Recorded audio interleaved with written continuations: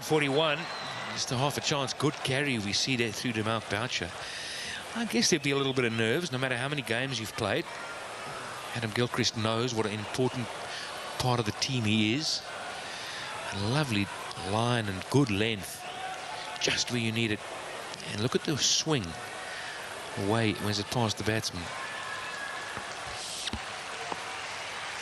As always, catching will be critical, particularly behind the batsman. At the Wanderers,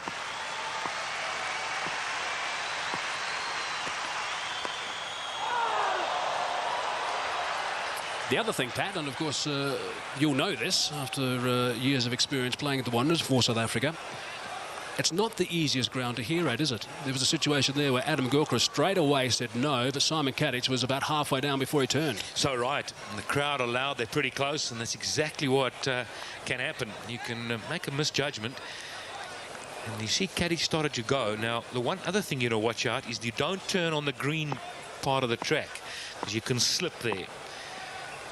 Very difficult. The ground is in remarkable condition.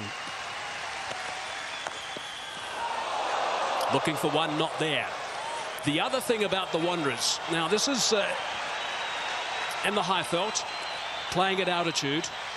The other thing about the Wanderers, particularly when you come from the coast, for example, like in Durban the other night, on a bit of a drier track than what we've got here. As you can see, that ball just seam a little bit in and inside edge onto the thigh. If you're not attuned to conditions right at the start of this game, as a batsman, you can be just a little bit rushed because the ball does certainly come on a little bit quicker. There's a bit more bounce as well, as you can see with that Hawkeye graphic.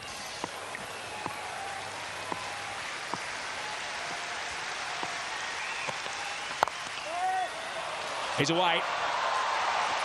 And he's timed that superbly. Well, you just said value for shot. You get it here at the Wanderers. It fairly flies off. Gilchrist will feel much more settled. Mackay had to pitch one up a little bit more, just to see if there was any swing and if there was any movement off the track further up. That's first prize, of course, get the man forward.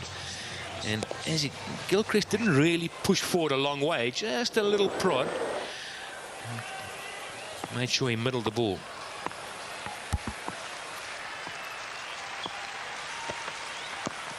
Inside edge again, so a little bit of movement that first over from Mackay and Tini. 4 for none.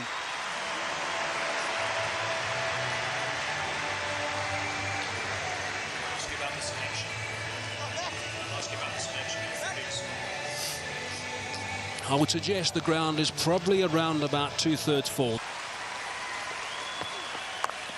Bit of movement for Andrew Hall, bit of swing, bit of movement back in towards the left-handed Kadich. Of course, Andrew Hall grew up playing his cricket on this ground and played a long while for the home side here.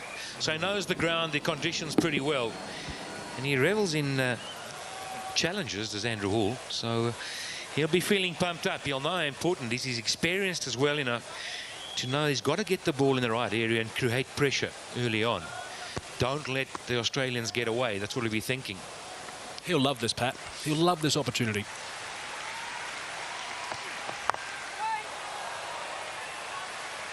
Far better if you're a seam bowler, someone who relies on a little bit of swing through the air, to be bowling with a ball that's brand new rather than maybe 15 overs old. It's a kind of field where you feel there's large gaps, and if you know what you're about, you can almost run on the throw in certain areas. And over 50 overs, you maybe pick up an extra 10. Tucked around the corner, so Kadich off the mark as well now. It'll just be the one. Now, what about this team selection, Patrick? Australia unchanged, team selection for South Africa.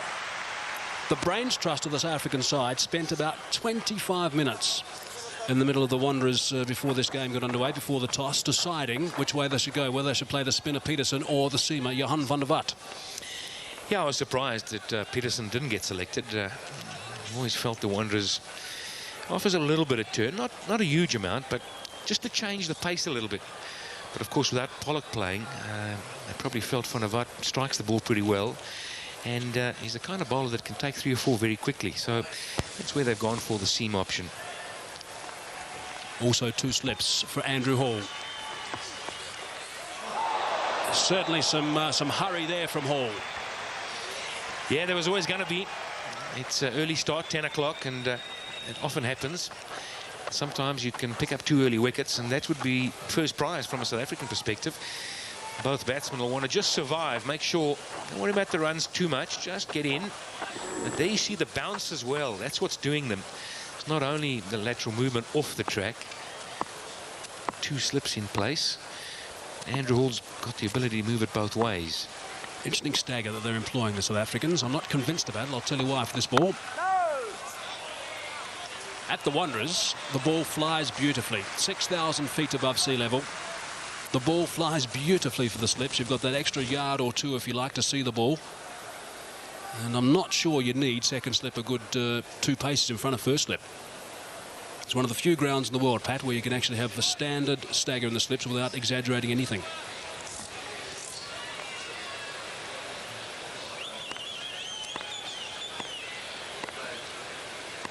One off the over so far.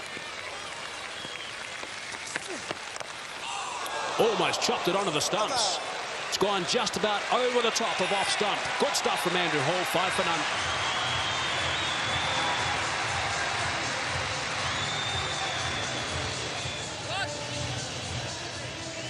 There's Brad Hogg, who's been a passenger of late.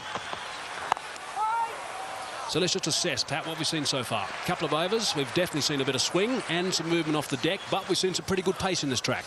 We have, but what we haven't seen is a rotation of strike.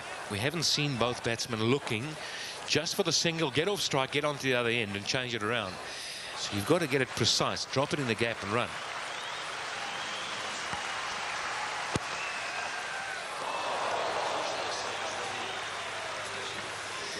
Mackay is employing a 7-2 offside field. 7 men on the offside there, they all are. So he's got to stick tight on that offside. It comes too straight and gets worked away. It'll be an easy 2 square of the wicket because there's no one there at all. And the danger, of course, is if you err, you don't want to err too wide because left-handers just love the cut.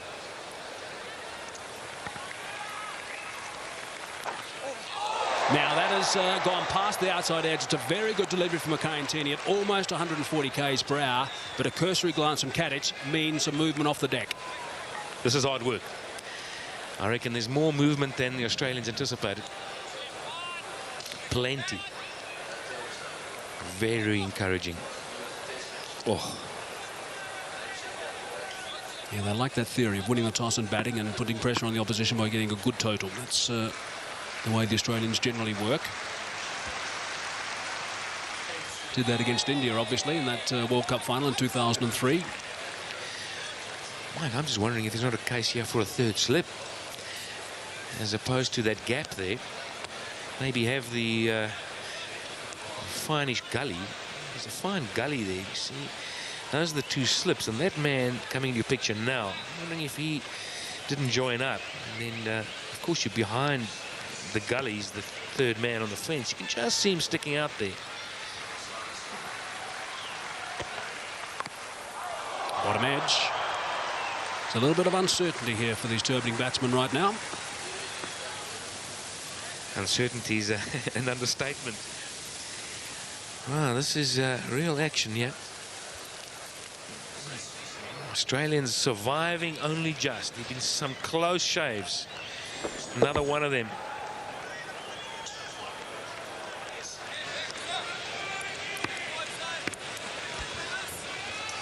Five dot ball so far from Mackay and Tini. It's a good start from South Africa. And they're just got to round off for the single off the last ball. 6 for no loss.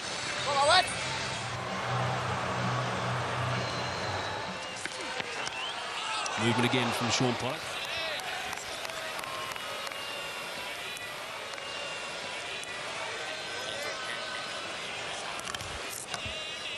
Correction, I guess quite a few South African supporters would be wishing it was Sean Pollock. It's not, it's Andrew Hall, but he's doing a fine job at the moment. Just love watching Andrew Hall when he's pumped up, the adrenaline going through him. You watch his follow through. Goes all the way down. He really gets in the mix. Loves the battle as Andrew Hall. Just backward a square this time on the leg side. They're going to pick up a couple. Average score, by the way, batting first in day games. here at the Wanderers. 235.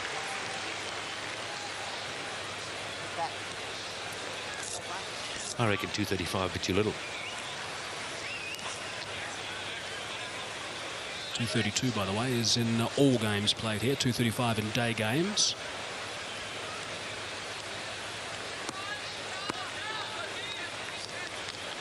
Two all the bottom line. South Africa versus Australia here.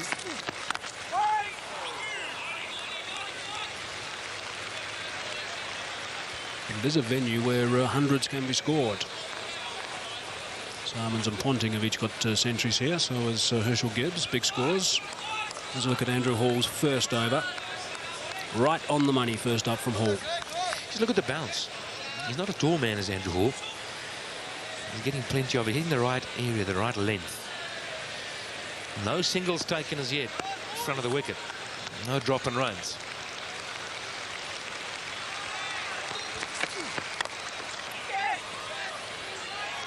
Scrambled a single there. And even that was a little bit unsure. As he hit it, he wasn't certain on the call.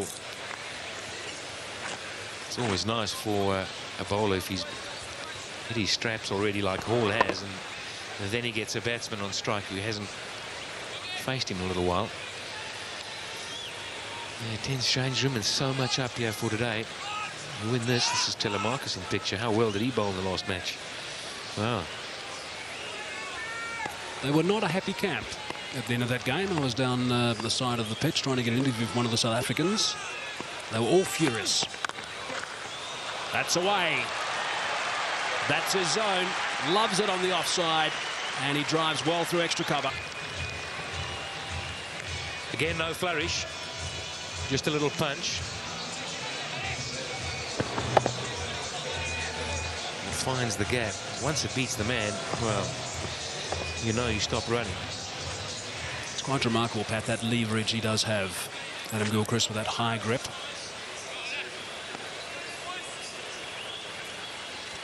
And the high backlift creates the momentum in the swing.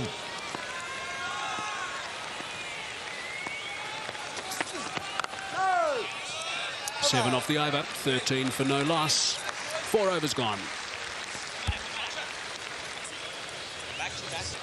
And it's Mackay-Ntini now to start his third. I think both sides would be happy with their start. From a batting point of view, you've seen the ball nip around a little bit, and you've survived, so that's good. And from a South African perspective, they haven't seen Gilchrist kick off and get away from them. They're holding them in check. And remember, they had their weeks without Sean Pollock as the opening bowler. They've had to fill that role, so they probably feel, well, we're doing good. We just need a wicket.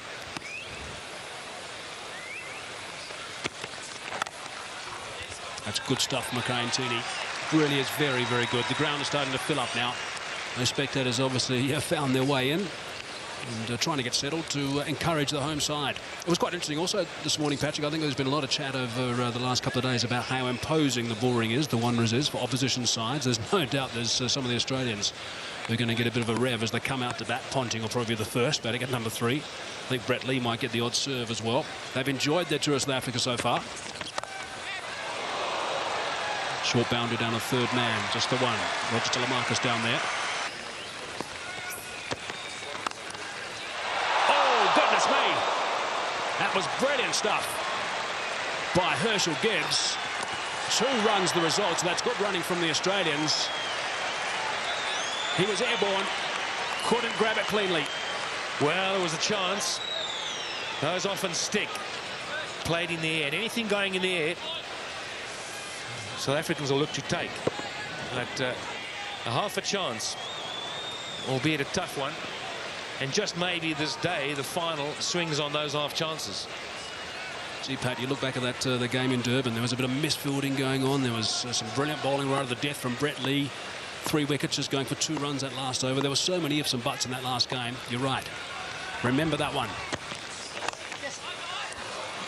Couple more runs here now. 7-2 filled. Always going to pick up 2, maybe 3. Kadich wants to come back for the third and does. Good running from Australia. Yeah, they've done their homework. The minute it went out square, they knew they could run on the throw. And the fielder had to run a long way around. And Van der Vaart getting around. No, he couldn't stop it at all. Good arm he's got. Not enough. Kayantini now. I think he needs to reassess this 7-2 field. He's been cut the minute he gone wide.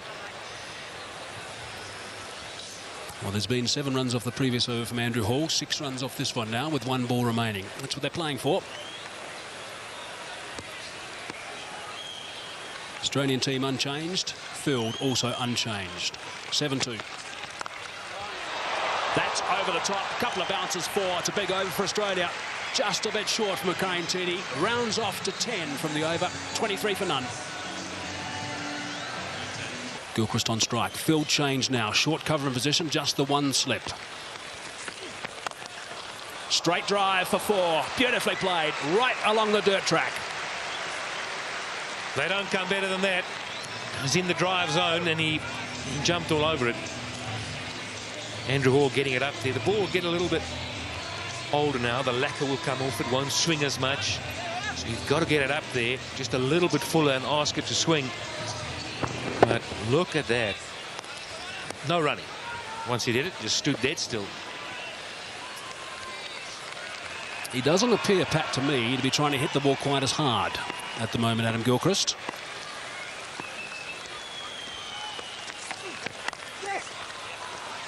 Clever batting.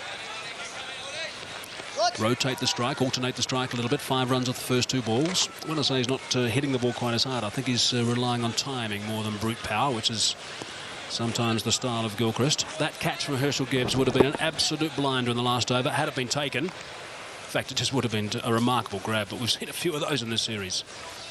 Yeah, he's a classy fielder. You've just got to stick. You've got to hit the middle of the hand, and then you've got to be lucky you don't land on the elbow as well.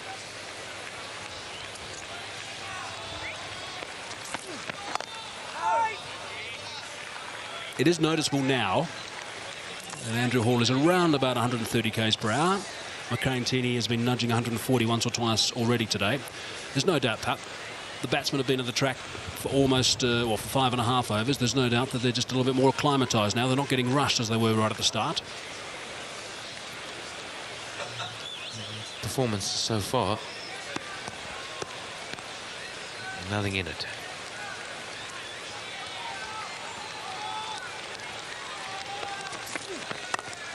Straight again. 4 again. Well, you can clearly see it's a good batting track. Ball comes on nicely. Good for driving. Some thought it might be just a little bit slow in the beginning, and it may have been. But that big contingent of Australian supporters that have come out, they will be loving this. Closing the face on the drive as Kadic, making sure that there's no outer edge. Look at that. It's clever batting. Man at mid-off as well. No outer edge and playing straight. Something that South Africa did successfully in Port Elizabeth at the start of that game, the start of the Australian innings, was they starved Adam Gilchrist from the strike. They haven't done that today. It's about 50-50 strike between Kadic and Gilchrist right now. He's always there and thereabouts, Andrew Hall. He's a little bit quicker as well than he looks, if you haven't faced him before. Bit of a rushed action.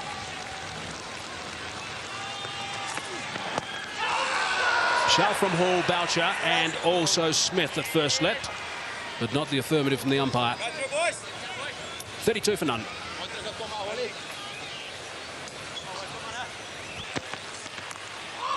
Inside edge past that leg stump. That's a bit of good luck for Gilchrist. And 2 more. Yeah, the point I was making, Andrew Hall's normally your backup bowler. Now you start to have people coming into the side who will feel the pressure and the strain. It's so much easier to bowl if a couple of wickets go down. You might have actually picked up the exasperation from Gilchrist through the stump, Mike. It was another very good delivery from Kayantini. The length key, that's what it is. It's not drive, and it's not going back. It's just in between. And his pace, remember, time to adjust. Terrific carry again on this track. It's a very, very good wicket, this one at the Wanderers today. Has been for the last couple of years. Chris Scott, the groundsman, has done an outstanding job, and his team, obviously.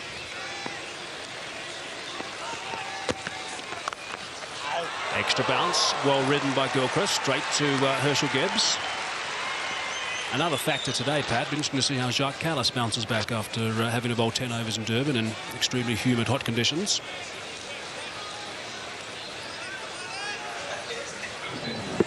It's the last punch. Beats that man, it's gone. Well fielded, Herschel Gibbs. As it bounced, it spun a little bit. You adjust. A natural ball player.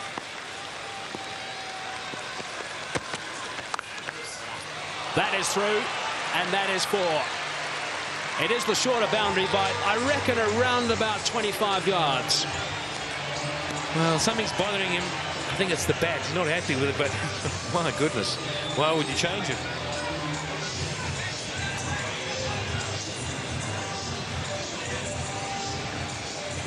Six off the over already. 2 balls to come. He's got to hold on tight here. I mean,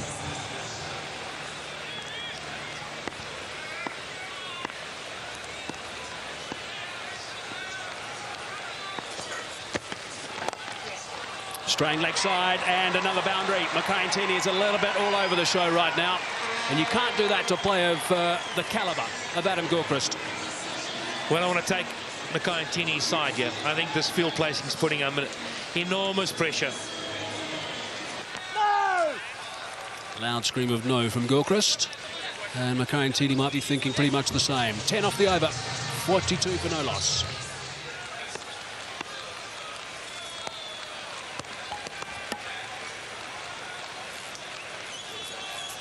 Hall again. That's away on the leg side. Shorter boundary again, and that's another boundary. So 3 boundaries in the last 4 balls between Andrew Hall and also Mackay-Ntini. And Kadic has now moved to 18, Gilchrist on 28.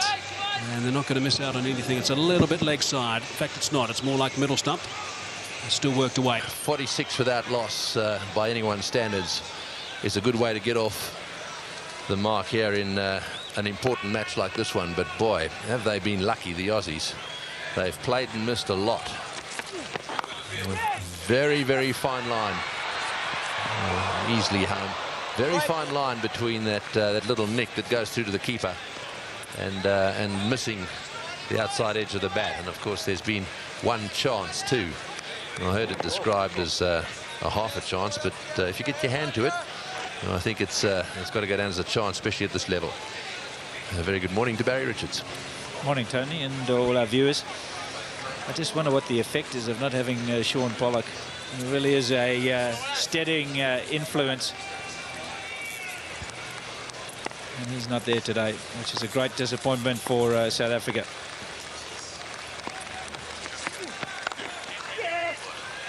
Have to hurry.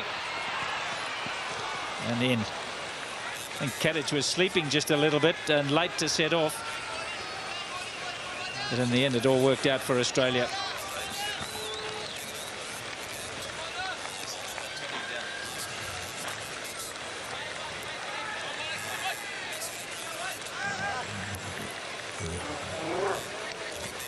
No real problems there.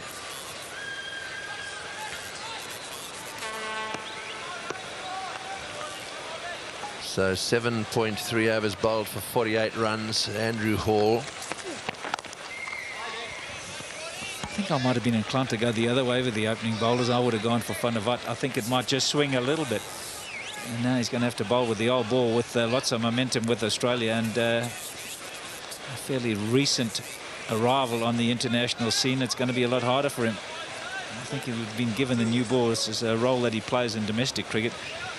They opted to go for a little bit more experience with Hall and Ntini, but it hasn't worked out, albeit with a little bit of luck for the batsman. Yeah, very fine line. No, that's a good shot. He's hit that very hard indeed. I don't think it was through the hands of the short extra cover. It went all the way along the ground, I reckon. That's the 50 partnership. Tell you what, Beautiful shot by Simon Katic. He was in position so early, and Hall obliged by providing a half volley, and away she went. Last ball, or near enough last ball match there. Straight to the fieldsman, 52 for no wicket. Graham Smith's played 68 matches. Short delivery again, and pulled away. This is a fast outfield. It's 4 more. Well, the Australians couldn't have dreamed about a better start. They've managed to get a few boundaries away, despite the fact that early on they were nailed to the crease a bit. This wasn't a flyer like first or second over flyer. This is being building. Yeah, another good shot from Gilchrist, again straying a little bit in length. Mackay Ntini just giving him enough opportunity to play that favourite pull shot of his. Ntini not quite the same bowler when Pollock's not at the other end. 4 overs for 29.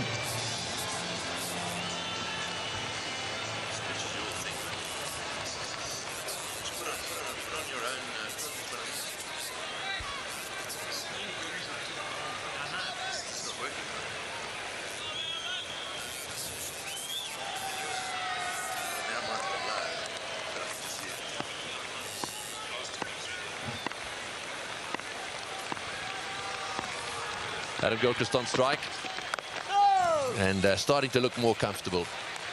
He played and missed a few times early on.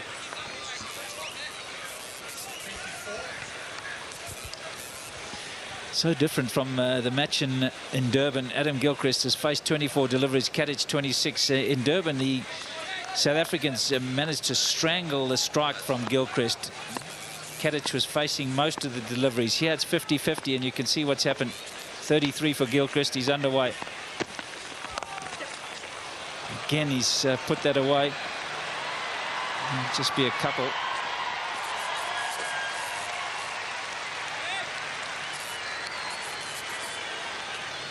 The South Africans in this stadium have gone very quiet. This is not the sort of start that they wanted to see. They wanted to see a wicket or two early on. Unfortunately, the Australians have got away with a few plays and misses. And Gilchrist is now beginning to settle in. 35 off 25 deliveries. Gives you some idea of how well he's going. A fantastic strike rate.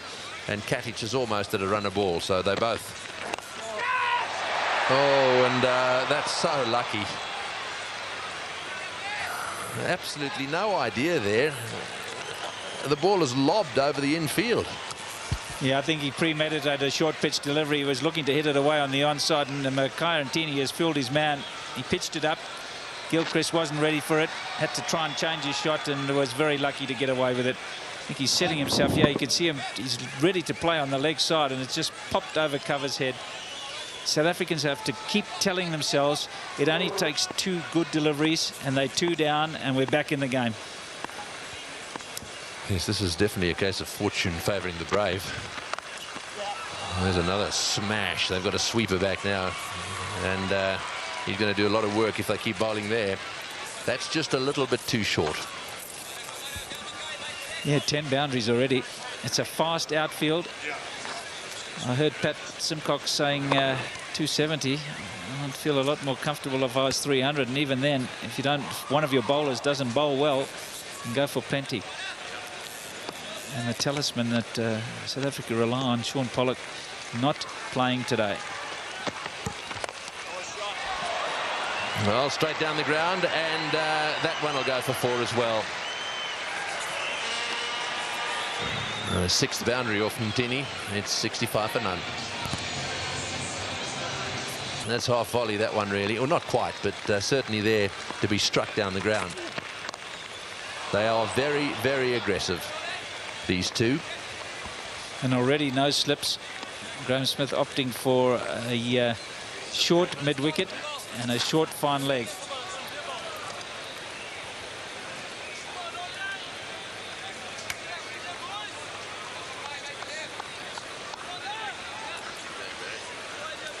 One, two, three, 4 in the covers, and then on the onside you've got the catcher who's compulsory, and then you see the man with his hands on his knees. He's also catching leg gully.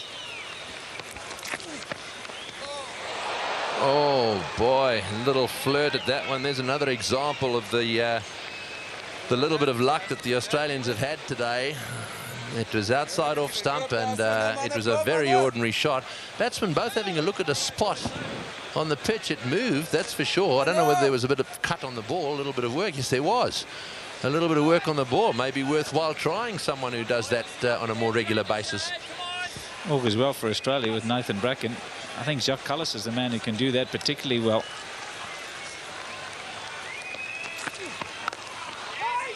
And he's tried it again, and that's what you've got to do when they get some momentum, mix up the pace. They're looking to play on the up. There's the man who can bowl those cutters, and then he intersperses it with a really quick delivery, powerfully built, gets through the crease very quickly. So a good bouncer from Jacques Kallis.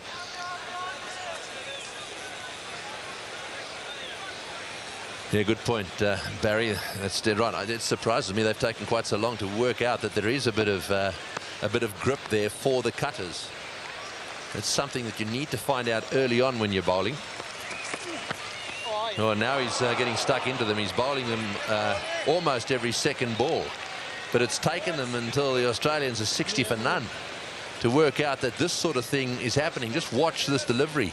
Pitches and look at it go. Yeah, it's a bit like a boxer, eh? In the first 3 rounds, he's absolutely pounded, and he's got to change his game plan. But by that time, he's lost 3 rounds, so he's got a lot of catching up to do. He'll be pleased with it. Yes, I just wonder whether down the other end the same will apply. Mtini does not do much of that sort of thing. Oh, he's beaten him again. Well, there is a big message in what is happening, or what has happened in this over. That end, we will see cutters bowled all day. Now, I don't know whether this is going to dry out or this is a bit of dampness there, but the truth of the matter is that if that sort of movement is what the bowlers of cutters are going to get from that end, we're going to see a lot of them. Yeah, I think it will dry out a little bit as the day goes on, and you perhaps won't get as much purchase, but it's certainly gripping.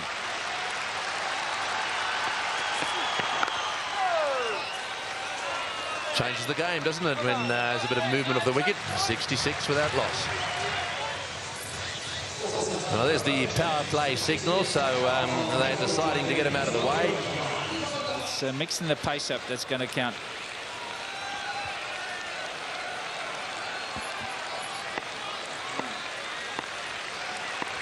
Right, Van der Poel. Correction, Van der Vaart. And, oh, that's way over the top, and that's pretty well done, actually. The throw coming in, the bowler hardly had time to get around and get back. Well, that's the zone. That's the place to go.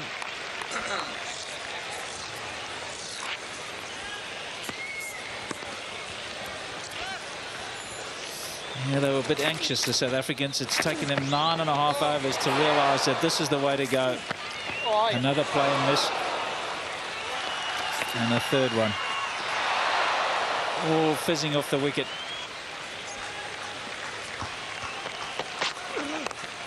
He's just watching those replays. One of the important things is that the wicketkeeper has got to read it as well, because Boucher was taking all of them on the half volley. Now, if he does nick one and it doesn't get there, that would be infuriating. That's the sort of thing that drives bowlers round the bend. So Boucher's got to read him as well as the batsman. Yeah, then he comes up and gets the bouncer and it goes over his head. Yeah, it's not an easy job being a keeper. Yeah, mix it up, Andrew. That's the go. Van der Vaart getting in the action too. His last delivery was a slower delivery.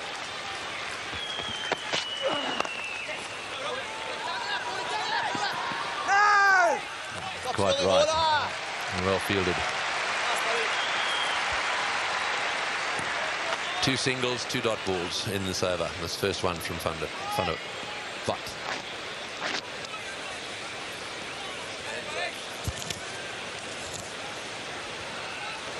Yeah, that's the area that Simon Kadich will be looking for. There's a big gap.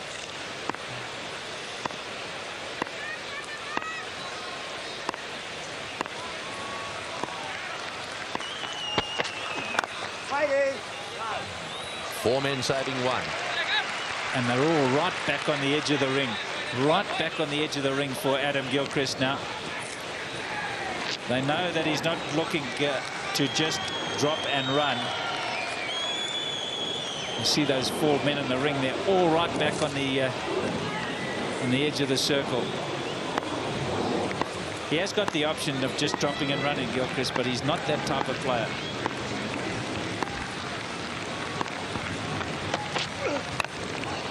Oh, he's got that away down towards square leg. Didn't exactly go up the middle of the bat. I would settle for that over. For starters, 3 singles. That's it. The score 69 for no wicket. And they're off to a flyer. Oh, he's hit that in the air through the offside field. Bounces away down towards the boundary. If he's going to bowl those cutters to Gilchrist, I would suggest he needs a sweeper back. He may just get him caught out there somewhere. And he's going to have to sacrifice one of his boundary riders in some other position. He's got him a deep square leg. If you're going to bowl cutters, he shouldn't be hit the deep square leg. Well, the other option is to leave it as it is, but go round the wicket with the cutters. Make him try and hit against them.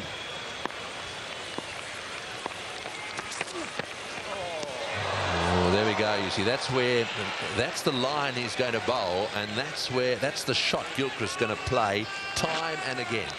So I would take the sweeper on the leg side and put him back on the boundary on the offside and say, righto, now you hit me for 4 in that direction.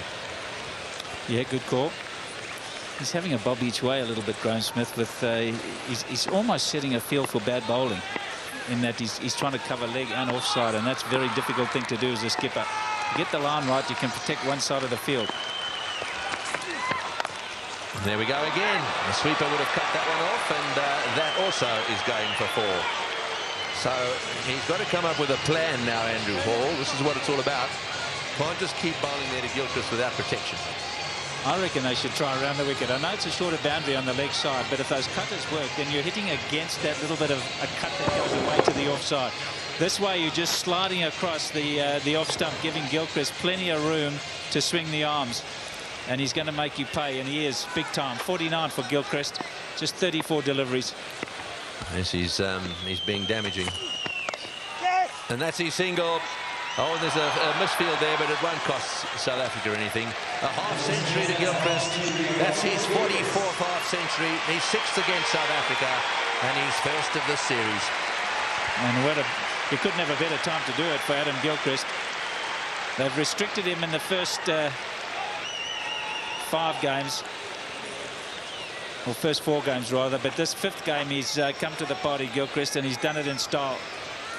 8 boundaries.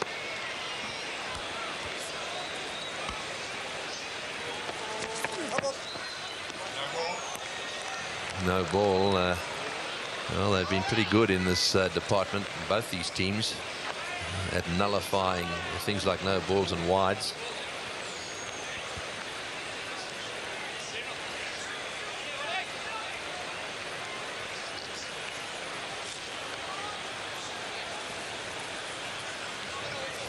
It's a good quick call, wasn't it, from Brian Jerling? I think Simon Kadich had it lined up, and when he heard no ball, he knew he was going to get an extra delivery and a run, so he didn't play a shot.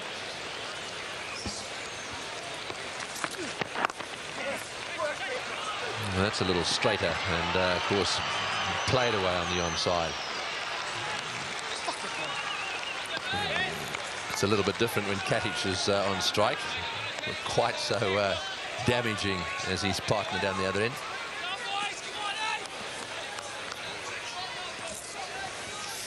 And the rolling of the shoulders here. Watch the back foot, though.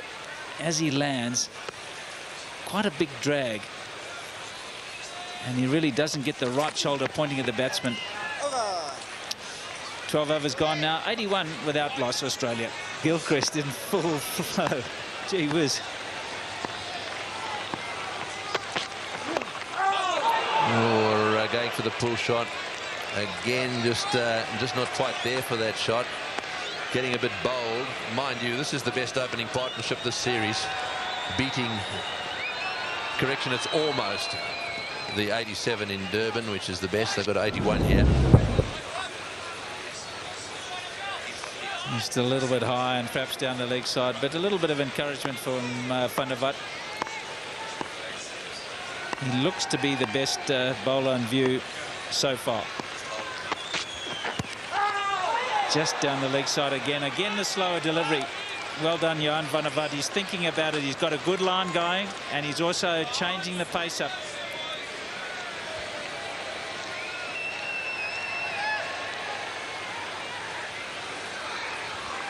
Yes, he's bowling a tighter line, is he not?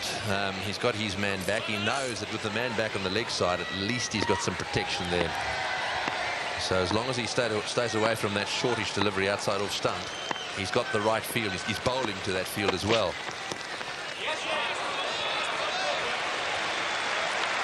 A little bit of extra bounce too. That lasts, and over with a bit of pressure for the batsman. A bit of bounce there.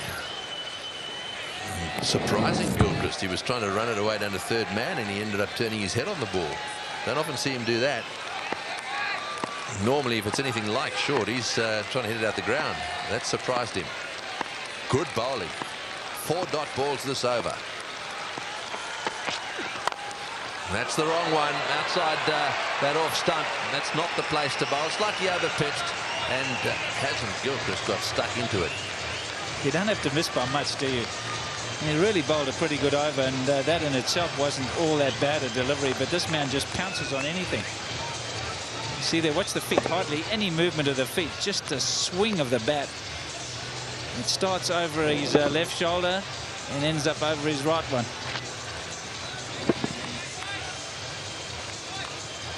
And not many, probably Brian Lara comes to mind, who swings the bat as far back and as far forward as Gilchrist. Yes, boy, there's not a negative bone in his body, is there? It's all aggression, that's for sure. Right, he's on strike again. Got 54. That's better. That's the line. Well done. Only one little slip up in that over. 85 for none.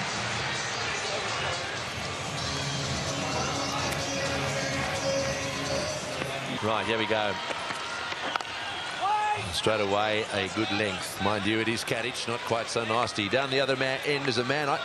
There are times, I suppose, in a cricket watcher's life that you just get lucky, and I reckon that we've been lucky to sit in a commentary box and watch Adam Gilchrist play cricket all around the world in an incredible way. It's a bit like all of the South Africans here who watched my fellow commentator Barry Richards and Graham Pollock in that era. You know, you just get lucky from time to time. And Gilchrist clearly in that category in terms of entertainment. Yeah, and let's not forget Viv Richards too. And then during World Series cricket, Greggy, you'll remember so well how well he played. He was at his zenith. But Gilchrist equal to anybody as an entertainer.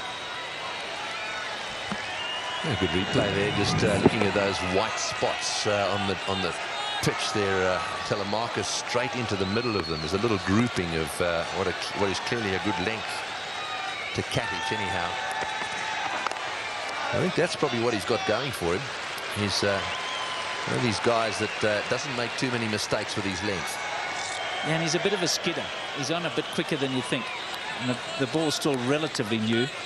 Just 13 overs old, so it is still quite hard. He skids on a bit to you.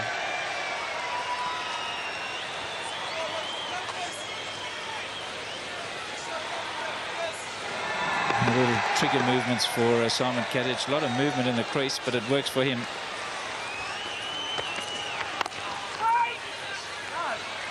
Kadich is getting stuck. What he's got to do is he's got to give it to Gilchrist, although this partnership has been such that they both, from time to time, dominated. Well, now he has something that they could look at. This one's gone to the covers. He's looking to get a single. I don't think it's such a bad thing. Ball 5 and 6 to go back a little bit. You prevent the boundary, but you might give Kadich the single, and then you deny Gilchrist the strike. And I think they need to look at that. Get those men in the circle back a little bit. Oh, there we are. There's that. There's the effect of keeping it quiet. You bowl a good enough over. One of these two, both of them in fact, are going to do something silly if they get tied down, and this was very nearly all over. Yeah, well bowled, Roger Telemarcus. And you see they're just running it in off the seam. It's coming into the left-handers, so not as much room to swing. And extra bounce. So one ball for Gilchrist. They've got to try and make sure that he doesn't get a boundary.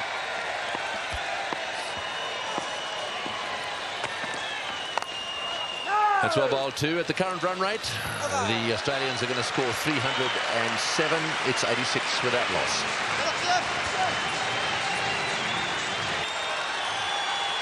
Gilchrist, 54. Cabbage on strike. Oh, and he's hit that magnificently. That's gone way up into the crowd. Well, Cabbage has been bogged down just a little bit. Gilchrist has been doing the attacking, but he doesn't often settle for that. And this is an example, a superb cricket shot. In the commentary box now, Mike Haseman, and alongside him, Darryl Cullen. Outstanding shot, just outside the line of off stump. The bigger boundary there. And obviously looking at the bowling of Johan van der Walt so far, the first couple of overs, he did a very good job, and I think they might have decided, okay, we've got to break these shackles here and just try and get on top of him here. Nicely bowled, nice comeback delivery from Johan. Took the airborne route. First ball of the over. And there would have been cries of catch it at some stage, but all of them would have come from the crowd. And he did catch it. Morning, Darryl. Good morning, Mike, and I'm sure he's wondering how the players out there at times get to drop them. Pretty easy game, isn't it? What's the fuss about? Leg side, that'll be exercise for the umpire. Well, they're having an attack. They're bleeding here, Mike. Someone's got to stop it pretty soon. Look at that. How comfortably did he take it as well? Celebration all round. Drinks definitely on him. So 6 off the first ball, dot ball the second, wide the third. Run rate at 6.49.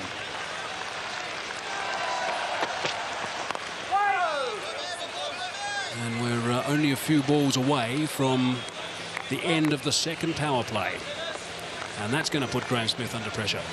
93 for no loss at the moment. 3 balls away from completion of 15 overs. Does Smith call for that third power play straight away, which is a block of 5 overs, where only 2 players are allowed outside the circle? 14 fours and a 6 already in this innings.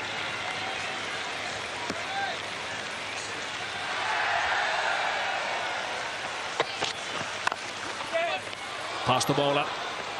Went off quite deep, just the one. But what it does tell us immediately that it is a very, very good pitch. Not much movement early on. South Africa, well, they've lacked and they've missed the consistency of Pollock just to keep the lid on things.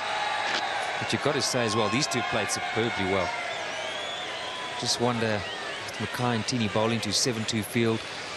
That was perhaps the option early on, or perhaps Van der Walt with a new ball instead of Hall. Should have gone to a plan B. And I guess that one's quite simple. Just bowl around the wicket and try and tuck him up. That's what Johan van der Walt did in the first over to Adam Gilchrist. Tucked him up quite nicely. And he has been just changing his speed from time to time as well. 67% in boundaries. On the bounce. Just one. Now, I wonder if Mackay and Tini couldn't have made more of this. Don't have the slow bowling option today, the spinning option in terms of Peterson. Graham Smith may have thought that, gosh, that would have been welcome. A change of pace. Yeah, that's just another view from Mackay and Tini's end. Yeah, he's backpedaling there. He's not really attacking the ball. 9 off the over, 1 ball remaining in the 15th. Bit of a knock on. So 10 off that over from Johan van der Walt. 96 for no loss after 15. Has gone 96 for 1, and the third power play has been taken. Quite a discussion actually at the change of that last over. Now this is a bit of a gamble, Darryl. Yes, Mike, particularly with the mood and form that Gilchrist is in. So I guess it's quite simple. The two Australian batsmen were thinking, OK, well, they've gone for it. There's only 2 men outside the circle. Let's make sure we capitalise. And Gilchrist strike rate now 128. Katic also healthy at 80. Well, it's just another further point which argues against this power play option. Because some captains, I think you may be alluding to, perhaps would have not introduced it now, but then at some other stage you've got to get it out the way. And if they're just going to go for it, irrespective of the match situation, why bother with it? Yeah, you certainly don't want to be caught having to use a power play when you've got the likes of maybe Ponting, Simons or Hussey at the crease. About overs 35 to 40. That'd be absolute carnage if that happened. It hasn't influenced the game, these power plays, same as the super sub. Goodness me! That is absolutely remarkable. Andrew Hall has taken a blinder. He looked in no position whatsoever, stuck the hand down. The ball went straight in, and that is a huge wicket. Wow, what a catch. Great catch by Andrew Hall. He almost stuck it out as if to say, well, I've got to get something down on it. And it stuck, and it's a crucial period of play here for South Africa. Just when Gilchrist was looking to launch, Andrew Hall pulls out this bit of brilliance. Well, we've said all along, a couple of us have said that fielding may just be the deciding factor between these two sides. And you need work like that if you're going to stay in this match. 97 now, the end of Gilchrist for 55. Australia have lost their first wicket, which brings Ricky Ponting, the captain, to the crease, playing in his 250th game in one international cricket for Australia. Only 2 ahead of him. Alan Border 273 and Steve Waugh 325. Averaging 42 throughout a magnificent career.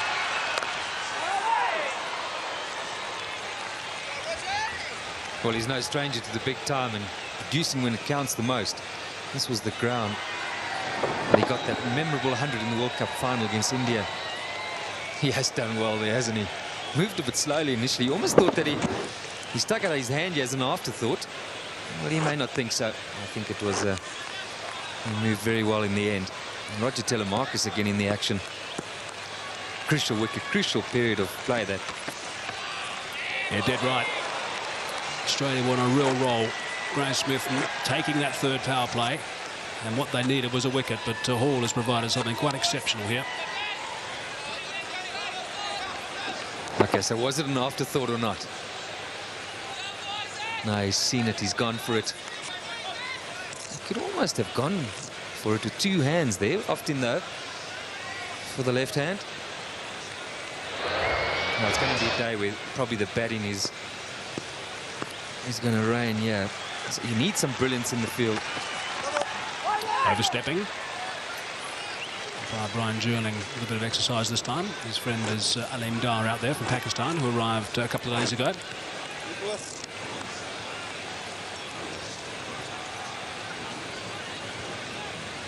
It's all those little disciplines which are going to count a lot as well.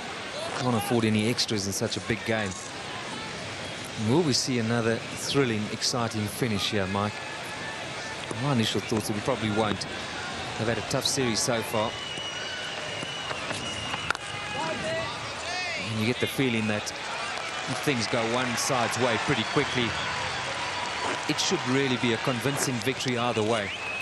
But can the players muster up enough energy, mental energy, particularly to take it to the wire again? Big play is crucial on both sides. Callis back in the side for South Africa. It's often these sort of matches which are won by your most experienced and best players. He's going to be chasing a few today. You get that thought already. Good start from Roger Telemarcus. A no ball there, but some dot balls to finish after picking up the wicket. Second ball, 98 for 1.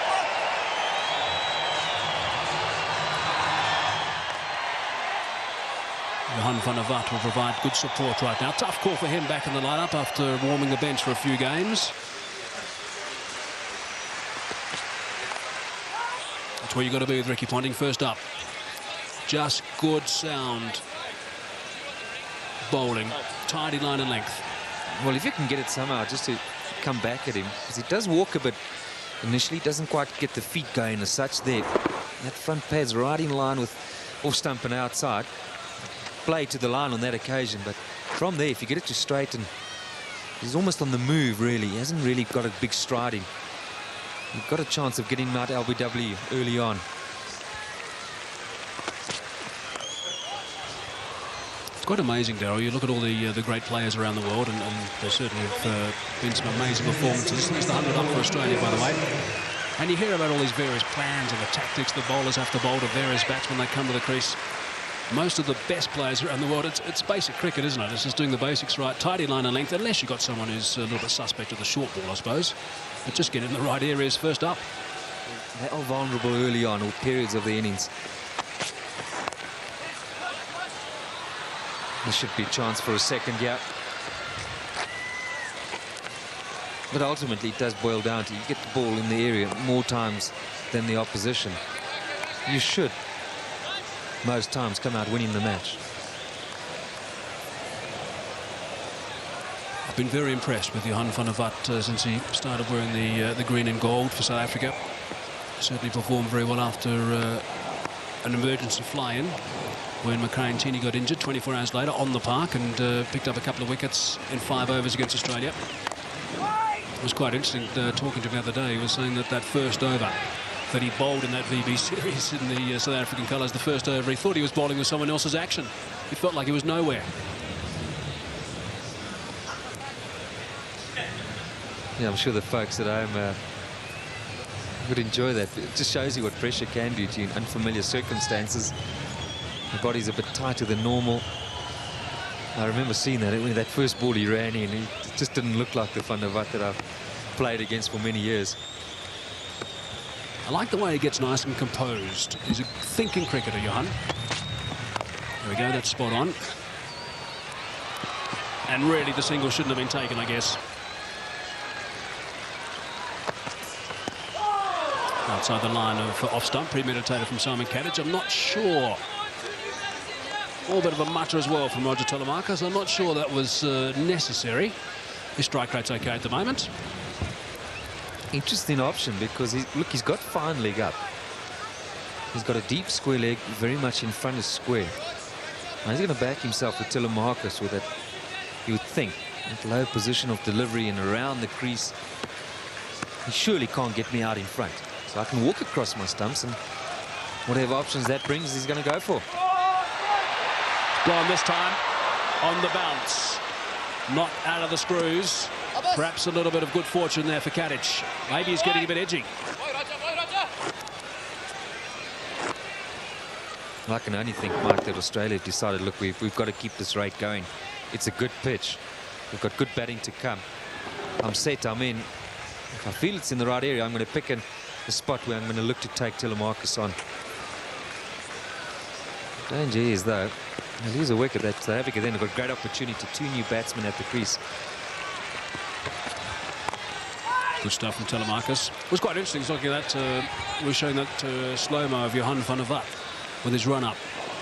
And we got a little squiz of Damien Martin. They've got a TV monitor in their changing area.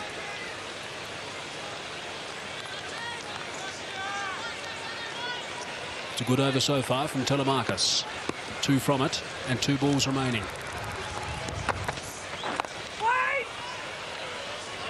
Well, this is what he's doing very good, yeah. Roger Telemarcus just ensuring that his lines are good.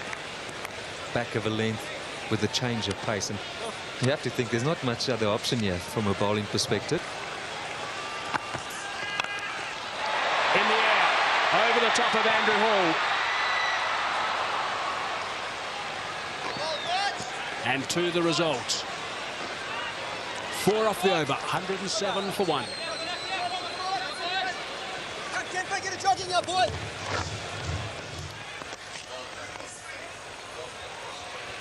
This is something they're doing quite nicely at the moment too, the Australians. They're realising the boundaries have just dried up a little bit with Gilchrist departed. He hit 9 boundaries, by the way, 9 fours.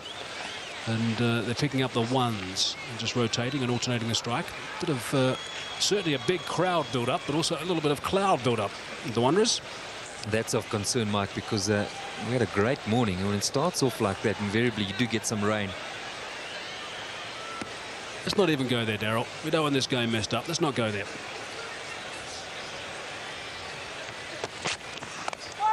I did speak to some of the ground staff this morning, and they were quite confident. Obviously, the boys that know what's going on here at the Wanderers, they were quite confident there wasn't going to be rain later on. Hasn't rained for a few days in Johannesburg. One of our camera crew, I asked him this morning, and he said, no, there's 70% chance of no rain. That's why he's in the camera.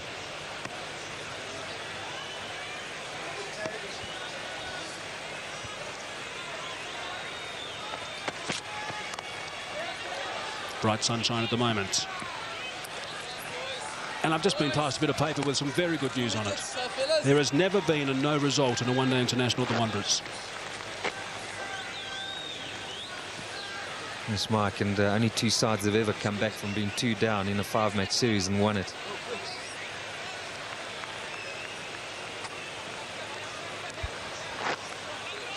Are we tempting fate here today? Anyway, it's 2-all. Halfway through the 19th over, 109 for 1 at this stage.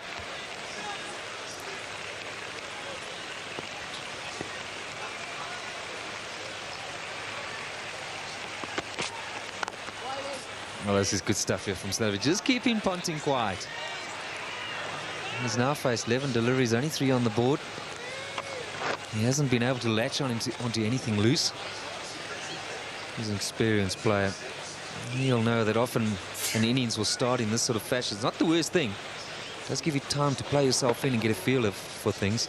Often you might be given a few loose balls and you look again, you're on 12, 16 runs and you think, gosh, can I keep this going? You get a bit excited and out you go.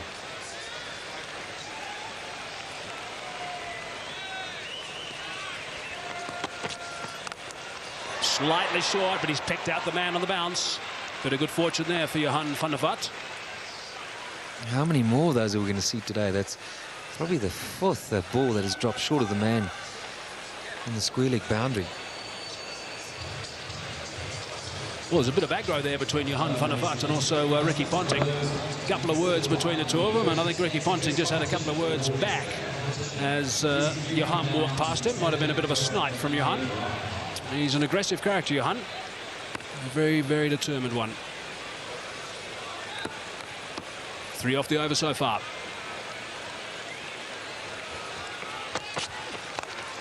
Slightly leg side, and there's no protection down there. So they finished that over in style. Ricky Ponting, I think, had another word or two as well in the middle off camera, just to put his point across. 114 for 1.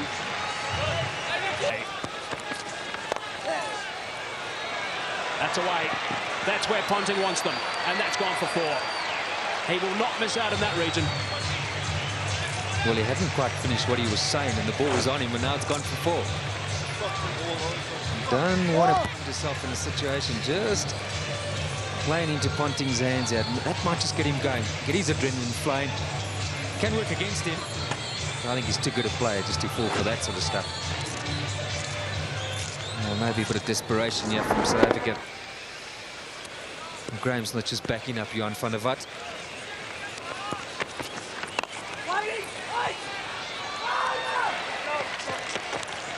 This has been the arrival of the rest of the test squad from Australia. Because this morning full of a war of words again between Shane Warne and Graham Smith. Ricky Ponting and Graham Smith having a bit of a go at the press conference on Friday night after that one-dayer, which has been reported in the papers this morning, and it's on again here at the Wanderers. The test match starts on Thursday in Cape Town.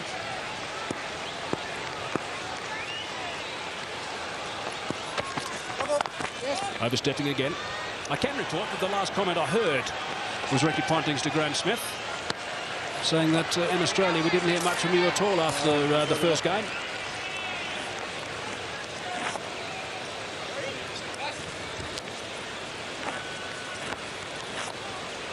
Confirmation of just going over that line. Some part of that foot obviously needs to be behind the line. Well, the last thing you want is to get a wicket off a no ball, particularly in a big match like this, and particularly if it's either Ponting or Katic right now.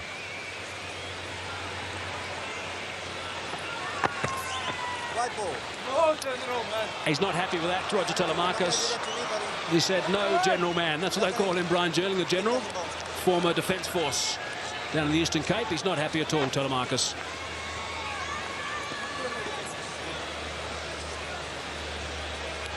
It was actually priceless, wasn't it? No, General. Well, don't say that to me. Get back and bowl.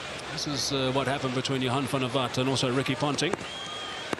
Bit of in-your-face stuff. Looks like it's a bit one-sided there.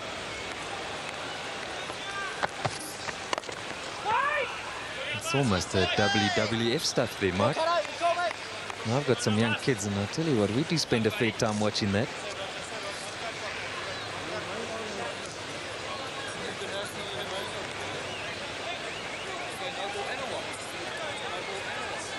Now, Graham Smith is now having a long chat to Brian Jerling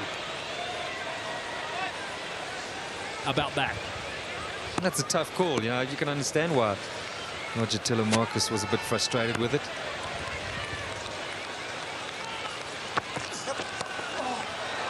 Down to third man. Kane Tini does well, and he has a good arm as well, so just the one. Just judging by the series that we've seen so far, not much to choose between both sides. You've got to think that today's match is going to be about looking after those small little things. If you get in, build a partnership, make the most of it, get the opportunity to really get on top of the opposition, take that opportunity, and don't keep the umpires busy. No balls extras. You don't want to lose the match or get a wicket off for no ball in such a crucial encounter through extras. Well, these are the two additional deliveries. The third ball was a no ball, the fourth was a wide. He's got away with that one. That was a dot ball, so there's still just one ball remaining now. I think the same goes for in the field. No fumbles, get a catch. You've got to take all the opportunities that one can get. Try and turn those threes into twos. It's a really tough ground to field on. It's a fast outfield. And if you get the dive, put the dive in to try and stop the boundary. Quick single. Might have been tight. Had there been connection with the timber, there wasn't. 123 for one.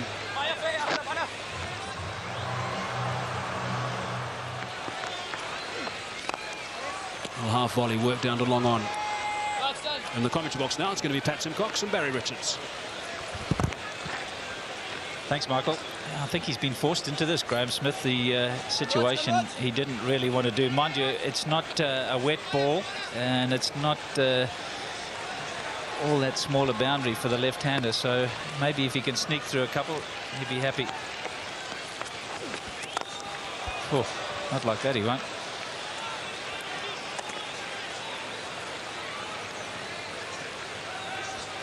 Australia right on top, 125 for one.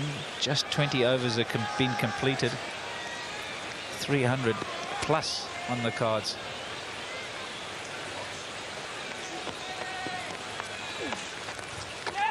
Bit of turn. And it's beaten him. Nicely played by Ricky Ponting. Using the pace, just going with the turn.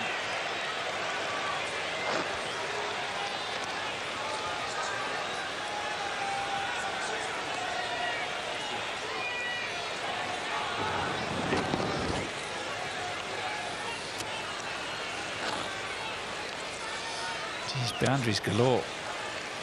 6 for Cadich, 2 for Ponting, plenty for Gilchrist.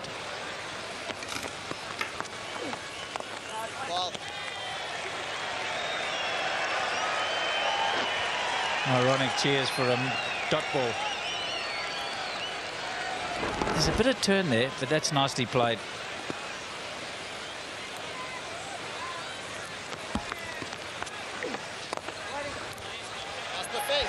Yes or no, Pat? Bringing himself on. It is turning a bit, mind you. I thought it would, you know, Barry. It's been looks a dry pitch. It's a good wicket. The change of pace is very important. Just a single. Up until now, we've seen one-dimensional. 130 for one. Edged wide. Unlucky. Got out like that in Durban. This time he's had a bit of luck. Well, could that be a defining moment in the day? You're just bleeding for a wicket. outside edge, genuine nick. No slip in place, not that you can have one now. But Telemarcus, we've seen in the last match, got the ball to move off straight, nicked a couple of batsmen off. As you mentioned, one of them was Ricky Ponting.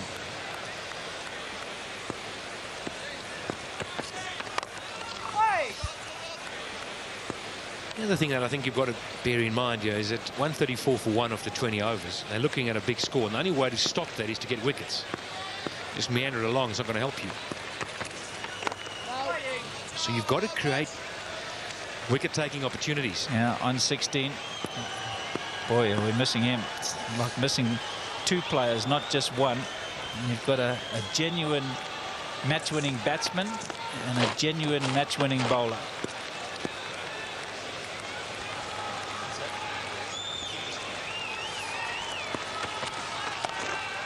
And he's put that one away too.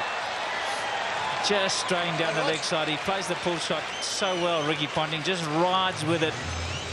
Anything on the leg side, he's dynamite. Well, Mark Boucher came up to the stumps, and immediately Roger Telemarcus had to come straighter. Outside off stump. He'd have a thrash at it. If he got an edge, it wouldn't matter. Oh! And he's flipped that one over the top too. Again, a leg side boundary. One short, one up. Doesn't matter to Ricky Ponting. I'm not sure it's a good move having him up. As you say, got to bowl straighter, and therefore that gives Ponting, who gets a long way across, the opportunity. Watch where this one is. It's on middle, but he flips it straight over mid-wicket. It's a good deck, and when you're in, more often than not, you're going to middle it. But it's all action. Yeah, 3 fours in the over, 5 balls gone. Telemarcus hands go in front of his face. 1 ball left. He's got to minimise the damage now. So well, but now 1, 2, 3, 4, 5 bowlers have already had a turn at the crease, and Jacques Kallis has got to come on with 2 batsmen well set. I would have been more inclined to bowl him earlier, when certainly when Ponting just came in, because he just bowls those cutters so well, and he's got a good change of pace and also a good bouncer. Now he's on the back foot. You call it right. First ball of his spell 2 nights ago got a wicket. Not understanding, Graham Smith bowled 1 over.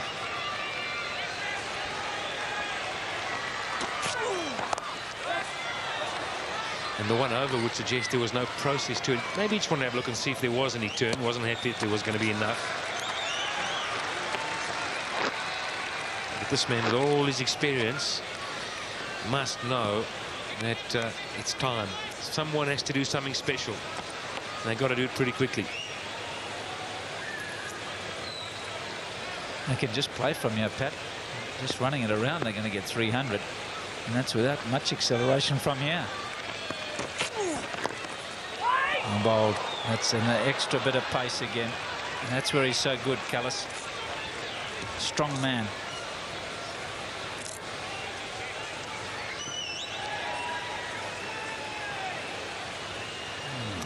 Very strong in his upper body. Strong in the shoulder and the pull through. They talk about bowling a heavy ball. He's one of them.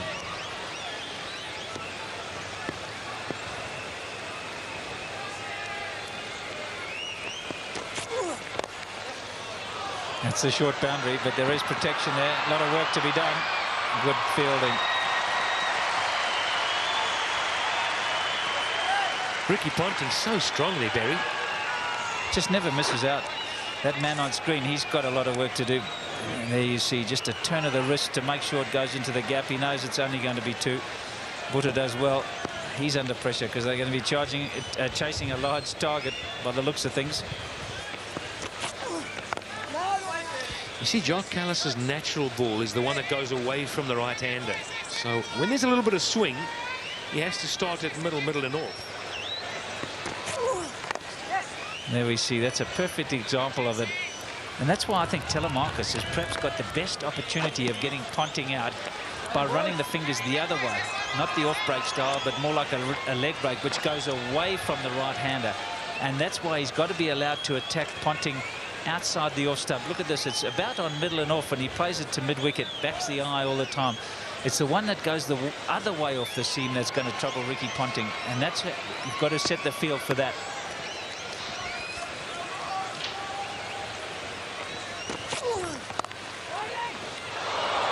More runs. 4. 150 up, just 1 wicket down.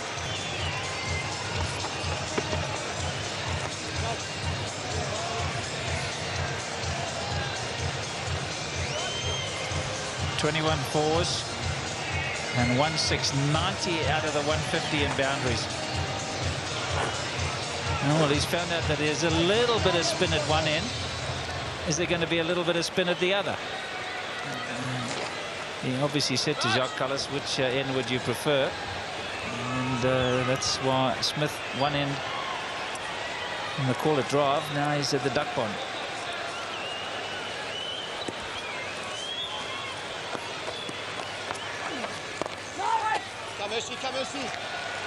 He's certainly bowling a lot slower. He's looking for that turn. The slower you bowl it, the more rotations you can get on it, and the more it will turn. I think Ponting may use his feet, you know. The slower he bowls. I think the point you made, though, from here on in, if they just meander along at 6 and over without slogging it too much, they're going to get a big score. And they've set themselves up to be able to come hard with the likes of Simon still to come. Martin. Keep him in. Simons is the worry, and he'll have a license at the end. That's a real worry if he gets away.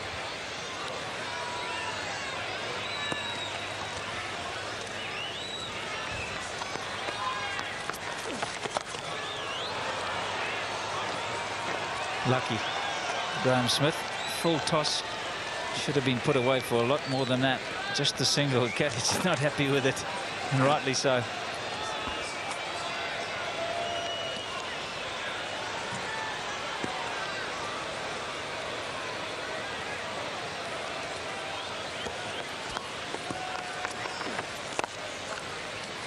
He'll do that all day long. Just pinch the one. I think you're right. He's looking to try and line him up by going down the wicket. He'll just have a look for an over or two. Got the spin covered, yep.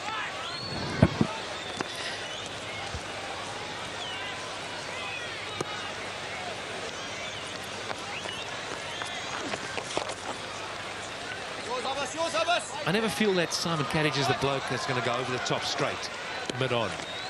Just maybe a thought of bringing mid-off or mid-on up and asking him to go over the top. Ricky Ponting's got both men back on the boundary, so he can just play down the ground and get an easy single. You see them very easy to get the single. Maybe risk bringing one in. There's the attempted quicker one, and Ponting won't miss out on that. Far too short. And so Graham Smith at the end of the over pays another heavy penalty. 158 for 1.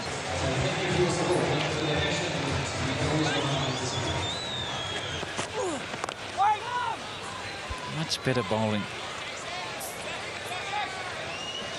Do you think they really knew who they were going to go in with the opening bowlers? I think Intini and Hall, to me, wasn't the greatest selection. I think Van der Vaart, who does natural in-swing to 2 left-handers, would have been a better bet early on.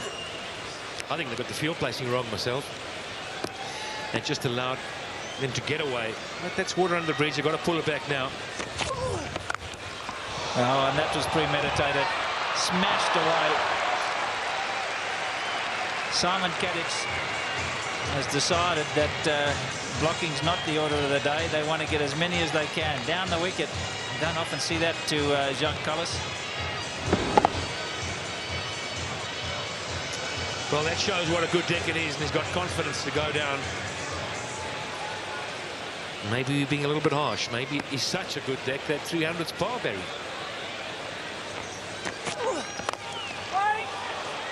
Again, I think Kadich, I think, has got a license from his skipper.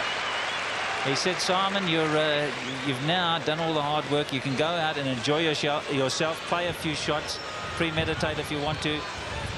And he's quite happy to do that. I think they realise that Jacques Cullis is the one man that can pull it back for South Africa, and they're prepared to sacrifice a wicket to get after him.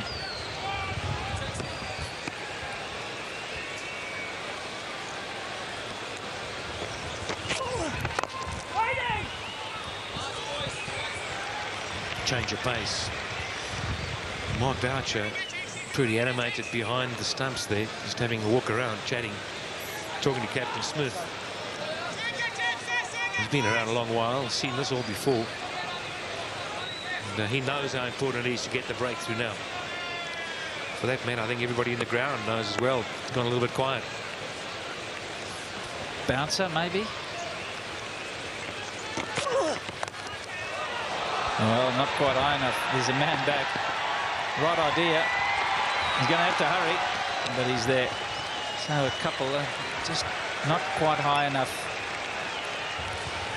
They need something from him. Justin Kemp. Seeing it well, deep in the crease, Simon Kadich.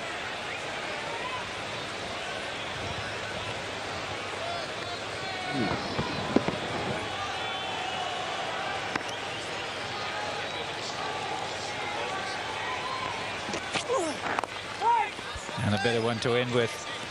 Australia 164 for 1. Back from the golf course end. Tough job for him. Again, that's the way to do it. Change up the pace.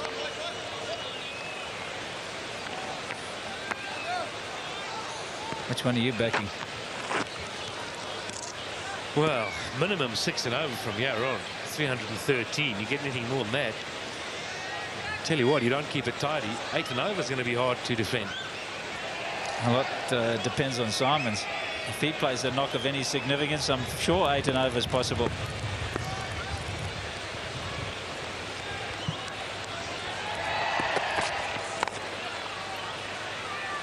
Better bowling. Graham Smith's going to have his work cut out to just work out who his bowlers are. And he's tried himself. He's bowled 2 overs. Both of them, one from either end. But Callis has bowled 214. And you'd think Hall will be a banker. Van der Vat's going to bowl through. Telemarks is going to bowl through. And team, those are your front liners. And he's going to get 10 out of between himself and Job Callis. And there's still 6 of those to go. That's where the problem's going to come.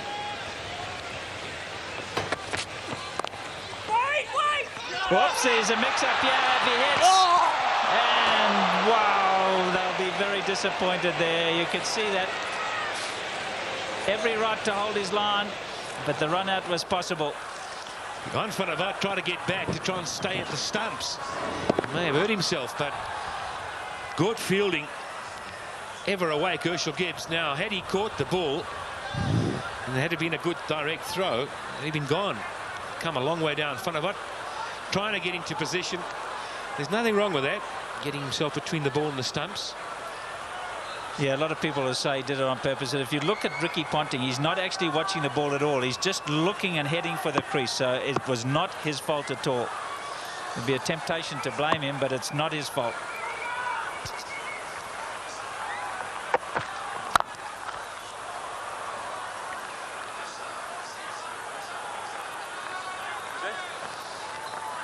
Almost every delivery a single take in the left-right combination, just making it really tough to hold your line.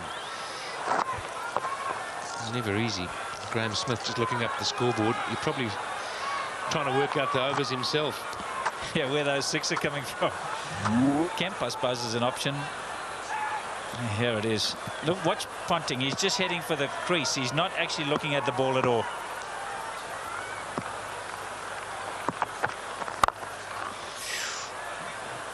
That's an area where I don't think there's anybody in the world who plays that shot better than Ricky Ponting.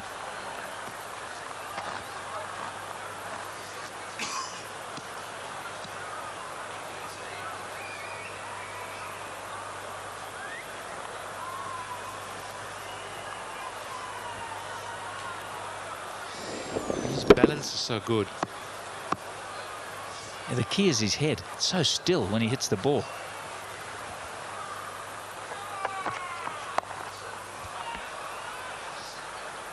Acceptable over. 26 gone now. 168 for 1.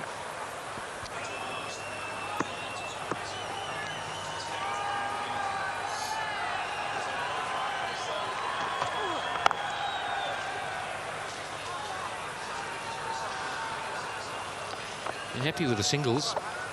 It's the boundaries that really rocket that scoreboard. Just felt now, with all the seamers that are bowling, they're all more or less the same pace. Callis and Van der Walt and Hall and Teeny. Maybe Teeny slightly quicker. But when Graham Smith not able to fulfill a lot of overs, the attack does become one-dimensional, same-paced. You haven't got the left arm of a Bracken-type bowler. So when it's a good deck and batsmen get in, facing the same all the time. Yeah, it's a good point. A left armer is a real option coming from the other side, being especially somebody like Bracken who's mixed up his pace nicely. It does give you another option, another line of attack.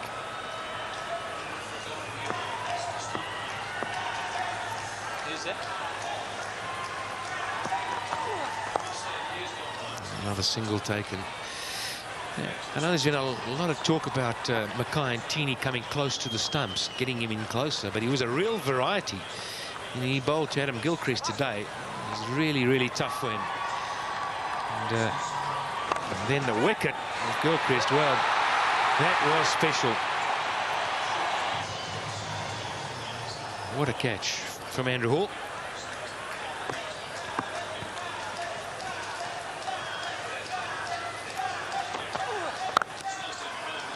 Single taken. The point I was making, though, Barry, is that when Mackay and Teeny first came on the scene, he bowled wide of the crease, and he had Sean Pollock bowling close to the stumps.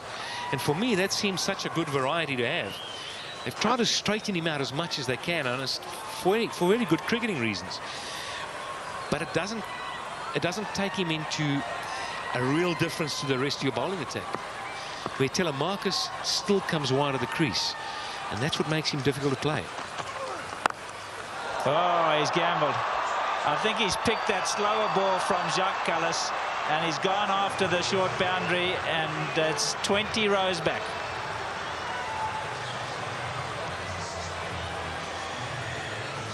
Was it the slower delivery? I'm not sure it was. Did he roll the fingers? What do you think? Yeah, I think he picked it. I think there's something, you know, there's so much video analysis these days that there's some change in the action for Jacques Callis before he arrives at the crease, and Ponting and the rest of the Australians have picked that up. It's gone again. And another one. Just drifting into the pads. This is going to cost them big time. Ricky Ponting, 100 in the World Cup final a few years ago, and now he's gone to 50. And in style. Sixes back-to-back. Superb batting.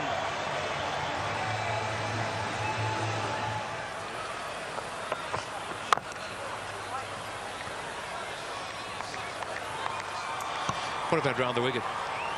Well, I always said that to Gilchrist. I think there's always a case to go round the wicket to Gilchrist and have some protection on the onside if he wants to play the pick-up shot.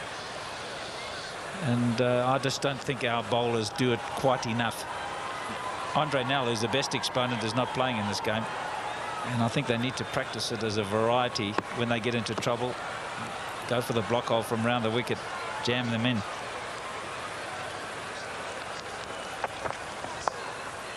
They're just prepared to gamble all the time, the Australians. I mean, let's be fair, Pat.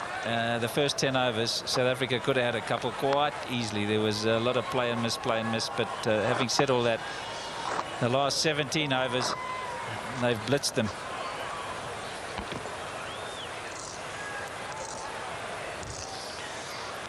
It's a good deck. Let's be pretty fair to the bowlers and to Graham Smith. He lost the toss. Good deck. And Graham Smith will always fancy still chasing it down. He's a positive man. That's the area. That is the area. It's actually much wider than you would normally bowl to any right-hander. A normal right-hander, you hone in and off stump. Look how wide this is. And because he gets such a long way across, Ricky Ponting, he's always looking for it. Yeah, you're basically forcing him to play off stump through the offside. He doesn't like doing it. Happiness is.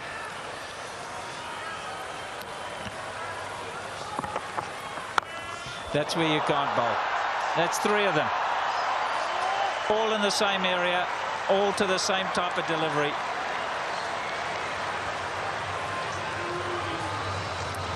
So easy, with so much time.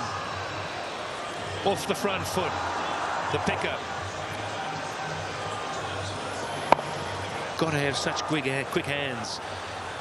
Pick the ball early. You just can't afford to bowl at the stumps. It's got to be a foot wide.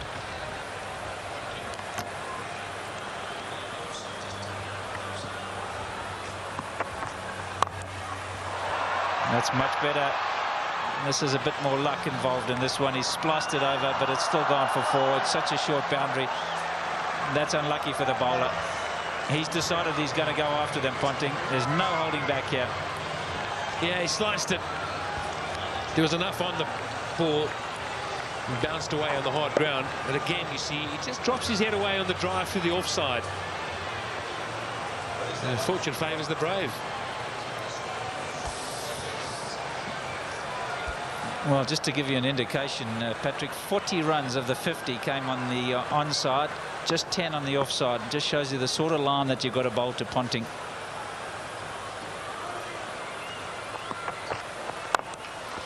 And that one he's hit in the air and again picked out the gap. He's on a mission, Ricky Ponting, on a big mission, and that's to beat Graham Smith into submission. Make predictions. Perhaps we'll see the first 400 in one-day cricket. So 400, is that a possibility? Well, I don't think so. That's not going to happen, surely. Yeah, it's a long shot, Tony. We all know the game doesn't quite work like that. But at this rate, you've got to think that 350 is definitely on the cards here. In South Africa, they've just got to somehow ensure they stop the boundaries. It's all about stopping boundaries right now. Yeah, I suppose it's also stopping boundaries, creating a bit of dot ball pressure, and then getting 3 wickets. You do that, and you can change things around a little bit. If you don't get wickets here, then the boundaries are going to come, because these guys now are going to play really gay abandon type cricket, because they know they've got all this batting to come. Guys that could do exactly what they're doing, throw the bat. They've got a wonderful launching pad. It's a superb position to be in. Could have been a little different, though. I mean, let's just dwell for a second on the things that have gone wrong. I mean, first of all, they haven't had any luck. I mean, they beat the outside edge a lot. Gibbs also let one, well, he missed a half chance, I suppose, but he's caught half chances before today. Well, we keep saying it, these sort of games, it's exactly that. Those half chances which can swing a game.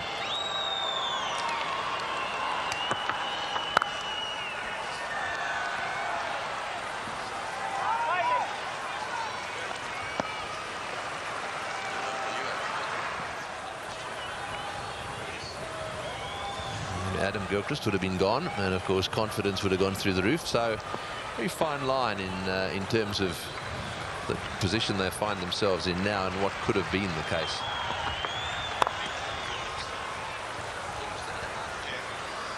Just to add to that, Tony, it's a good pitch. I mean, let's not fool ourselves. And you'd think that from a bowling perspective right now for Australia to go 6-0 is pretty easy, really. I mean, you can do that in 1s and 2s, and it won't surprise me if you find at the end of the match the side that has hit the most boundaries will probably win the game. So South Africa feel right. They must be confident that they can go at 6-0. The question is, can they match Australia in the boundary stakes? So from a bowling perspective, they've just got to try and ensure that somehow they don't give away boundaries.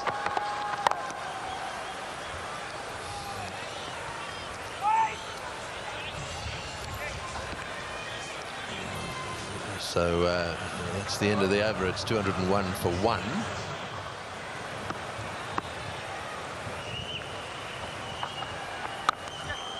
Oh, he's got hold of that one, and one bounce into the crowd. This is not a great time to be brought into the attack, because absolutely anything could happen. There's no way they're going to be playing themselves in. Have a look at that from outside off stump. He's almost flat batted that into the crowd. Oh, Katic is playing a bit of a blinder here. This is his way. He lets Gilchrist do it for a start, and then he comes into the action. Look at this, way outside off stump. And whack.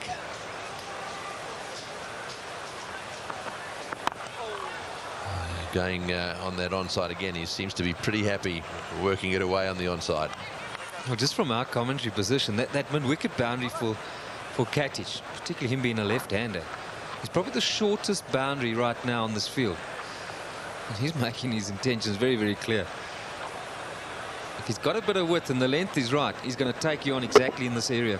That it's a very, very good pitch because you can swing through the line of the ball or across it with confidence. Yes, and thinking about a second, no is the call. Yes, and that's the point that Darryl Cullinan's making. Bowl in such a way that they've got to play shots into an area where you can protect boundaries. And we know one way to do that, and that's right up in the block hole. Most of the boundaries that have been hit in this innings have been taking length balls. Yeah, particularly when they're offline, Tony. Now, it's a tough job for a captain. You know, when you're getting hammered really like this, it does require some good thinking, and you need your bowlers to back you up. They're not getting it right. You're not going to look very good. And you feel that if for saving, just get Australia to hit them down the ground. If you're going to go for boundaries, rather say to your bowler, look, go for boundaries where we've got a chance of protecting them. And you feel the straight boundaries are long. But they've got to take on those guys. You don't want to be going for 4 over mid-wicket or backward or beating the sweeper on the square boundary on the offside. Because then you haven't got it right. You can only do so much. And when it's a good pitch, you've got to try and limit as much as possible.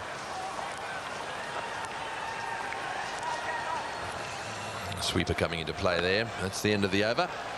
209 for 1. Oh, that's down the ground. It's going to go all the way. Don't worry about trying to catch that one. It just kept going. 3 or 4 rows back, but enough. This is a great shot from Ricky Ponting. He had a very quiet start, and then all of a sudden he broke loose. Makayantini straight back into things. It's right up there. Just showing us, and he can take on the straight boundary as well.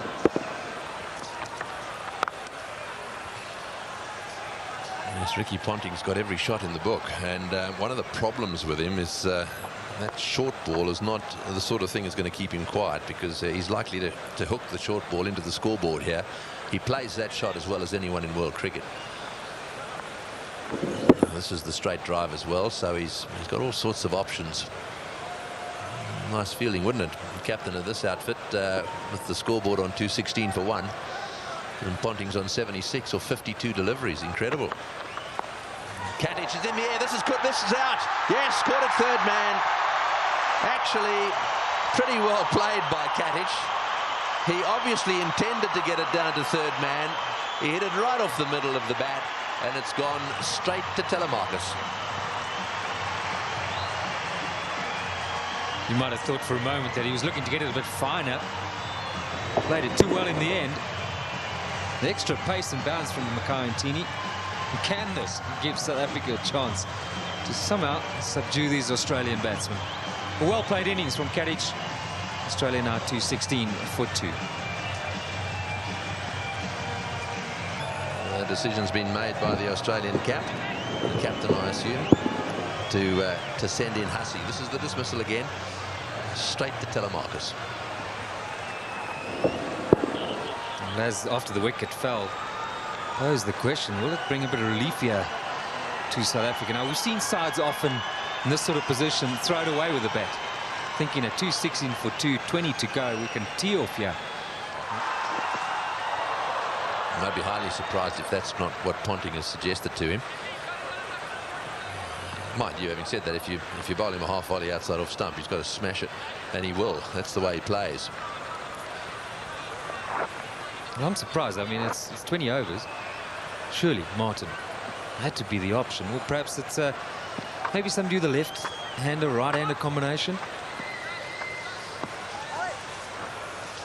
Well, I think you picked it. I think that's dead right. Much more difficult for the bowlers, especially Mackay and Tini. I mean, Tini bowls from wide, we know that, and the left-handers don't mind that sort of thing.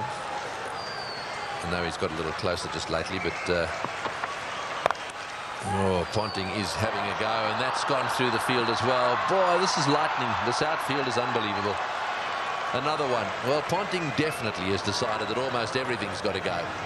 He looks to me as if he's after the world record here, 400. Look, there are given days where you've got to hand it to these sort of players. They come off, they can single-handedly win you a match. And whatever he's doing here, it's just coming off unbelievably well. What a treat. Look at that. I mean, that's with the front foot, back of a length, and he's driven it past extra cover for 4.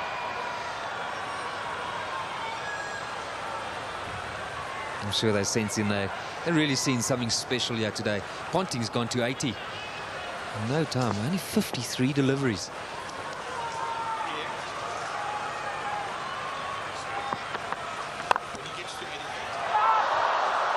That's well fielded. Right. Can he get a wicket? That's what he needs. That's what his team needs. It's well fielded. Also a good line. Just a bit on information on Ponting. Ponting is very fast, climbing up the list of runs made in one-day internationals. Obviously, he's one of those players who's played so much more than the generation before him. Currently lies in 8th position. Just gone past Dravid. And it's not far now before he'll reach the 9,000 run mark. And he's number 1 for Australia. That's 9,000 more than Bradman, Tony. That's right. I mean, you know, there'd be a few old boys that'd be... I tell you what, there'd be a few pretty good players like Viv Richards and co, who you won't see on these lists, who did play a lot of one-day international cricket. That's the point I was making. Obviously, Bradman is disappearing off the test match lists in terms of runs made, and that upsets the old fellas. But you can rest assured that there'd be a few like Viv Richards who'd be saying, well, I may not have made 9,000 runs, but Ponting's not not that much better a player than guys like Richards. So we've got to look at strike rates and we've got to look at averages. I think they're very important. Whichever way you look at Ponting, he can play.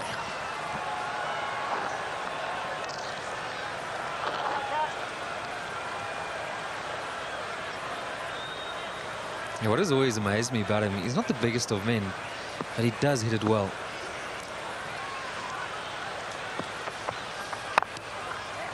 He just on occasions effortlessly just clears the boundary. He must have strong forearms and a very good bat in his hands. And I guess that's what the best players do when they go for it. Invariably the timing is so good. The contact is so good. Very seldom you see them miss hit shots, particularly when they're going for the big one.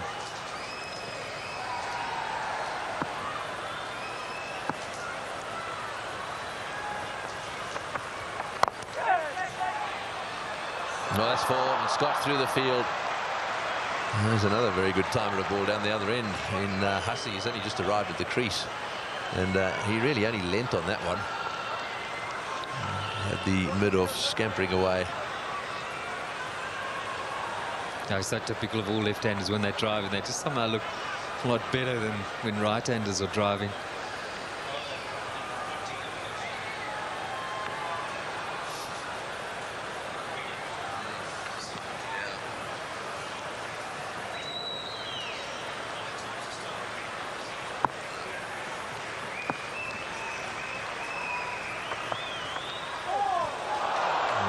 Beaten him all ends up. Yeah, those are the little breaks that Telemarcus needs. He's very frustrated at the moment.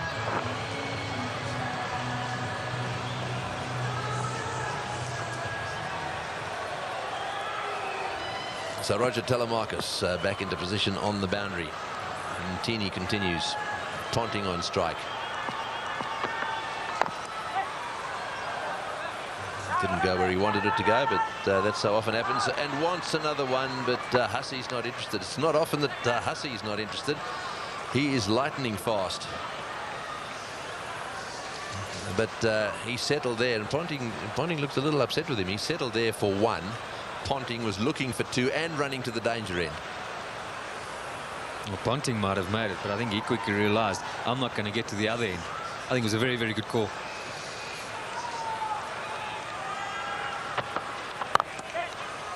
Oh, that's a beautiful shot. Well, here's a batsman who's only just arrived at the crease, and you just wonder where he's been. Why hasn't he been playing one-day internationals and Test cricket? God, makes it so much better, this shot, is that is not a big gap. He's threaded it to perfection.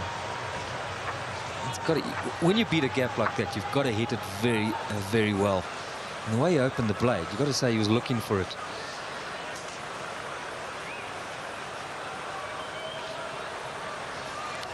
This is a lovely striker of the ball. Bowls a bit as well. Good fielder. Left-hander.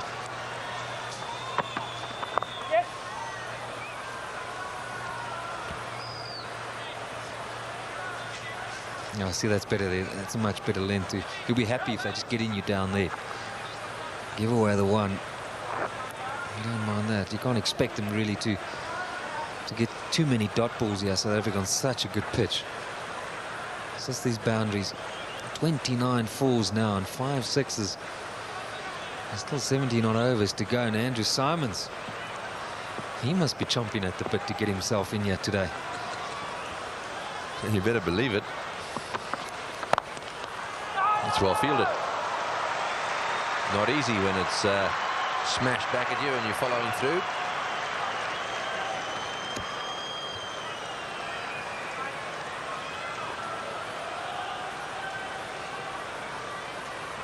Well, it's interesting to note again that Graham Smith would have bowled first. He was quite happy to have lost the toss. Ponting adamant, typically Australian, get the runs on the board. And that's the man, the danger man. Oh, he's a charging Teeny. That's well fielded.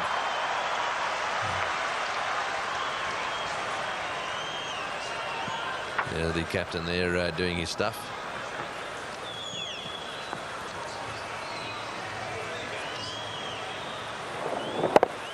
In fact, that was callous. Did well. Well, perhaps today needs to be his day. Smith, Gibbs, De Villiers, Callis, all. Well, that's a wide.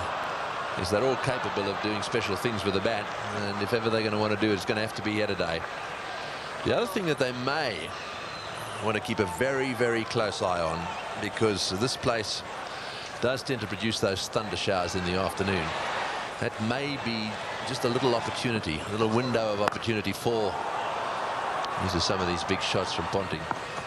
But there are some clouds around, and that's what they're going to want to keep an eye on, just in case this Duckworth-Lewis comes into play at some stage in this match. It's 236 for 2.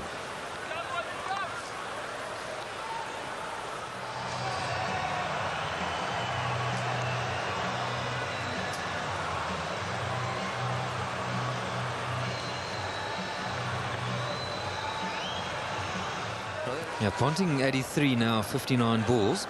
Australia limited overs international records. In terms of going to 100, the fastest century is Adam Gilchrist of 67 balls. So that's not a bad little bet, that. Will Ponting get to that 100 above or below 67 balls?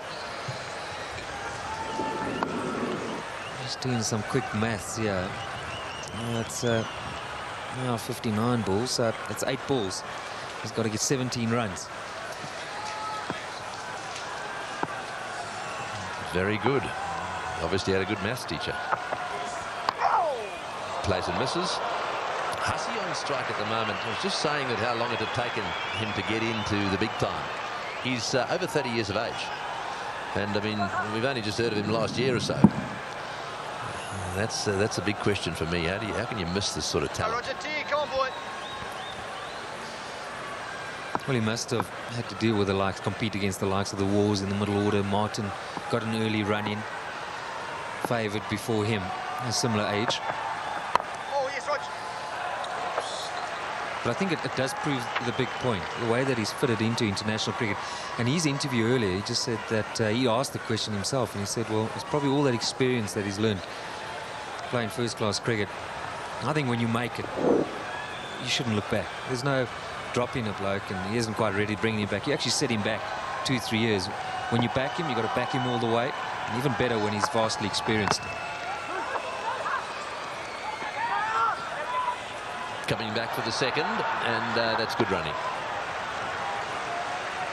So I think he had a bit of bad luck when he was dropped down the order at in Western Australia. It may well have been that he would have opened the batting for Australia had he stayed in the #1 position.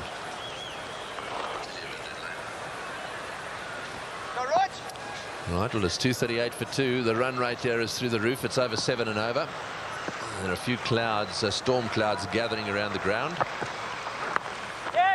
So we'll have Duckworth Lewis at some stage, I would have thought, come into play this afternoon. That gives South Africa just a little bit of hope. After all, they've been on the end of a real bad one in Australia in the early days of calculations. You are stirring the pot, yeah. Those aren't great memories for all South Africans. Not too bad right now. That's not quite though where it is. It's more to the northern side of the ground where we've got the build-up.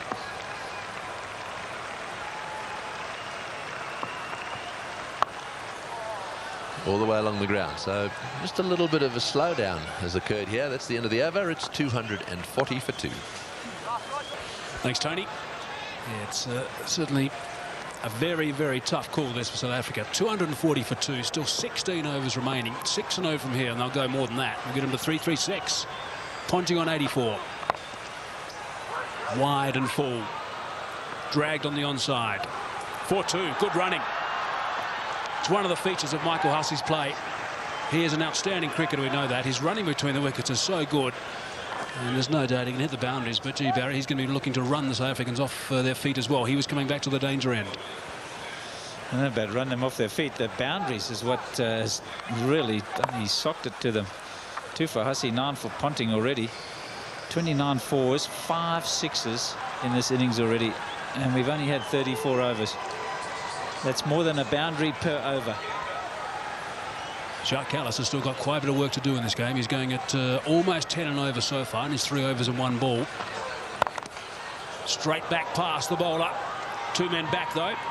Mukayantini fields and tumbles, and 2 more.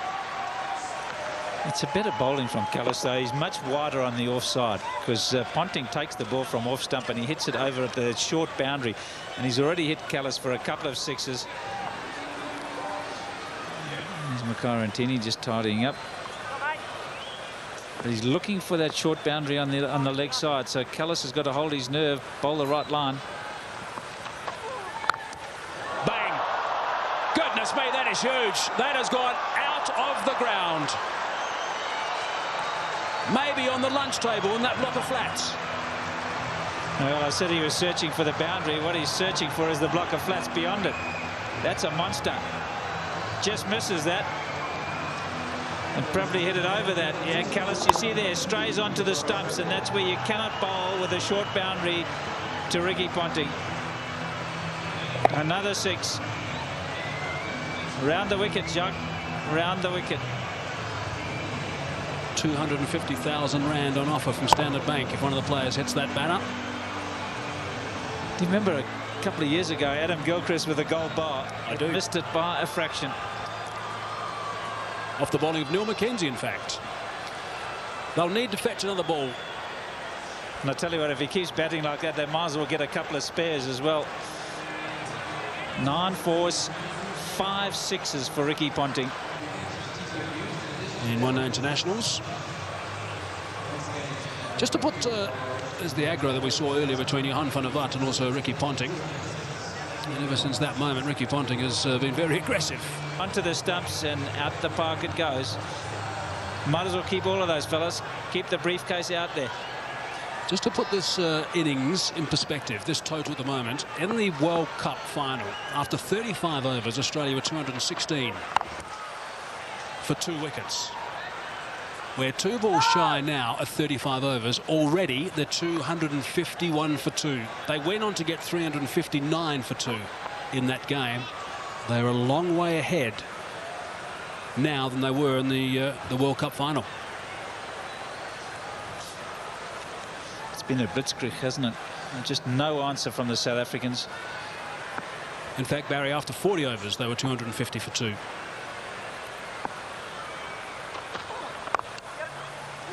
And that's what Hussey will do. Just pinch the one and give Ponting the strike.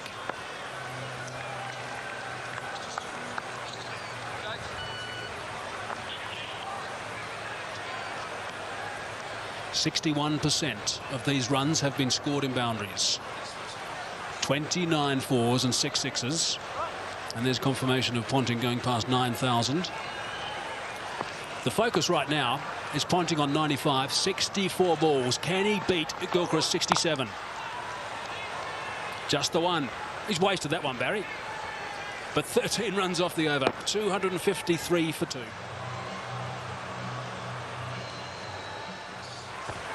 Smith again.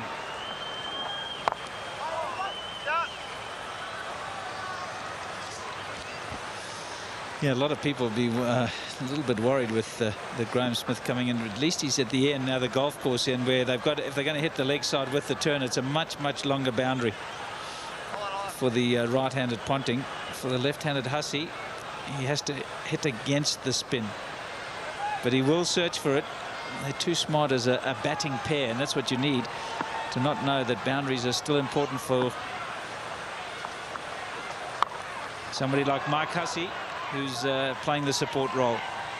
I just zipped out the back, Barry, just had a bit of a look at the weather conditions.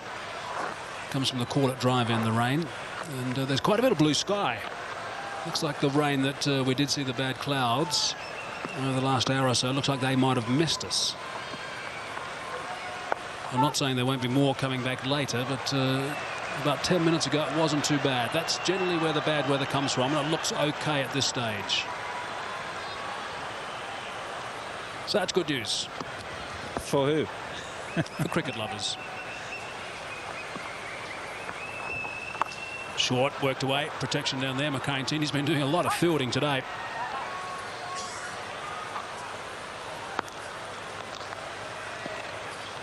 And if we just have a look now at the golf course end, those clouds have gone. That's no real problem. They've disappeared. They're going to be raining towards Pretoria somewhere.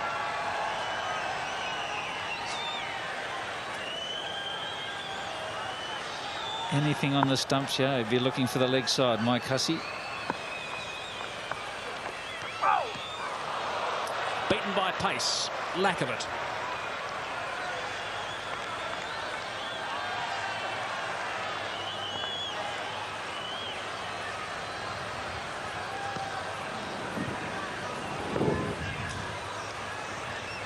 A little seamer. 3 off the over so far. Last ball.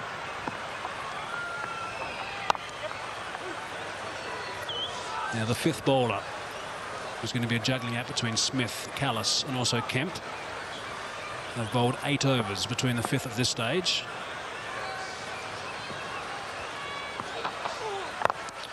And that's of course if the recognised 4 bowl 10 each. And a couple of those have also had a bit of tap. Andrew Hall 6 overs, none for 40. Van der Vaart 48 off 7. Telemarcus has done nicely. McCain-Teeney 8 overs, 1 for 62. He got run out in Durban. Mike Hussey backing up too far, and he's had to do a little bit of a dive again. Much better bowling around the wicket, full into the block hole, and he can only push it down the ground for 1. You get him off strike. They should have done this some time ago.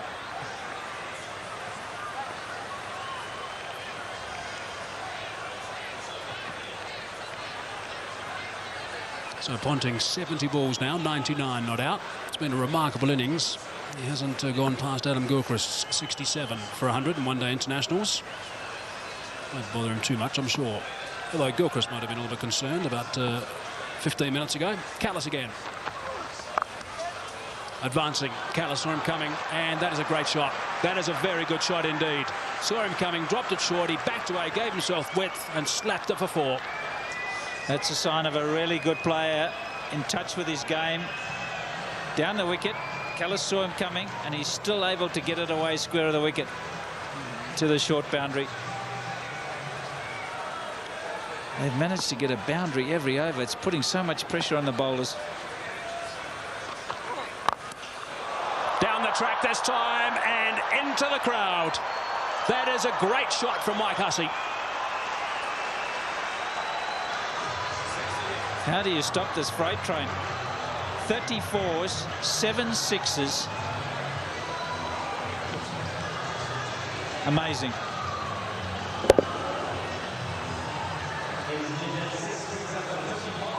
He's got a strike rate in his one international career of the high 90s. He's now going at very close to 150, Hussey.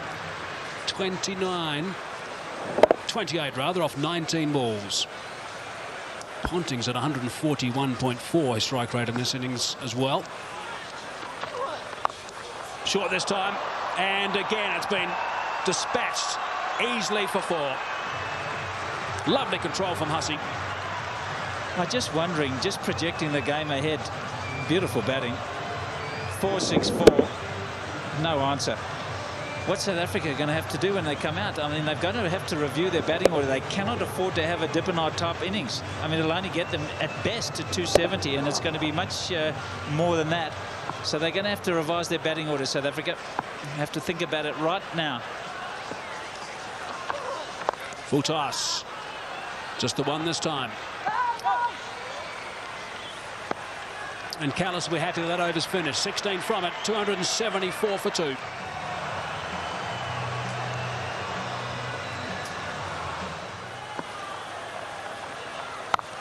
More runs, protection there. But then you've got Callis has got to be up somewhere in the first 5. And he's not the striker, so I'd say get him out the way because he takes a bit of time to play himself in. Herschel can get going a lot quicker than Jacques Callis, and it gives him the 50-over opportunity. All the clappings because Ricky Ponting is on 99 with just 70 deliveries. Magnificent. Yeah, he likes this ground. Once one. Shot from Mark Boucher. Ricky Ponting has got 3 figures. It has not been referred. Magnificent stuff from Ricky Ponting. Absolutely outstanding. What a remarkable player. That's his 20th 100. His teammates love that. Adam Gilchrist on his feet and applauding. Everyone else there as well. It's been a treat. It certainly has. And out the blocks was Mike Hussey because he realised how important it was for the skipper. This in the deciding game. Skipper leading from the front. Just looking for that push. Watch for some shots now. He really will get after them now. Hussey on to 34.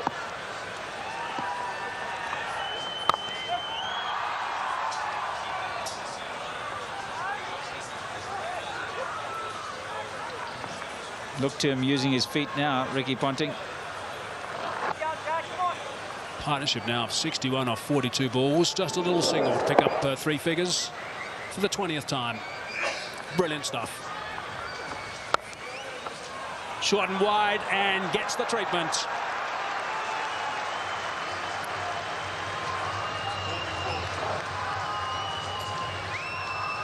Percentage of boundaries is creeping up. 63% of the runs scored have been in boundaries now. 32 4s and 7 6s.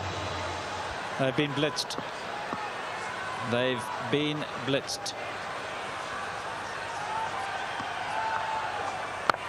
Half volley. Very well fielded. A.B. de Villiers in the covers.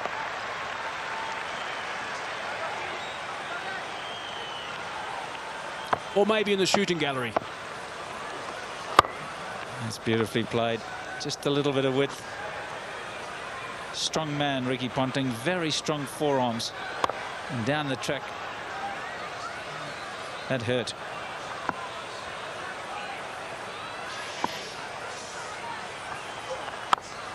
Short again, worked away. There is protection though, just the one. And that'll be 9 runs off that over from Smith. 38 gone, 283 for 2. Runs all over the place. Advancing.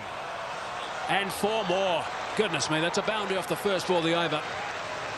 Johan van der Vat is starting to get some serious treatment here. Those figures are not looking very respectful these days, and I guess he's got a few mates with him. He certainly has. He's into his 8th over. He's gone for 50. Jacques Cullis 5 overs for 58. Graham Smith 4 overs for 29. No one has been spared. Everybody has been taken to with a vengeance.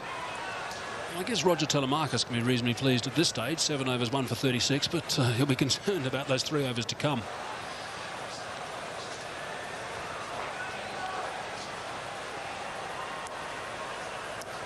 th fastest for Ponting, tying with Sachin Tendulkar for number 13.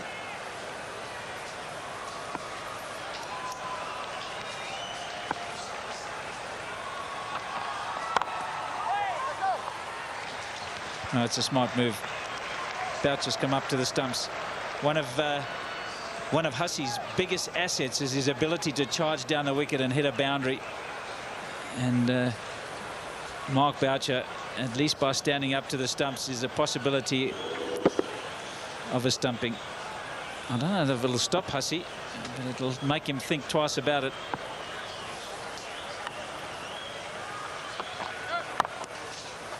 Overstepping.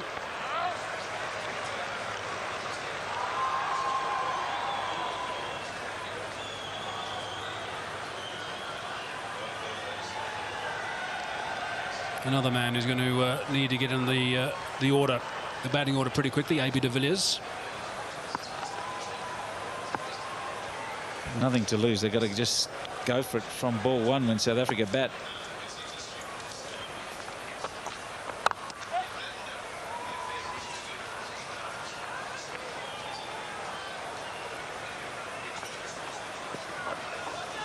He should stay around the wicket to Ponting. Don't go back over, because he'll be.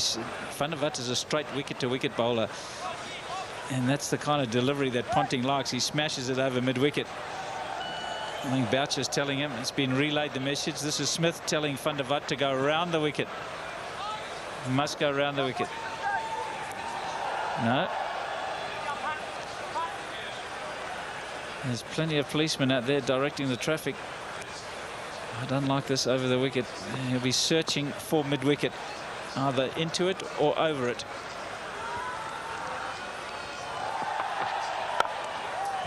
Full toss, wide outside the off stump. Kemp gets the dive in. They're going to come back for 2 though.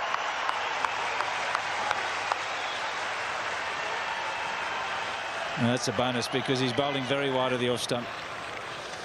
The trouble with doing this is you give Ponting still lots of room to swing the arms outside the off stump. In fact, lucky to get away with just the 2, and it is the long boundary side. That line, okay, you can accept it. It's when it's straighter that the problem starts. It's a nice length.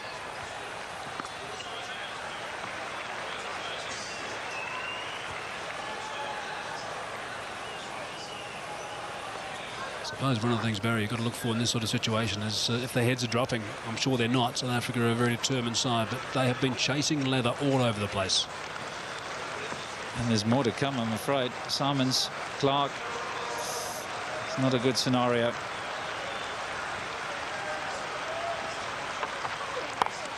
Full toss in the air. It's just going to go over the top of Buttadipana, who is backpedaling. 2 runs the result. And 10 runs off that over. 293 for 2. Hall. I just wonder how many Ricky Ponting would have got if he'd played a lot of his cricket in Sharjah, where I think Sachin has got at least 15 of his. And that is a very flat wicket and a small ground.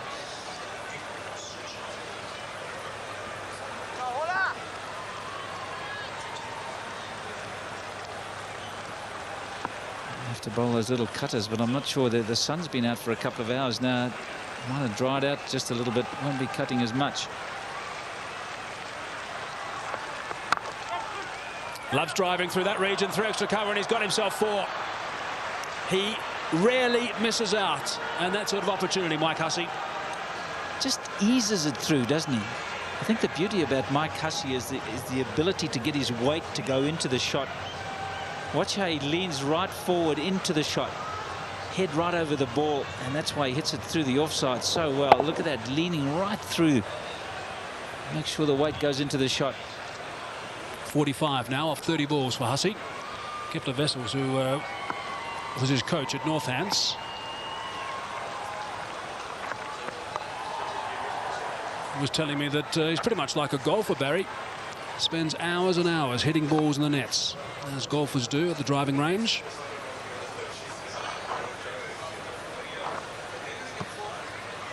Paying dividends, that's for sure. Oh, it's an object lesson. If you want to get there, and he waited a long, long time to break into this Australian side. And now he's made every post a winner. He loves being there, very fit. And as you say, practices hard.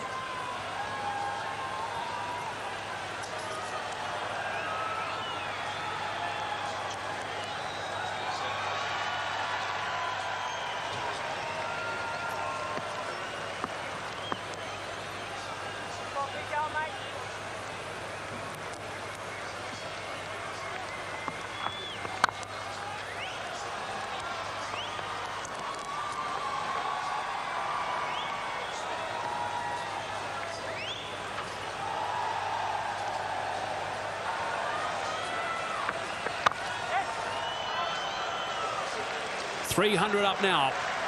300 for 2. Australia. And there's still 10 overs and 1 ball to go. Great acceleration. It's good length from Andrew Hall. You can't do too much with that.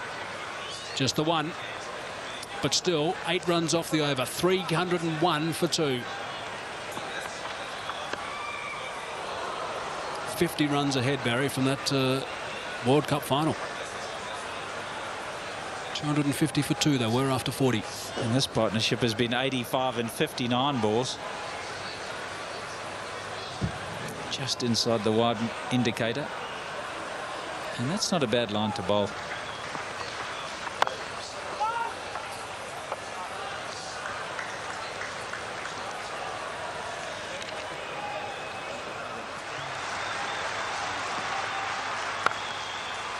It's amazing with the advent of the Pro 20 games these days. The players play at the domestic level or international. We're looking at the scoreboard and thinking, gee, we can really give this some serious tap in the last 9 or so overs.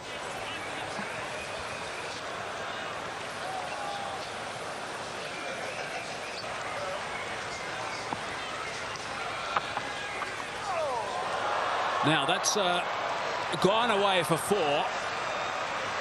It's been given runs, so there must have been a bit of willow there, top edge, which is a little bit dangerous for Mark Boucher. You're not kidding. That's a wicket-keeper killer. 50 for Hussey. In no time at all, 33 deliveries. 7 fours, 1 6. And that's a very, very happy dressing room.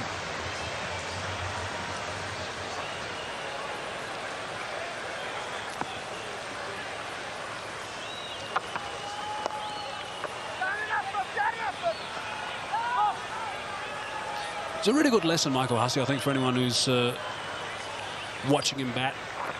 I've never ever seen him run that first one slowly, Barry. He just scampers down the track, and even then he was trying to get back on strike and trying to turn that into 2. It wasn't a chance.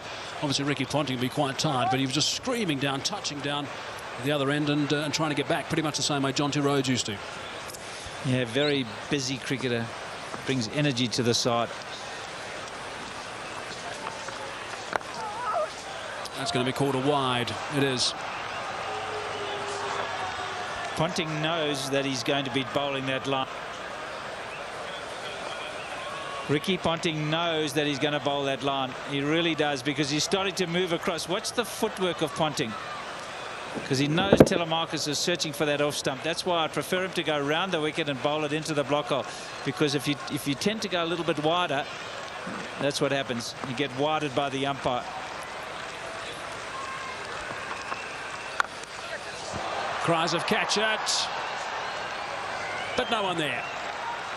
A boundary to finish the over, turns that into a big one. 11 runs on that as well. 41 overs gone. 312 for 2 it is now. Remarkable stuff. Hall again. Full toss. Hasn't got past the 2 fielders at extra cover. In a line, basically, those 2 in the end. Yeah, it's like cadets, aren't they?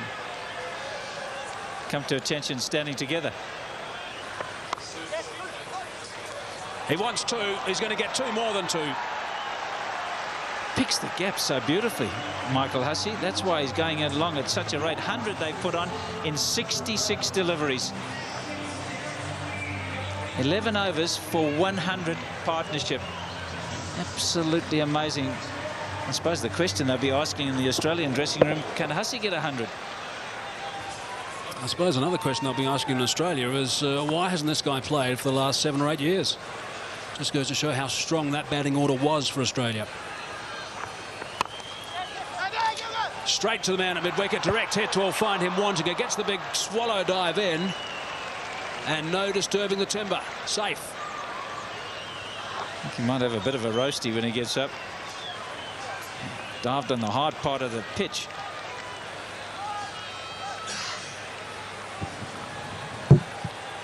Taking off almost straight away. Direct hit, he was gone.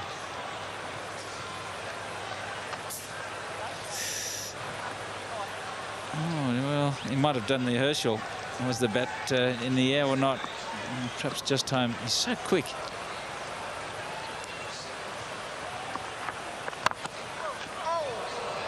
Down the ground, protection.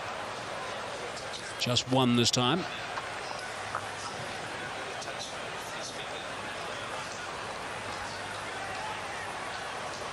I think that was almost a run out there. That would have been a bit of luck for South Africa. Just touched it, Andrew Hall, but it went past the stumps, and it seems to be sums up the day. Watch this. Just touches his hand, but misses the stumps, and Hussey in a hurry to get back. Would have got him twice in 2 games.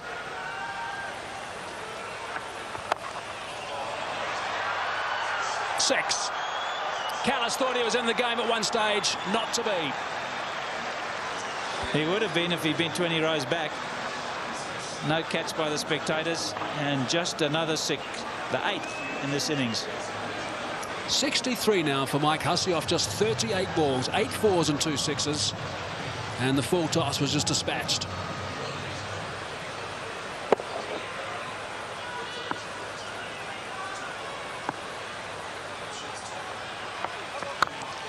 Overstepping. Have to bowl that one again, Andrew Hall. He's not very happy with himself, understandably so.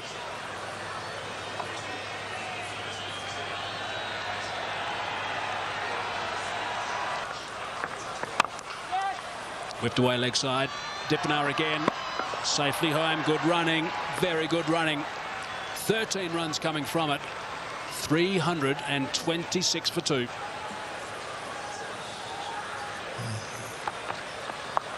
There'll be a few that reckon, oh, there we go again. I mean, they really are picking the gaps beautifully. What a position to be in, though. Ponting on 117, Hussey 68 or 41 deliveries. And they're absolutely carving him away. I mean, I've got to say that I haven't been here as often as you have, but this bull ring doesn't exactly sound like a bull ring right now. I'm at a loss for words. Yeah, it's a messy bull ring at the moment. You've just got to hold on tight.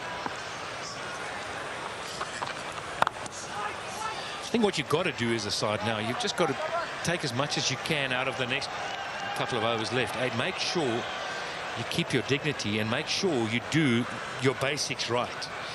And believe that if one side can get it, well, you can do it as well. You've got to believe that. But don't let it get completely out of hand. And don't get it too messy. Yes, well, it's messy at the moment. It's not a bull ring, it's an abattoir.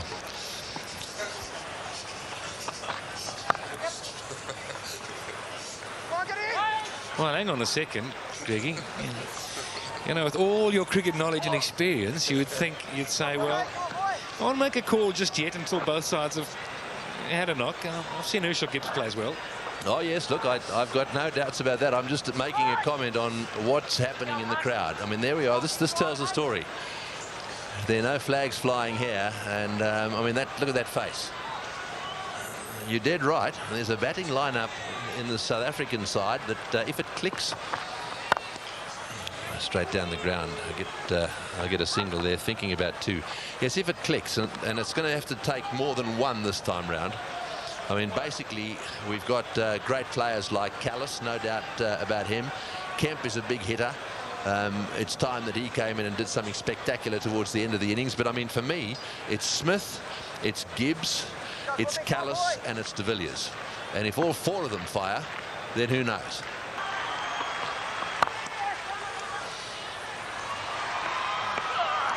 Good fielding. Another poser. With the advent of the 20-over matches, maybe this is going to be the norm. Maybe we're going to see 300s being pushed more often than not. And I know, stretching our imagination, that you think that 350 in a one-day game might become almost the norm. Well, you make a good point. I mean, the run rates in Test cricket have gone through the roof as a result of some of the things that they've been doing in one-day cricket. Right up in the block hole that time, and settling for a single. It's 3:33 for 2.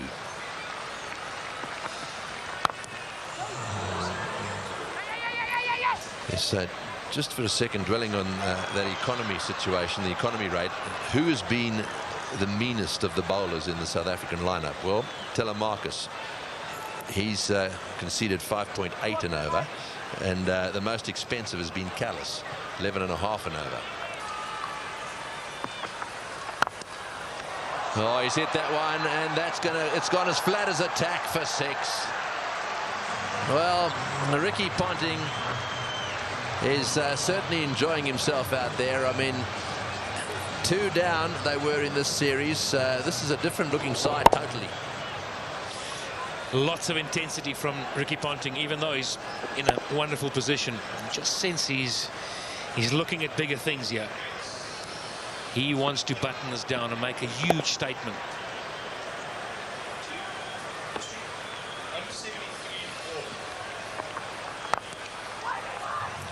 Oh, and Ponting there calling for a single, sending his colleague back, and then an overthrow. That could have been a run out. I guess you're playing matches, if you play long enough, you somewhere along the line you run into one of these kind of games where flat deck and you get taken apart. It just happens.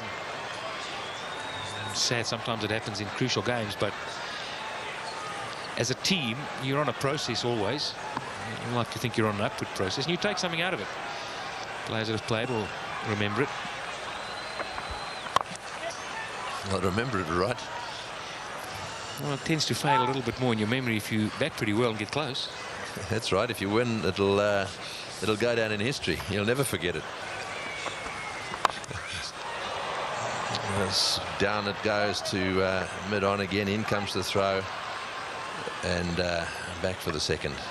When you shy at the stumps, run-outs are such an important part of these games. When you shy at the stumps these days, if it's a metre wide of the stumps, then you'll be shaking your head as a fielder.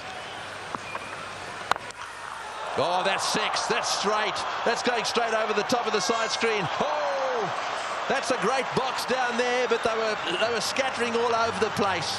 The best box in the house, straight down over the top of the Standard Bank sign at the far end, and Ricky Ponting has hit the ball straight into it. That is a heck of a shot. Yeah, well, he was in danger as well up there. What a shot.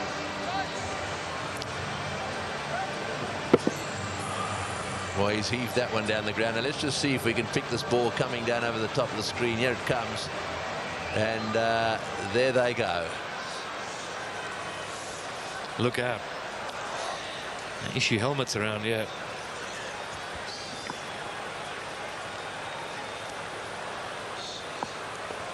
Oh boy, what a wicket this is. Oh, that's 6 as well. He's worked that away on the onside. It's a question of getting underneath the ball. Anything you can get underneath, the way these guys are playing, is going to disappear into the crowd. But it's been a while. A lot has been spoken about bowling at the death. You've got to hit the right area. You've got to get it full up. And these two men in, if they get under it. It looked as if that one hit someone on the head down there at deep square leg. That one nudged away on the offside. Yes, what could be worse? You come here looking for a victory by your team. You're sitting up there, you've had a few beers, and an Australian flicks one on the leg side and you get smashed on the head. They're diving in all directions down there.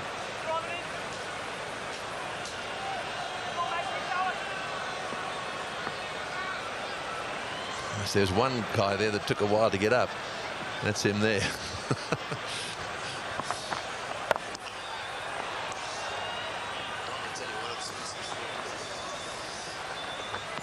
I'm amazed at Ponting's ability to keep going. The intensity he's still playing at. Often when you see batsmen smacking it like he has for so long, running between the wickets, he still looks good, looks fresh. He's hitting the ball powerfully. Mind you, these two, no one's going to score quicker than they are, so basically they just keep going at this rate, and who knows what's at 361 now. They score at 8 and over from here on in, and they do make 400. Well, you were captain of many sides. What do you look back on it and you say, well, it's been a good pitch. Dot ball being clapped. What could Smith have done, or the side could have done, to stop this kind of carnage? Look, I wouldn't want to be critical at all of this sort of thing happens in one-day cricket. That's why people love it so much. Every now and again, no matter what you do in good batting conditions, you have a guy like Ponting, chaps like Hussey and Gilchrist who fire.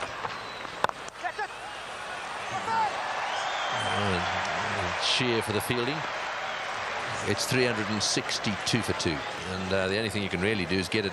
Don't let them get underneath the ball. Get it right up there. Oh, not like that. That's 6 as well. That's gone way over the top of mid-on. Now that's an example of exactly what you don't want to do. I mean, that's the length that says take it. It's the length you spoke about. It's happy hour. It's been happy hour for a little while now. And you wouldn't wish it on anybody to bowl. That's a little bit better. He's flicked that away square on the leg side. There's a very simple rule here, and I mean this is where Smith has got to, and he's just trotting across now, is he? You really have to just say to your bowlers, look, even if you slow it down a little bit, you've got to get the ball right up there so that they can't keep hitting these sixes.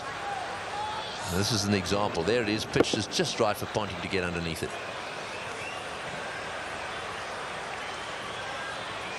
You've got to practice it as well. It's very important. Not easy to run up and just bowl it really full. Even low full tosses sometimes better than the length ball. Well, that's going to happen if you try and bowl Yorkers, low full tosses. Well, that's a good delivery again. That's the right length. And the other side now, South Africa coming to bat, chasing a mammoth score like this. You know, it's you got to go or bust. And often you get bowled out for a low score in trying to get a big score, and it really looks even worse. You've got to drag something out of it. Make sure you get a good start. Ponting's one-day career, 145 not out now. Yes, well, apart from that first delivery, it's been a lot better from Callis. I think he probably just had a little rethink as he walked back after that first one and disappeared for 6.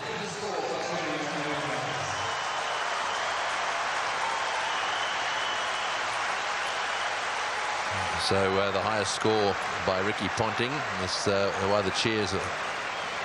That's Callis to Ponting. You can see those just short of a length deliveries are the ones.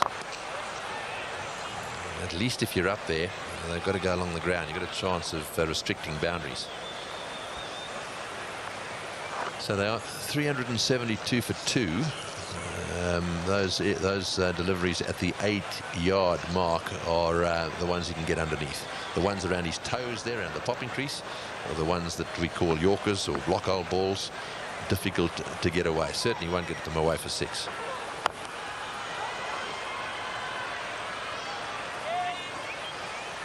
So 2 more to Ponting. Also the end of the over. 374 for 2. But they'll be going to the top of the charts, I should think, today. Here's a full toss, and it's in the air. This will be out caught. Yes, at last. Hussey trying to hit a full toss down the ground. You heard Pat Simcock saying you're better off over pitching than under pitching. Hussey didn't quite get that one in the middle of the bat. It's gone down the ground, and Mackay-Ntini's taken the catch. Nice and easy from Mackay.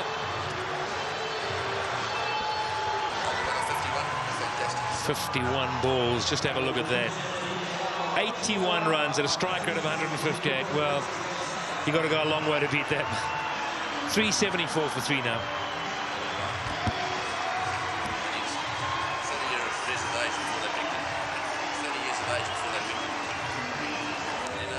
Simons is the man, and that's understandable. And the bad news is that he hits it harder than anyone.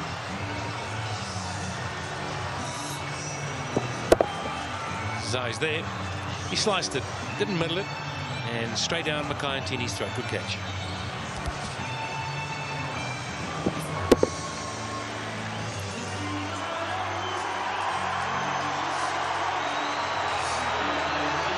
So Mackay-Ntini taking the catch that gets rid of Michael Hussey. A fantastic knock. 81 or 51 deliveries. Couldn't have done better.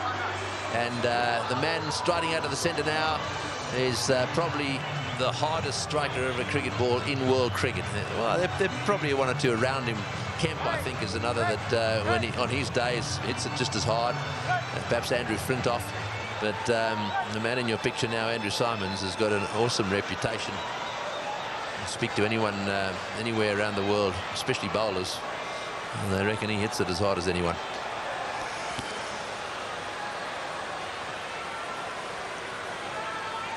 Yeah, and he's walked in, as you say, with a license. Have fun. Just tee up. Doesn't matter. Yes, he wants to. He can make an impact if he doesn't try and hit the first one for 6. So I really think that he should give it to Ponting. Ponting's going unbelievably.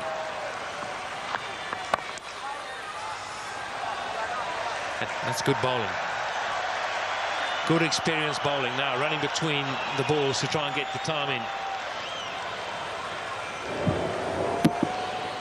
It's the dismissal again. Comfortable height. Lovely catch.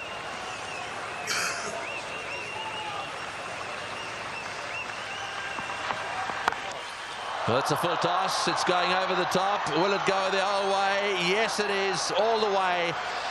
That's the direction he loves. He really does heave them into that corner, does Ponting. Well, he's now reached his 150, 154 to Ponting of 99 deliveries. And there goes yet another 6. Well, applause all round for 150 well-played runs. As good as you'll ever see. No matter where you watch cricket anywhere in the world, this is a fine, fine innings. Knows the call from the non-striker's end. That's the ball to bowl, right up in the block hole. Now they got to 380, so that now is the 4th highest score in the history of one-day internationals.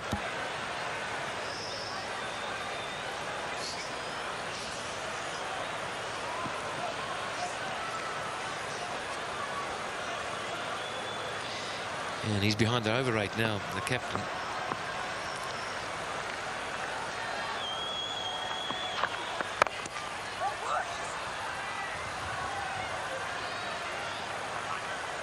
Yes, this batting lineup on its day is absolutely awesome.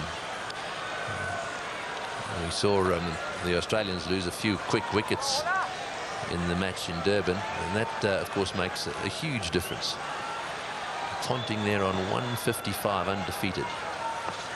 Gilchrist and Katic, who got things off to such a fantastic start, sort of like a distant memory.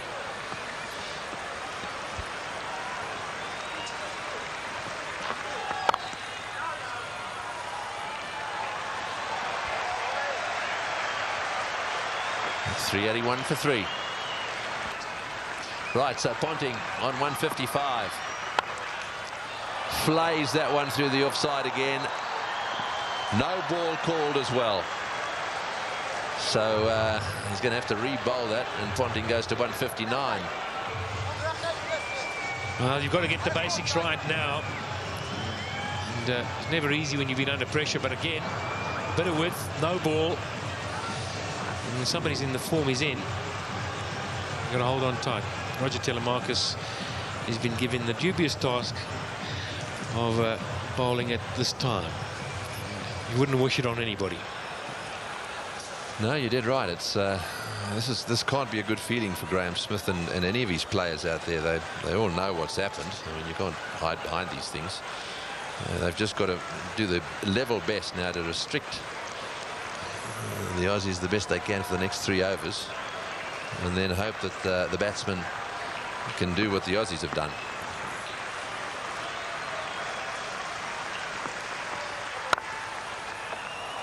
That's blazed away through the offside field for a single. Yes, and there's no doubt that Graham Smith will be confronted with a fine. This over rate has been very slow. Mind you, they've spent a lot of time waiting for the ball to come back. Yeah, it doesn't help when your left-right combinations as well batting. You've got to change field every second delivery. Simons to face Telemarcus.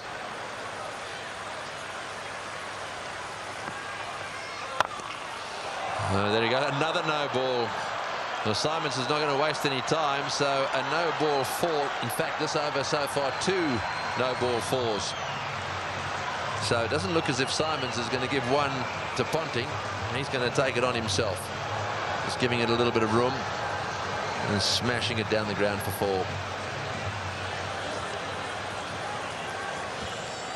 There we are.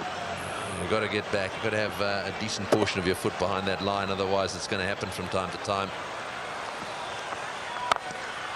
Oh, that's it. Take that. Another no ball. And it's gone all the way as well. Well, this over is turning out to be a nightmare for him. Not only is it a no ball, he's hit it for 6 as well. And the highest team total in one-day international cricket. It's the first time any side has got to 400. This is the sort of thing this Australian team will enjoy.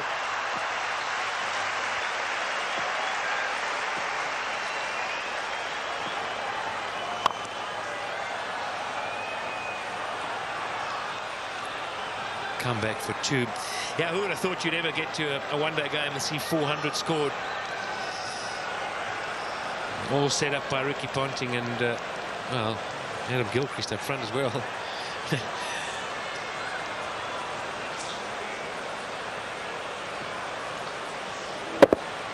Yes, doesn't help. You bowl those no balls.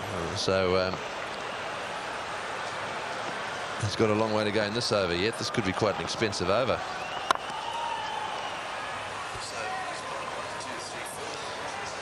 Of course, South Africa's bowling coach, Vincent Barnes, he'd need to get his bowlers around and sit down and say, guys, let's have a look at exactly what we could have done wrong, what we did wrong. But as a bowling coach, you're sitting in that change room. This cannot be easy. I know it's a flat deck. It's wonderful batting. Oh, and that one's disappeared as well. Another 4. That's 22. 22 of this over, and only 3 balls, 3 legitimate balls have been bowled.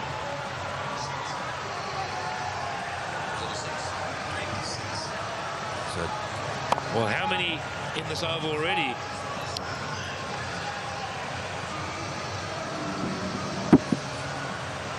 Too many.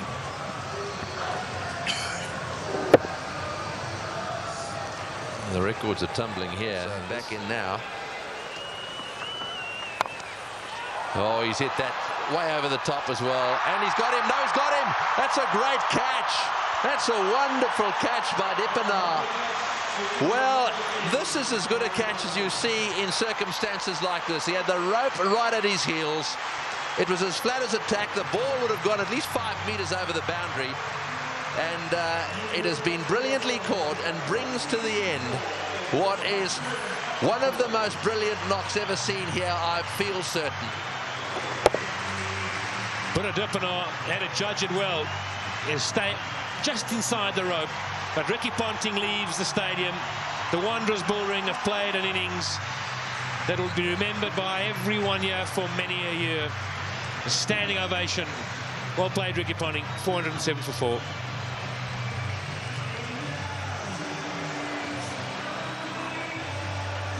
Yes, well, that was the captain's knock, if ever you saw one. The highest score against South Africa ever in one-day international cricket.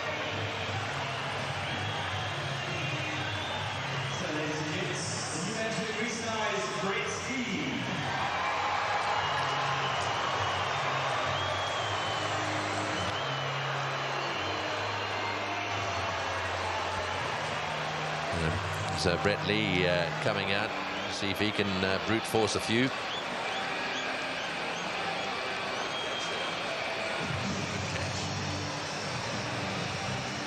Brett Lee, he hits the ball well.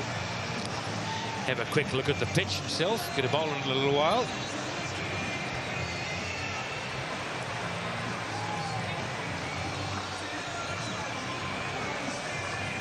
Right, so 133 matches. Brett Lee being sent out to see if he can hit a few sixes as well. And the bad news is that the most runs in an over in one-day international cricket is 30. Both times the bowler, well, no, correction, both times the batsman was Jayasuriya, Sri Lankan, Amir Sahale and Harris of New Zealand. Telemarcus, despite the fact he's got a wicket in this over,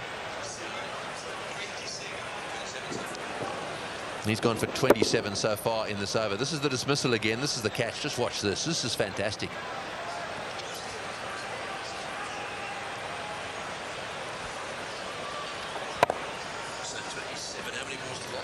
I have to presence of mind to stay on that left leg.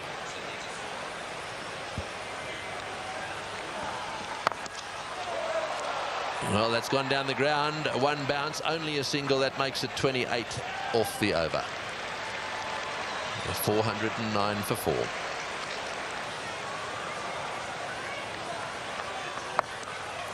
Right up in the block hole, but nicely played to third man. Thinking of a second, and back they come. That's good running. Well, shouts from Mark Boucher. Just a lot of frustration. He was shouting because he wanted to just get one, not two, get Simons back on strike. Shake of the hand, hands on hips. Vanavot just took a long while to get rid of the ball. It is a big boundary, though.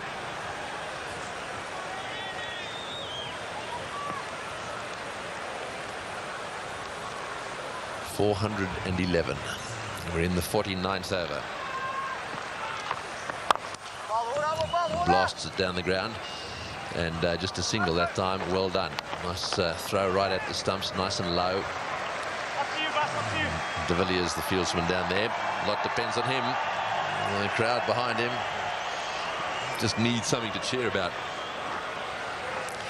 Of course, the team have got to really look deep themselves and be careful not to blame each other and lose focus. There's so much still to play for in this series and in this tour, and this kind of game can have a profound effect on your performance over the next couple of weeks. Straight to extra cover, and they're running. Will it be out? No. I think that needed to be over the bails as opposed to a direct hit.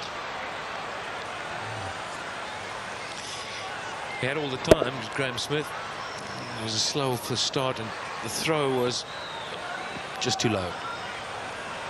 Yeah, of course it would have been out if he hit, but It may well have been worth just throwing it over the top of the bales. However, no good crying over spilt milk.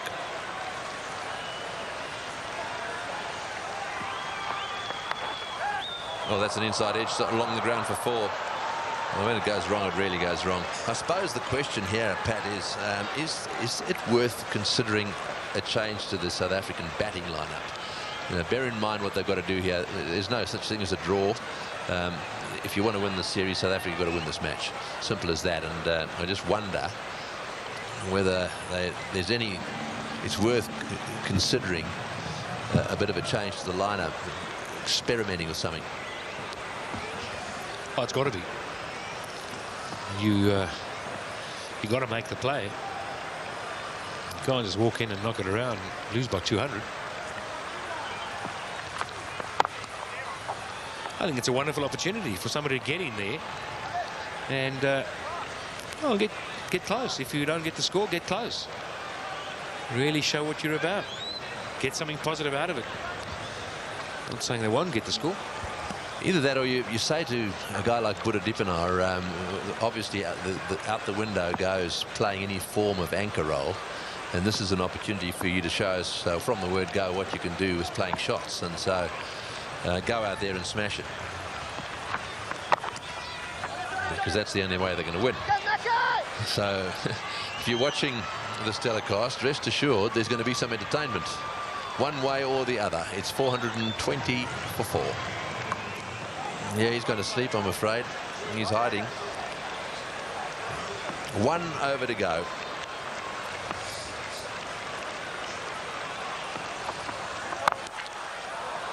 One-handed is another no ball. This is getting out of hand. It's gone for 4 as well. Well, I don't know what Telemarcus is doing. Having done so well in Durban and having been so disciplined, I just don't understand this. Well, in world cricket, if you had to choose one person to be lined up to face the last over, probably would be the man on strike right now. One-handed, just smacked it.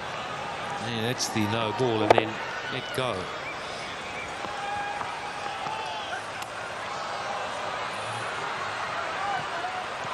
A little bit of a fumble there from Tini. This gives them another run. Of course, Tony, that's the danger now. The wheels start to come off, don't they? You go into the change room, heads go down. 10 minutes later, your batters walk out, and they got a daunting task ahead of them. They shake in their heads, stunned. Well, you can't blame the batsman for this. The batsman has just got to keep himself focused. This is the bowlers have got to look at this score, and they've got to find out where. Well, they've got to ask themselves, where did it go wrong? Or at the stumps, and now a chance of a run out, but it went like a rocket. Hit the middle stump down the far end and bounced back, but no run out. Tell you what, the poor umpire, he hadn't moved. Just moved, missed the stumps. Hit one on the shin. Yes, it's not the greatest thing to say, but it's probably the closest thing we've seen today of the stumps being knocked down. Oh, he's heaved that one down towards the outfield as well, and it's picked up, and they'll come back to the second. Yes, just getting back to the batsmen now. So we've the South African batsmen have got to get themselves whatever else, they just got to get themselves focused on doing something special today. You know, there's a man that might have to make a contribution, and he can. We know that. He's got to go out there, be very positive. Graham Smith does most times go out and do exactly that, and that's a wide as well. So no matter what happens to the bowlers here, and they really are having a tough time, the batsmen have got to go out and do it. It'll be a test of their character, that's for sure, up against the highest score ever made in one-day international cricket history.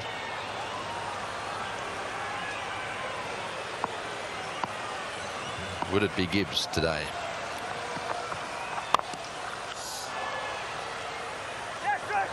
Another fumble down there and another run. And I think he's home. He's taken the bails off, but he's going to refer it. But I've got to say, I thought he was home. Yeah, I think Mark Boucher thought so as well. Just a little delay here. and took the bails off. But when he took the bails off and he had a little an appeal, then he walked around. I think he could see he was right there. Yeah, Boucher asking the question very positively, because he actually was facing the other direction. It was a reluctant referral by the umpire. I think he knew it was not out. Righto, so 2 balls to go before the lunch break and the change of innings, and then we'll see South Africa come out here and try to retaliate. There's the not out decision. Telemarcus hopefully will stay behind the line and not bowl any wides here.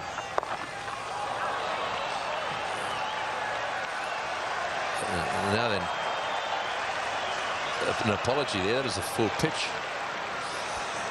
Yes, and I'm sure some of the batsmen are saying, well, you can choose, if you want to bowl a full toss quite high, the last thing we'd like you to do is to bowl it to Brett Lee. What are you doing, mate? 10 minutes time, this bloke's got a new ball in his hand, and he's not a happy camper. Last ball of the innings. Brett Lee has smashed it away down towards square leg. Kemp hovers down there, but then pauses. In comes his throw. And that is the end of the innings. A wonderful batting performance by the Australians. Of that, there is no doubt, a world record batting performance. And from a South African bowling point of view, they'll be very, very pleased it's over. There is the performance of Australia, a wonderful performance. Ponting, the top scorer, won 164 of 105 balls. And, well, who would have thought that we would have had a world record score made at the Wanderers here today?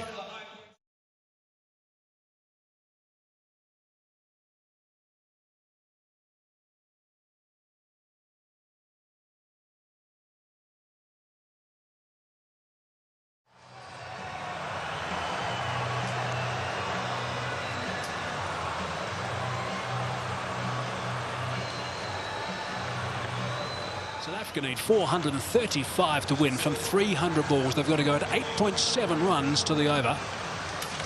And they are right up against it. Of course, it's 2-all going into this game. The best of 5 series. And the weather's playing its part at the moment. A couple of heavy clouds have come across, but they soon have disappeared. There certainly have been 1 or 2 bits of verbal going on in the first half of this game, notably between Smith and Ponting. And I think we can safely say also, Darryl, it was just down to magnificent batting, an enormous total to chase down, and he's got someone about 150 screaming in. Oh, that'll be a bit of a help.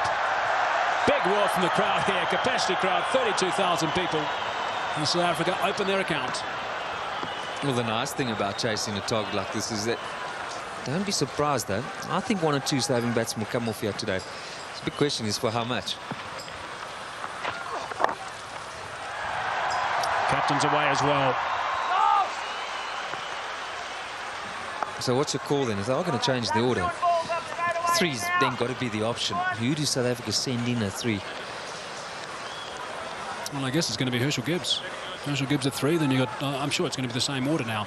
There was an argument that Gibbs could have opened. I suppose even A.B. de Villiers could have opened. Jacques Callis, Barry Richards was saying should have opened. But I guess it's going to be the similar order we saw in Durban. Will we see perhaps a pinch should have been used? No option.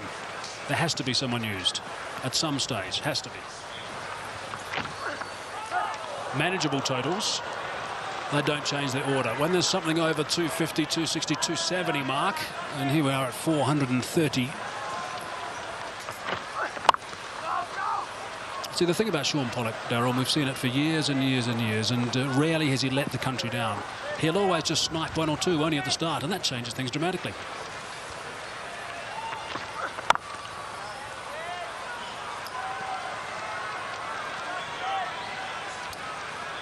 That bottom line, that bottom strap, in case you just happen to be tuning in for the first time, is not a mistake.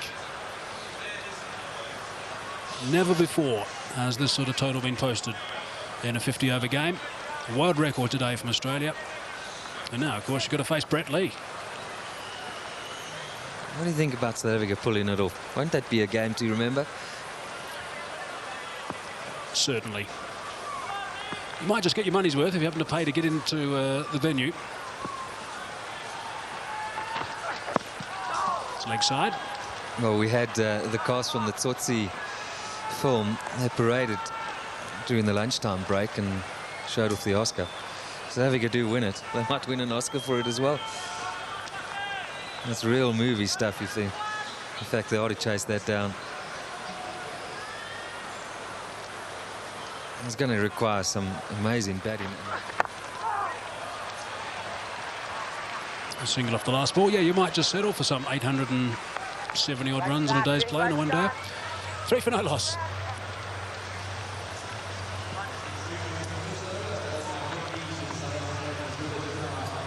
Well, it begs the debate. What about a Pro 20 approach here? You're going to need 2 Pro 20 innings in one match here. It's what we saw. It's what we saw from Australia, basically. Particularly the last 20 overs. And they'll be happy just to allow South Africa to push it around, get to the other end, the batsman. So I'm sure that during the break, their chat was just ensuring that they're good in the field, cut off whatever they can, and just ensure that their disciplines are tight. You don't have to do much, do you? You've just got to, every ball, just try and get in there, in the right area. Bracken now. No run there. Now, just to let you know, I mean, this run rate required is going to be something that's worth watching now. To start off, it was 8.7. After 3 runs in 7 balls, it's now gone to 8.85. So it escalates dramatically in this situation if you don't get off quickly. Yeah, it just shows you then what a value the dot ball is.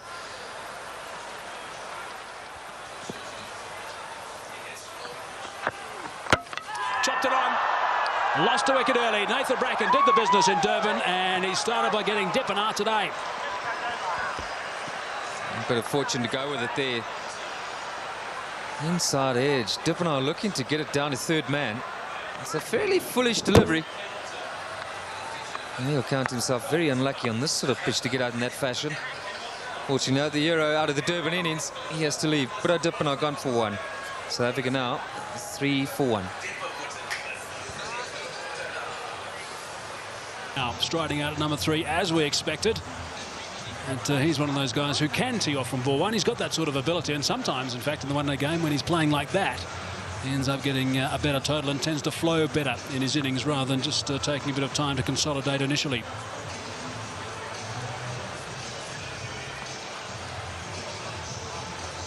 Herschel Gibbs has arrived, taking guard. Nathan Bracken has struck in his first over. Gibbs, very experienced these days, 185 games, average a little bit lower than what it should be for someone of his ability, but he has got 1500s. That's an important stat to remember in that pedigree. South Africa now 3 for 1.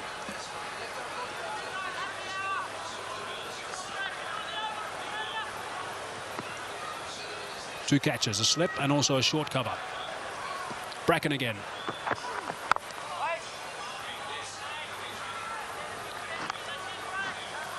Well, this is the sort of situation Herschel Gibbs will enjoy. Whipped away, just behind square on the leg side. Come back for 2. That was another feature of the Australian innings, and we've talked, of course, about all the boundaries that were scored and the high percentage of runs scored in boundaries, somewhere around about 65%, which is quite ludicrous for a one-day game. But their running between the wickets, Darryl, was also brilliant.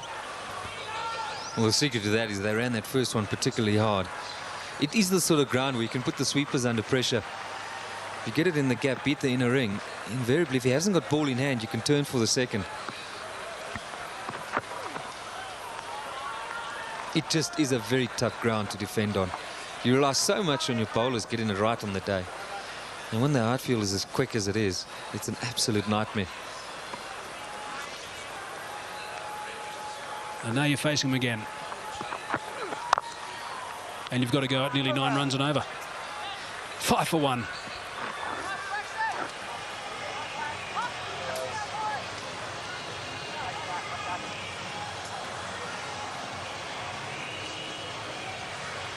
It won't be too difficult to work out what that conversation's all about.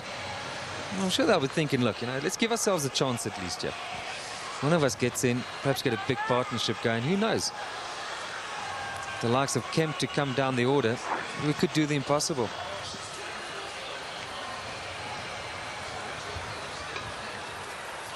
I guess this is quite simple, Darryl. You've got a situation where Australia have done it. South Africa should be #2 in the world. They should be saying to themselves, OK, well, they've done it. So if we get off to a start here and someone dominates like Ponting did, and I think a lot of responsibility is on the captain's head, Graham Smith, if they get off, there might be a chance. That's good. That's 4.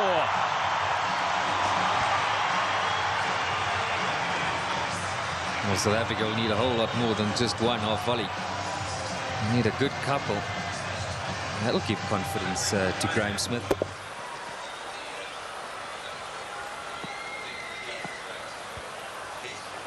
This has been the key head-to-head throughout the summer. Might be another boundary. Here's another boundary. Back-to-back boundaries now for Graham Smith. 8 runs off the first 2 balls. Well, Mark, you know, this is why you can't get too convinced about Australia necessarily winning this match. I still bet on them to do it, but you see that shot, that's just a push. Most grounds, that'll be stopped by Pointy. You'll have time perhaps to get around, or third man makes some ground. It just races across the outfield here. Lee's extra pace, get it offline, there's no doubt he will be punished. A couple of 4s so far in this innings. Australia's innings consisted of 43 4s and 14 6s. I think that's the damage, those 14 6s. That's really the difference. In most one-day innings you might expect 4 or 5. And a lot of those 6s weren't off the worst deliveries. They were length balls, great shots by Ponting and OC. Overstepping and not called.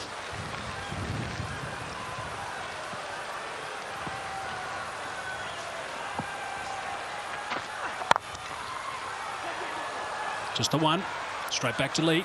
Tell you what, Darryl, if you happen to be, and we know that there's a bit of betting that goes around the place around the cricketing world, obviously just punters getting involved.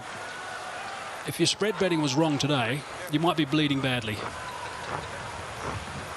Look, I was never a student of how that in fact works. That is missed again. Oh, goodness me. What is it going to take for him to call it if you're not calling that? Correct, you shouldn't be missing those.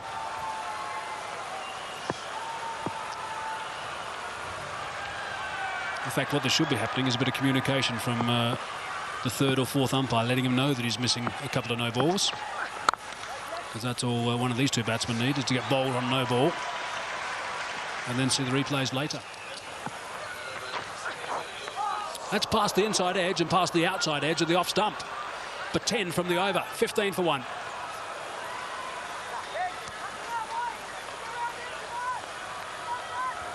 This must have been close. Well, not so close in the end. The bounce going right over the stumps too. Outside edge down to 3rd man. Stuart Clark just for 1. I guess we need to watch this outcome of this, the final game of the series, and just take in consideration how that's going to affect the lead-in to the first Test match in Cape Town on Thursday. I think very positive view, so an Australian supporter. But South Africa will obviously look upon it as another big challenge.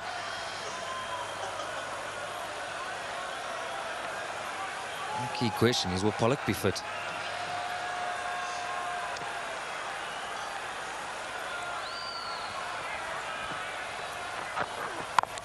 I had a little chat. Quick single.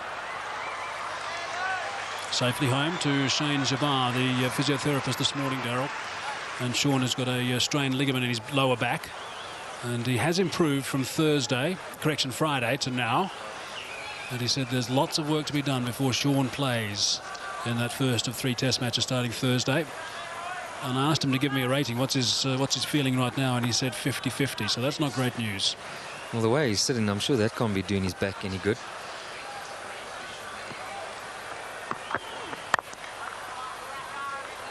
And those aren't the most comfortable of chairs, and having battled with that very same injury, the sacroiliac joint. That's just bad posture in the commentary booth.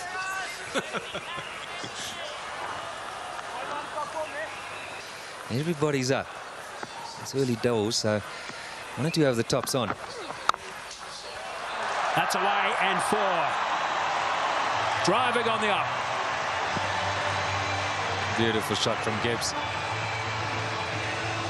When he does drive on the up square of the wicket, he's as good as anybody in the world.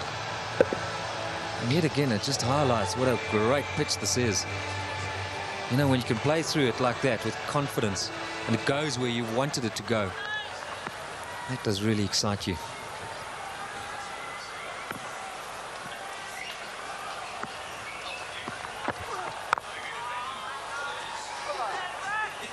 End of the 4th over, 21 for 1.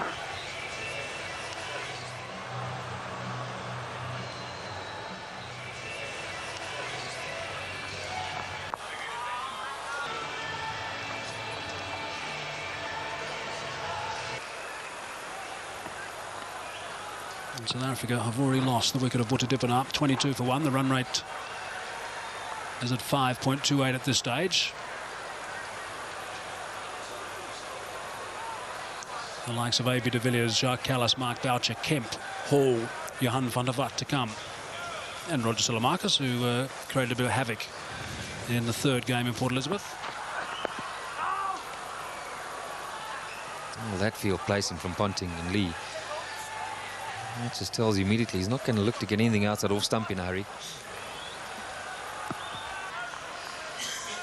147 at release. As it hits the deck, drops 10 k's per hour and slows down 9 k's per hour, 11 k's per hour.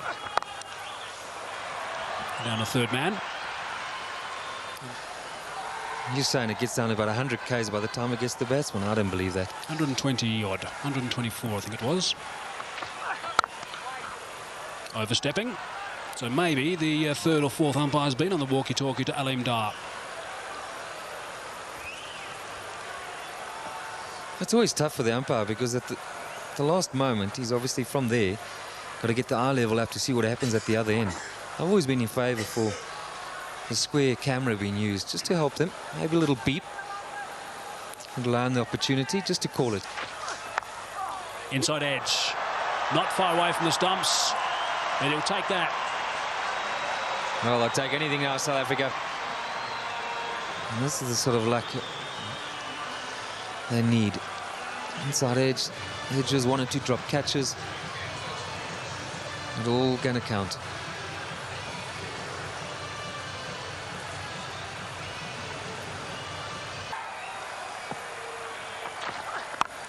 Advancing, working leg side. Kadich does well, no run in the end. 7 runs from the over, 28 for 1 after 5.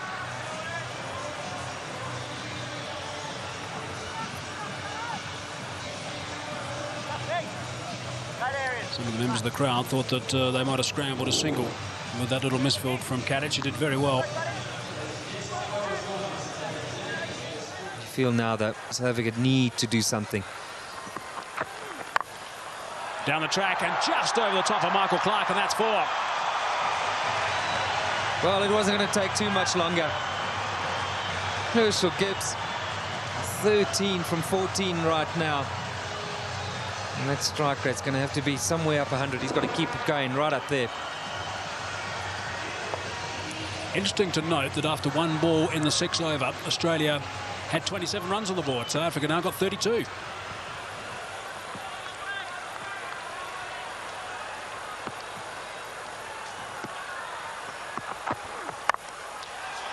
Gone again. And 4 more back-to-back boundaries for Gibbs.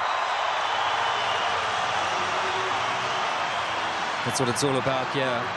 You get those lines and lengths wrong, you can swing through it with gay abandon. This is exactly what Herschel Gibbs is doing. Speeds away yet again. Another welcome boundary for South Africa. Herschel Gibbs, as we all know, is a rare talent. Now, this is perhaps the ideal situation for him. 3 fours of 15 balls and looking to play shots. Hits that well, but straight to extra cover. Yeah, the key question, Mike, is can he sustain it for long periods? That's where Ponting was brilliant. special innings, someone is going to have to match him.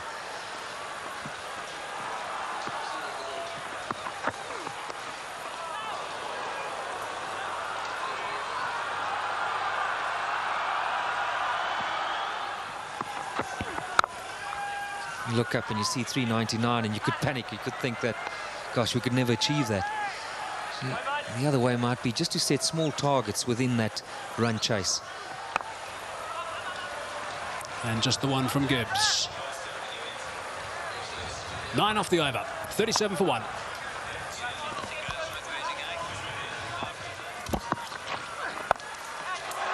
It's a good shot from Herschel Gibbs. He's got that away beautifully. Nice and flat for 6. So there's a 6 off the first ball of the over. Brett Lee is bowling some pretty tidy pace, 145.5 k's per hour, and Gibbs is looking to play some strokes. Nice position for that. And into the stand on the short boundary. Brett Lee again. Gibbs needs to play an absolute gem here, needs support as well.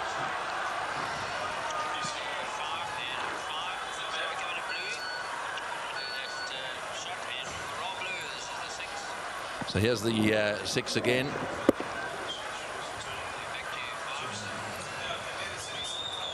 Beautifully played. It really was. Now that's what they need. They need a few of those. They need to get that run rate up.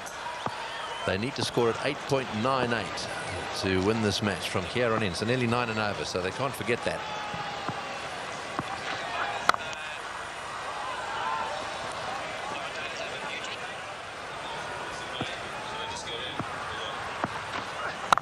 Well, that's well bowled. Nothing much you can do. Oh, and there's going to be a run out. Oh, he's missed. He's missed the stumps. Right, well, that was very close. Ponting, I was talking a little earlier about a miss on a run out. If you practice it enough, it should be by not much. And it'll be interesting to see how close this actually is. I'm not too sure that it would have been out anyhow, but watch this. It goes to Ponting, picks it up. In comes the throw. Oh boy, he would have been gone by miles. The question is, how far was the ball off the stumps? You can bet your bottom dollar that it wasn't that far. Within a skerrick of a run out there, the batsman not even in the picture. Off the pad, I think off the pad and down to the boundary for 4. Leg byes. They'll take them whatever way they can get them.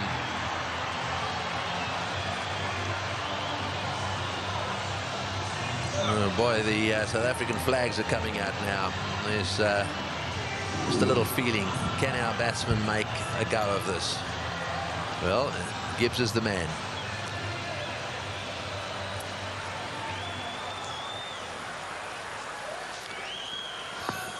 .47 for 1.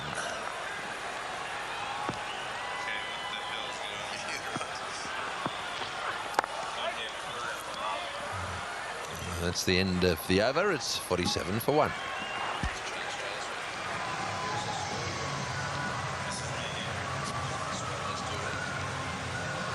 So 7 overs have been bowled.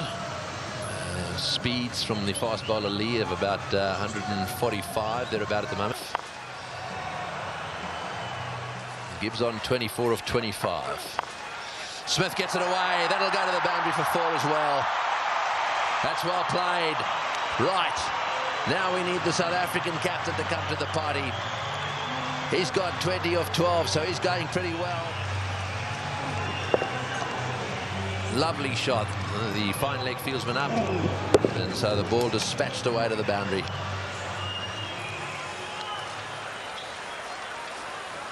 Right, can he do it again? Left arm over the wicket. Well, the idea is right. There's no turning back here. Absolutely no prisoners at all, and that's the way it's got to be. Just about the same as Australia, really. 51 off 7.2. So they're up with the rate.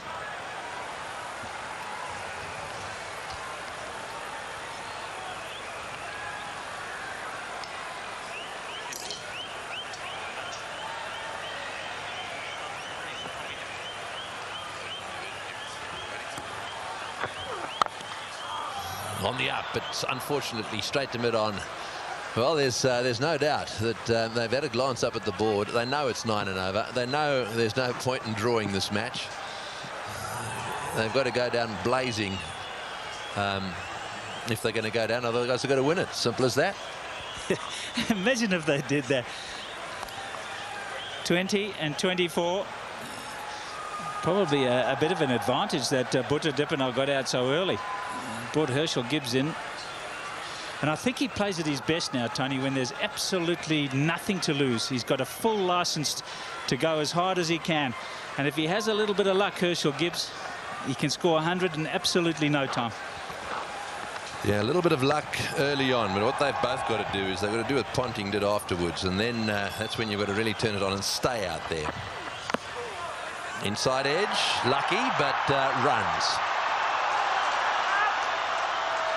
Gibbs wants 3, but I'm afraid there was no way that 3 was on there, so runs are beginning to flow. And the backup bowlers too, those are the ones. Lewis, he'll be the sort of pace on this kind of pitch which Gibbs and Smith can really target. It's a 50 partnership, just 39 deliveries. Some encouragement for the spectators. Could we have a good game after all?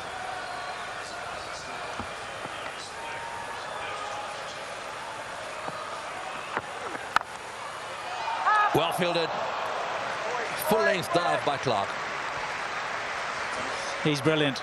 A.V. de Villiers for South Africa, Michael Clark for Australia.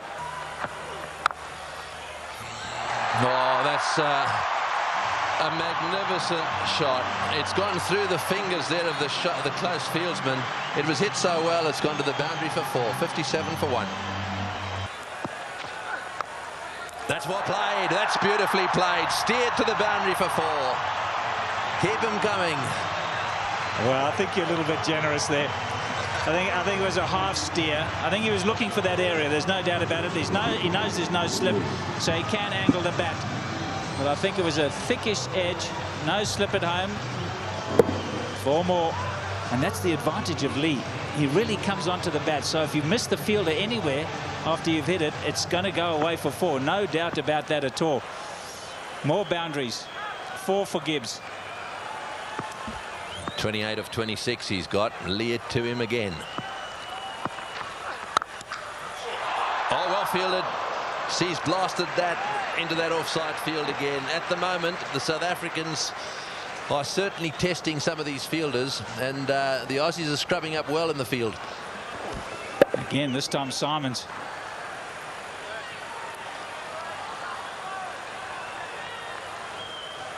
Hit very powerfully off the back foot. It's a beauty of a batting wicket. So, I mean, I think if South Africa just feeling a little bit raw in the nerves, because I think 350 was really possible. Brett Lee. Tight, really. You see, good bowling that is. Tucking him up. He likes to free his arms up. He likes to smash it through the offside field. Well, there's anticipation, real anticipation amongst the crowd. They're getting right into it. They realise that a big partnership between Gibbs and Smith will really put the Aussies on the back foot. Well played. That's the area he loves. Don't pitch it up without a deep mid-wicket. Smith's going well because he'll dispatch it in that area. Could it be? Long way to go, but they've made a very good start. 10 fours, 1 6. High percentage of boundaries. That's his bread and butter shot. Yes, Australia at this stage were 60 for none. So South Africa effectively have made more runs than the Australians did at the same time. So that just gives you some idea of what Barry Richards is saying. It is a good start, and just can you imagine if they were batting first, they'd be very satisfied with it. I don't know if they would have gone the same way about it. They'd have probably been 40 for no wicket. There's a message in that, isn't there? Absolutely.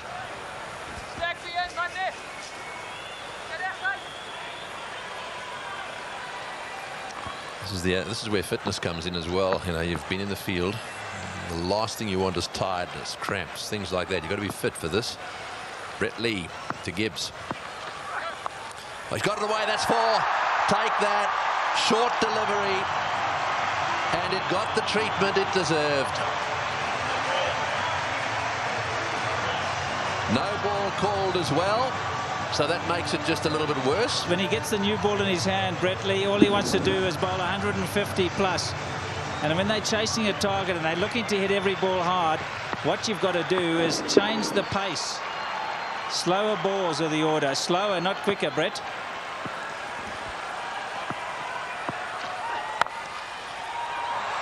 Oh boy, what about a single there? Decided against it. So the end of the over, 72 for 1.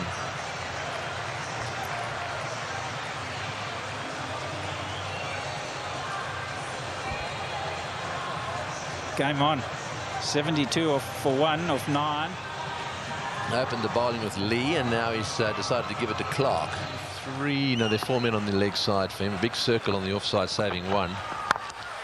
Can he get into the gap? Simon's coming across in a crucial position there. He'll be darting across towards his right, trying to cut it off.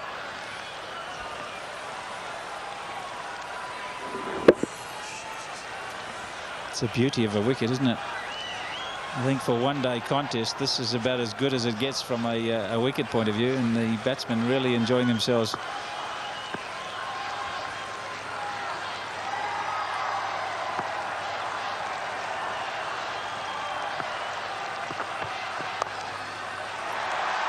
And that'll be cut off. So Gibbs doing the right thing here, trying to work it into the gaps. And he's managed to get a few away to the boundary. He's got a couple away to third man. He's flicked one fine, or tried to flick one fine, got 4 off a leg by. He's conscious that there's no man at fine leg.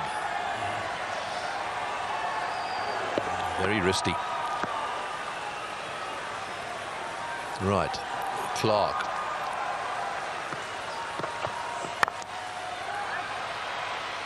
Well fielded. There's that crucial man again, very fast and a good anticipator.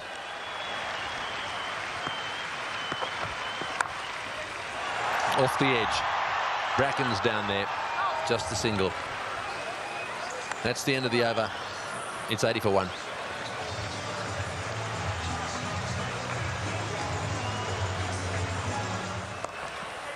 That's well played. It's going down towards the boundary. Will it be? Oh, it's beautifully stopped. Katic down there doing really well. Lightning outfield. Just a quick check. Not sure whether his foot went over the line. Again, good use of the wrist from Herschel Gibbs. So that looked all right to me. Lewis is the bowler. There's been a change here as well.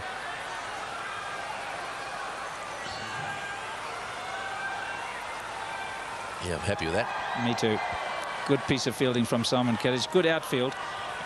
It's like a carpet. So I'd leave those to the fielders. Well, that's well bowled. A little bit of in-swing. Yes, there's so much time wasted these days on this business. And I would literally say to the fieldsman, you tell me. And let's face it, that if Katic there had called it was okay, and it wasn't, then he's the one who'd cop it. Just watch this ball swing in. Just a little, not much, but just a little in the air. Oh, he should have got that one. That's going way down the leg side. And that's the value of changing the pace. Mick Lewis is the first of the Australian bowlers to pick that up. He's bowled the slower delivery out the back of the hand, and there's going to have to be a lot of those sorts of things. You can just see the scrambled seam.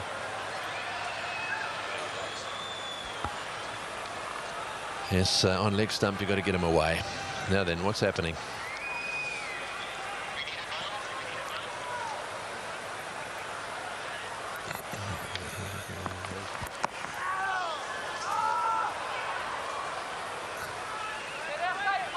Things they're just getting stuck a little bit here. This has been a good over. 3 consecutive dot balls. And for those of you who don't know what a dot ball is, no runs off the delivery.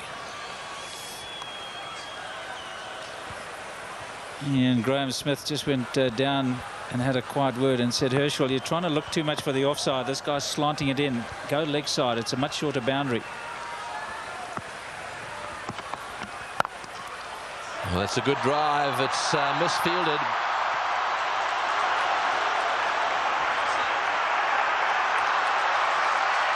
And back for the third.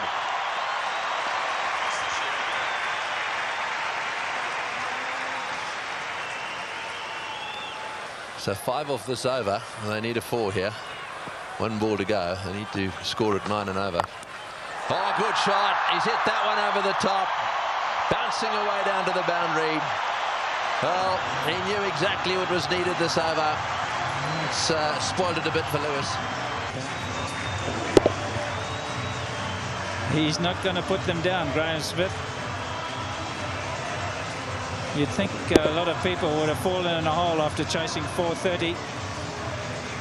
He's not going to go down without a fight, Graham Smith.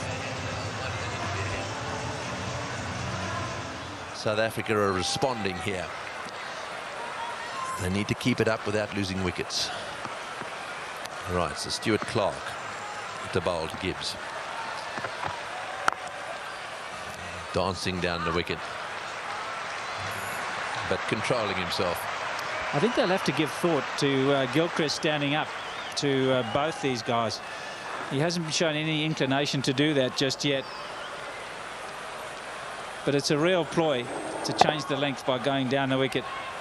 And even if it's not there, you can still stop your shot and pinch the one. And Smith is inclined to go down the track as well.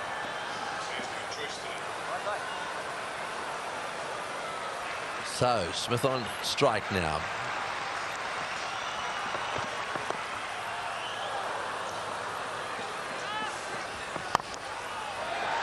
We smashed that. It's going to be cut off. That's his area. He loves it square, but they know that, Australia. Good throw right over the bails from Katic down there, who's going to be a busy boy today if Smith stays out there. They're all going to be busy if Smith stays out there. He's only faced 24 deliveries, got to 41. And he's such a strong player that even when he doesn't hit in the middle, it fairly races away.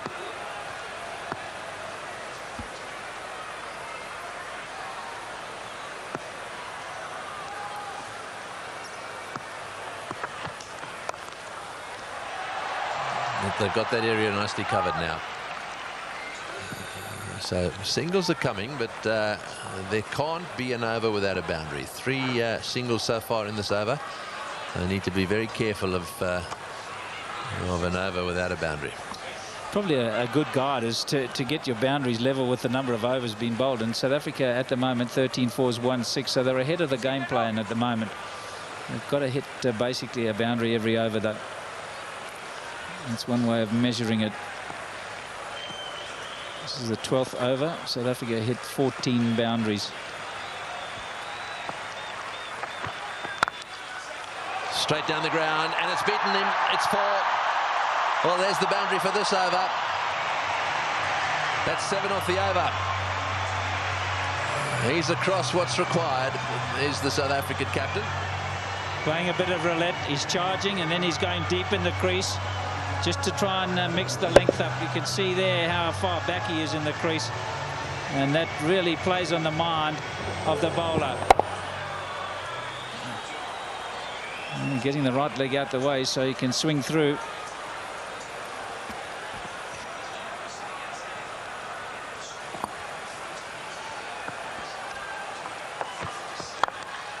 Straight to mid on that time, and no run. 12 overs bowled. It's 96 for 1.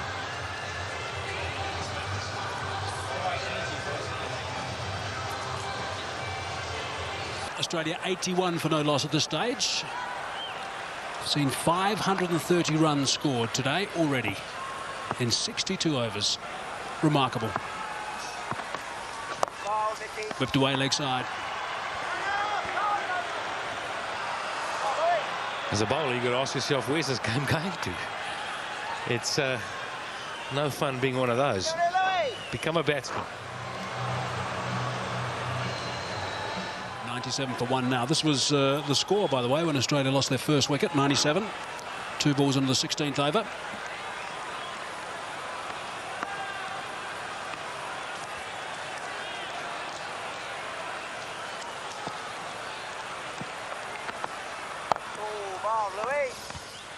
So bowlers will certainly remember this match for sure.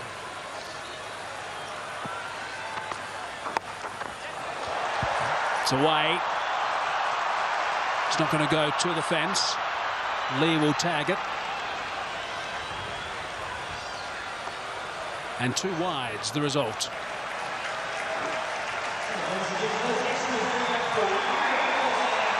Brings up the 100 now for South Africa.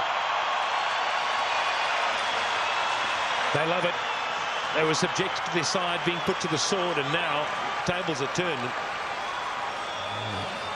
Very expectant of getting close, for sure. Good start. 19 runs ahead at this stage.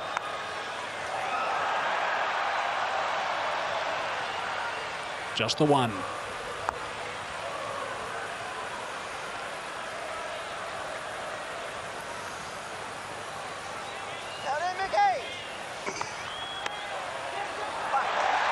Inside edge, 4 runs. Runs are coming here. 9 runs off the over so far, and still 2 balls remaining. It's not an inside edge, it's buys.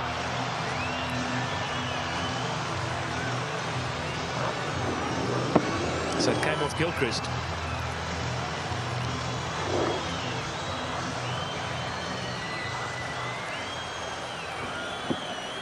And I think it was a no ball as well, interesting enough. Alim Dar has certainly missed a few of those. Thin edge. Chases on. The ball is going to win. What a good over this is for South Africa. And it's not finished. Now they're alive. 1-1. Smith said no. Now he says yes. Listen to the crowd.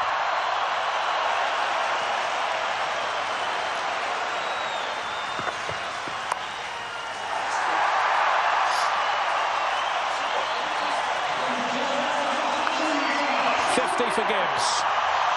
Just 46 deliveries. Good entertainment. Well played, Herschel Gibbs.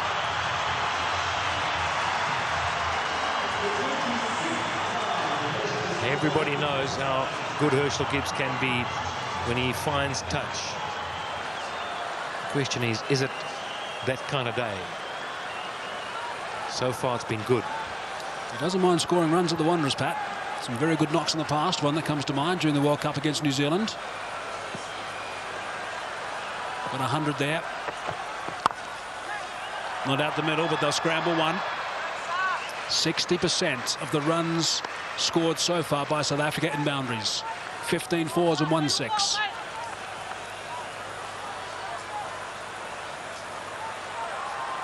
Haven't been giving too much away, actually, as to who's going to be coming next. I'm sure it's going to be A.B. de Villiers. I haven't seen too many of the batsmen sitting in the dressing room with the pads on, sitting out front. Runs are flowing very nicely for Gibbs. Teaser for Bracken. 2 more.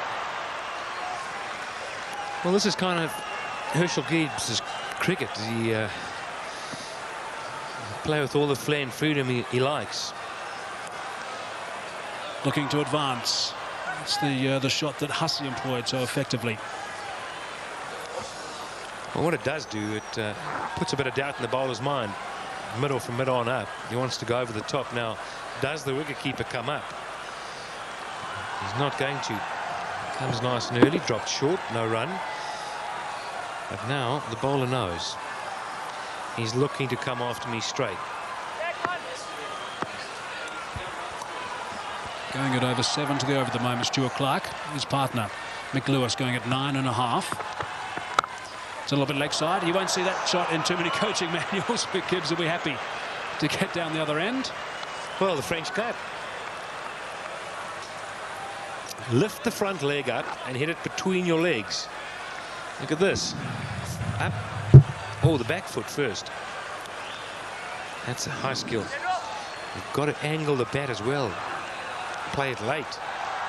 He does bowl a very good Yorker, Stuart Clark. Gone for 5 so far in this over. Strong drive, but not through. Brett Lee does the work. 6 runs off the over, 14 overs gone, 116 for 1, and drinks it is.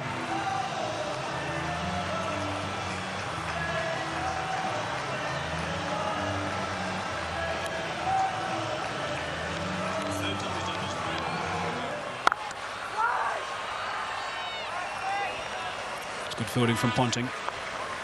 Always a time when the fielding side can just gather their thoughts, and the captain gets his men around and says, well, this is what the strategy is now, boys. Need you on the back of the ring, and how are we going to go about it? We're waiting for a long time for the drinks break.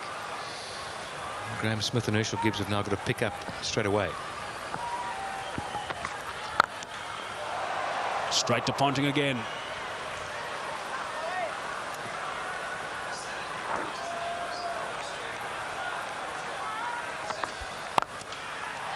Brilliant. Muscled to bring up 50. Well played, Graham Smith. That's a fine reply. And a deserving applause from his home crowd. He needed to come out and straight away strike back at the opposition. He's done that in style. He played a magnificent Pro 20 knock here a couple of weeks ago. He's doing pretty much the same at the moment.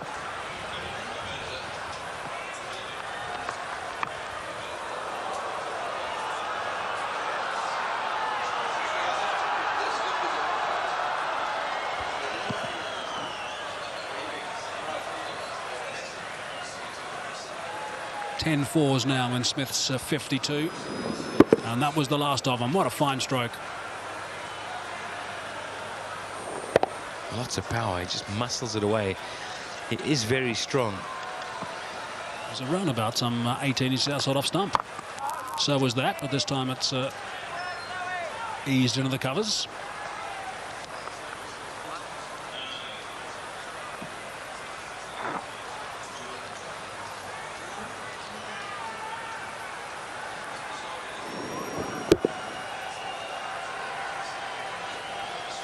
Adam Gilchrist in the background, all claps. Every dot ball's worth gold right now. And there's another one. So 5 dot balls and 1 boundary from that over. 120 for 1.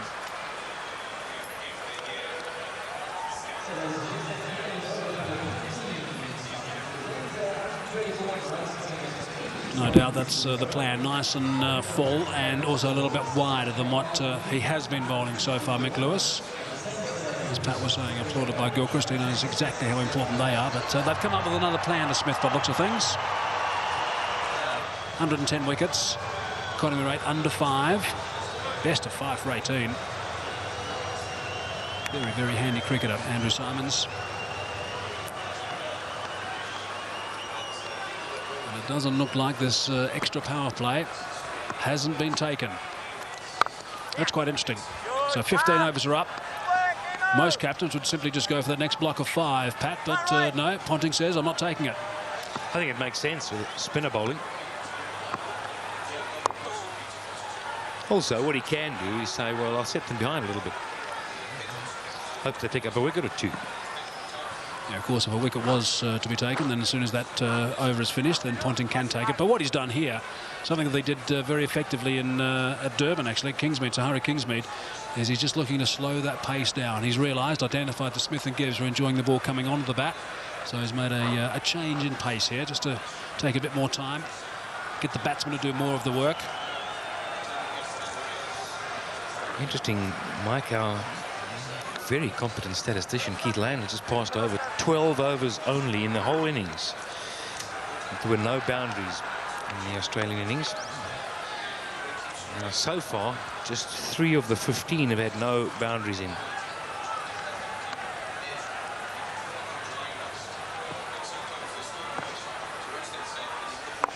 A bit of flight from Simons, not scared to toss it up.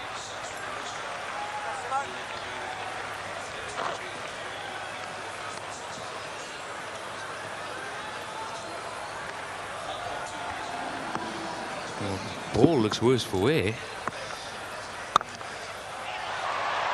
Good shot. That's 4. Yeah, that's what they need to do. There's no doubt they have to get a boundary over here. Bit of pressure on them. 3 balls not going for too many. 6,000 runs in one international cricket now for Herschel Gibbs. And that is a very good shot. Just rocking back and hammering it through the covers for 4. Sweeper out there, just the one.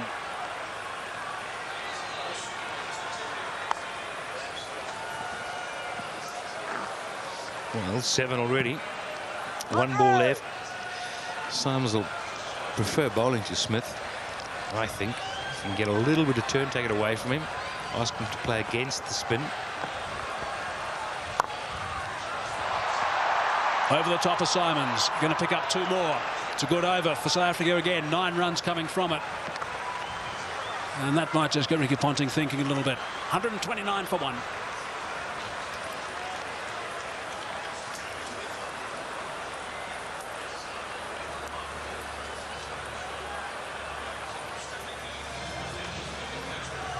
Good balance from Gibbs and good contact.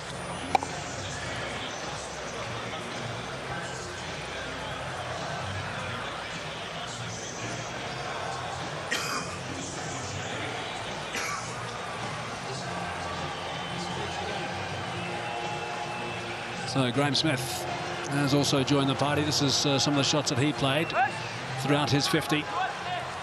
Just note how unorthodox they are, some of them, from outside off stump, dragging on the offside. That's why it's quite difficult to bowl from. That was a lovely shot, well timed. And he's not going to miss out in that region, that's for sure. Back live now. Stand worth 126 off 91 deliveries. Nice change down in pace at 110, just under K's per hour from Mick Lewis. I was talking to a couple of the Australian supporters just a day or 2 ago, and they were saying that Mick Lewis is known as the best death bowler in Australia in the camp.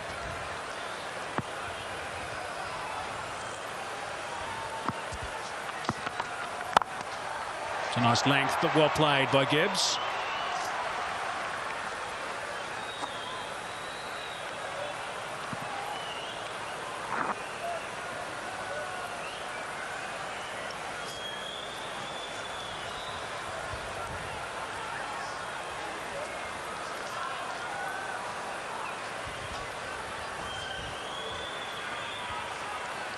Almost want to bowl like you're bowling at the end of innings, the last 4 or 5 overs.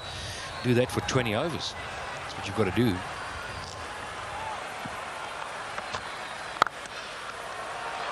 Well played, 4 runs. Very good placement. And timing. He didn't hit it too hard, didn't try to overhit it. Once he'd found the gap, it was 4. And again, it was in the drive zone, and on this track, we've seen the whole day how easy it's been to drive. Look at that.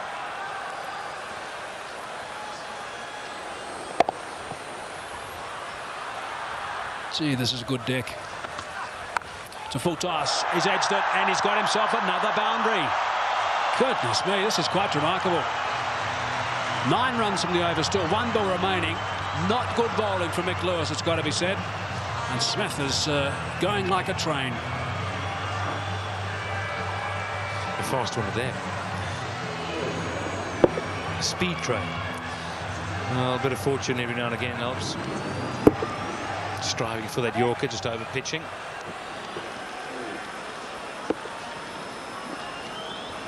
.572 runs scored for the loss of 5 wickets so far today. 300 deliveries, legitimate deliveries in Australia's innings, but 9 off the over. 138 for 1.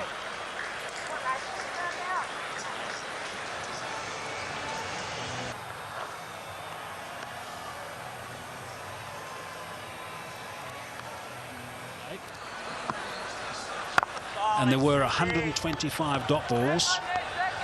Well, just to show how important the boundaries were, 43 4s and 14 6s. It's been about 50 dot balls so far.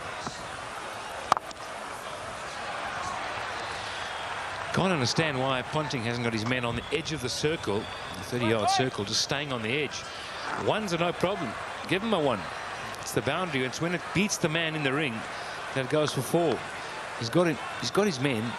They keep walking in right close to the bat. I think also, Patrick, after this over, he's going to have to make a change. I'm sure he's not too happy with the way that Mick Lewis is going. 4 overs, none for 32, and he seems to be being sized up by Smith and Gibbs, and they're scoring runs pretty freely from him. I wouldn't be surprised if he brings another spinner into the attack for a while. Full toss. Michael Clarke is obviously the man who's done the job from time to time, just to slow the pace down of the ball. 4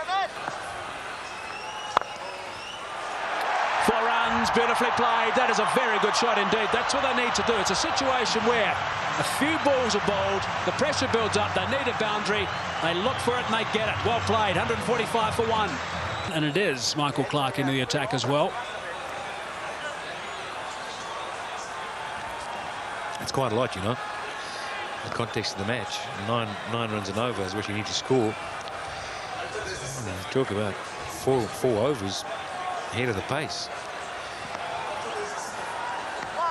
If someone else plays well, if you do lose a wicket and you stay up for the rate, certainly is gettable. 10 and over the last 10.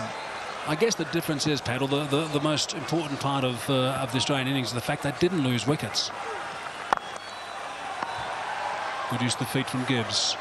And that's what South Africa have to do. They've got to make sure they've got wickets in hand right at the death. They only lost 4 in their innings, Australia.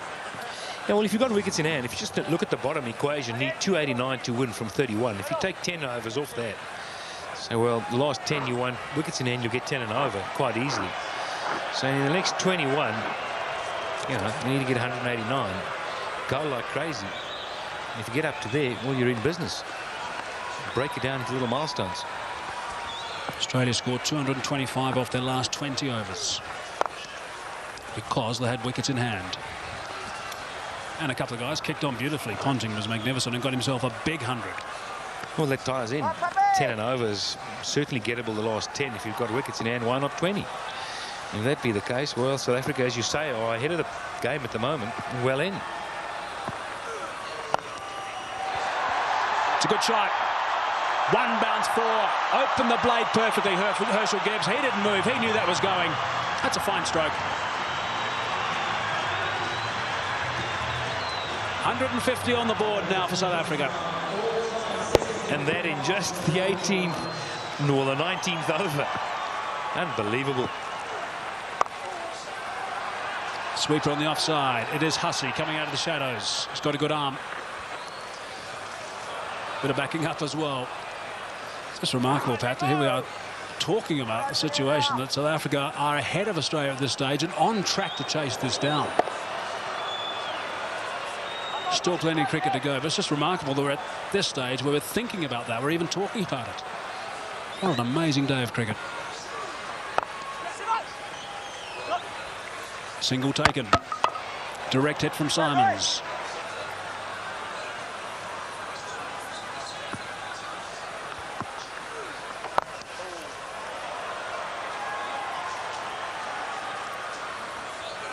Nine runs off that first over from Michael Clarke. 154 for 1.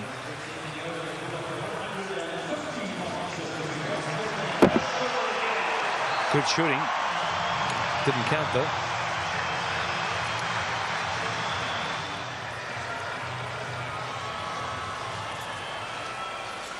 So Graham Smith at the moment, 70 off 45 balls. The fastest 100 for South Africa is Herschel Gibbs, 84 deliveries. And it's a boundary off the first ball of the over. Wow, it is raining runs. What a shot from Herschel Gibbs. Just a little check punch.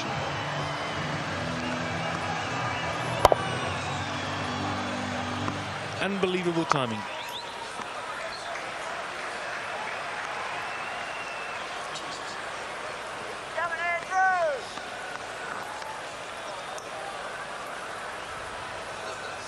There's the odd loose delivery flying around, which is exactly what happens when the batsman transfers pressure to the bowler.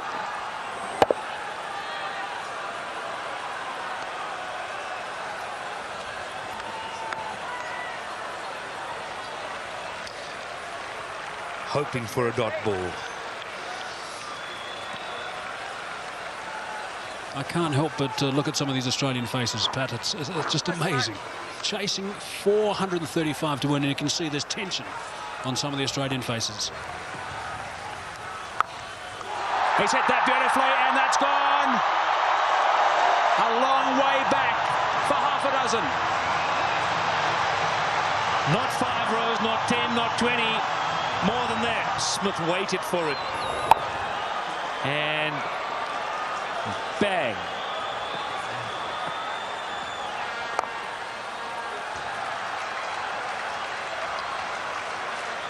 They are now 44 runs ahead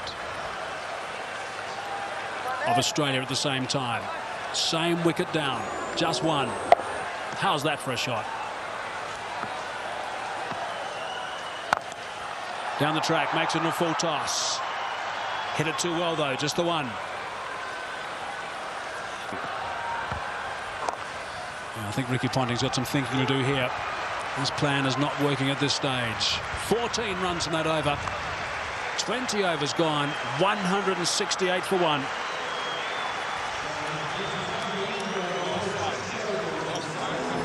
Another look at that half a dozen from Graham Smith.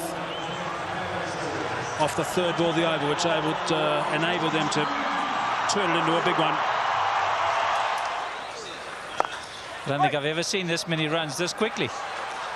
Miss. It's been a birthday day for all the batsmen. Very opportune day because it's my son's birthday. He's 22 today. He's also having a birthday, but a different kind of birthday. Graham Smith at the moment, he's enjoying himself.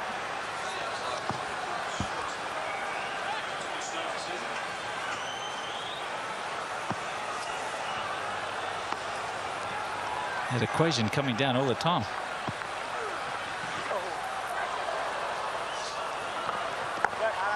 Yes, South Africa have done well here, just to ensure that that required rate doesn't get above 9. It's been 9 there and thereabouts. There he goes again, and he's too big a man not to get it out of the park. Graham Smith is going to play an innings which will be equal to Ricky Ponting's. 85 or 50 deliveries. Here we go. I think it's fasten your seatbelts, Tom. Yes, it sure is. It's such a great pitch. You can hit through it with all confidence. And up here on the high felt, the ball travels a long way.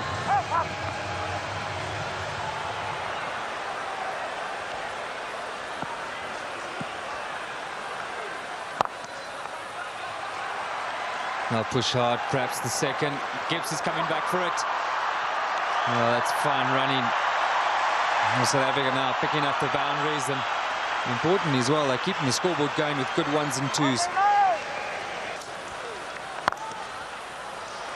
Virtually nothing's gone off the straight and narrow, and there was a little bit for Andrew Hall when early on Dampish sort of wicket, but now I think they believe they can do this. They really believe they can do this, and they're well ahead of the plan.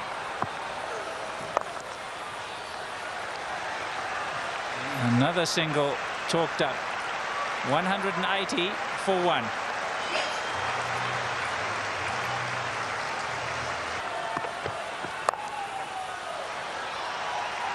Just wonder if you might not be thinking about rotating those bowlers as much as possible, not allowing the South African batsman to settle down or line somebody up. But Barry, just think about it, a boundary and over. You've then got 5. You've got to back yourself to at least get those extra 4 or 5 runs off at run a ball. And that should be a doddle, really. I think the Aussies are missing a little trick here by Gilchrist standing back. It's giving Smith the opportunity to run down the wicket, and he loves doing that. I'm sure he'll do it in this over again. He'll be searching for that short boundary.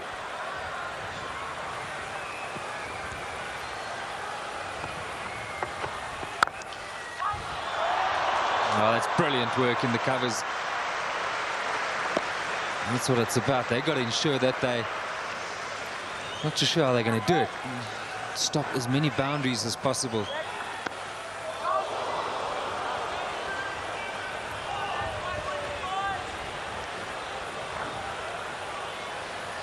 What are his options? Yeah, he's tried Clark, and Simon's bowling slow spin sort of stuff, a mixture of a bit of pace and perhaps looking to turn 1 or 2, and that hasn't really worked. We saw South Africa bowl with the change of pace. That disappeared. I wonder if they might not be thinking about just deciding for a period. Let's go with a lot of death bowling, get it full and straight. And hopefully that can bring a wicket or 2 for them.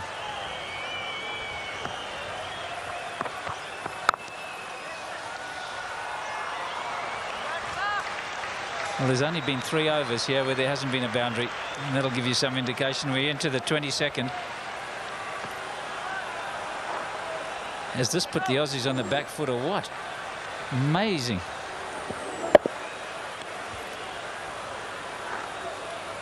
Graham Smith now on strike, 89 of 53 balls. That was the sort of rate Ponting was going at. Down the track, do you reckon? Extra cover.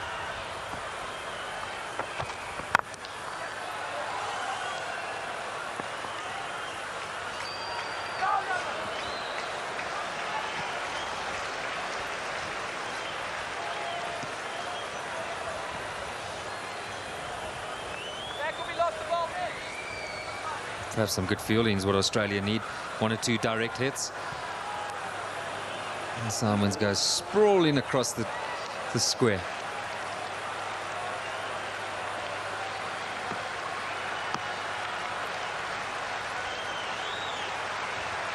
Can it be? That's what the crowd are asking. They're all getting right into it now. There's a chance, they feel. And after shots like that, there certainly will be another one out the park. I don't know what the record number of 6s is in a one-day game, but this will be pretty close. And this will go down as one of the best.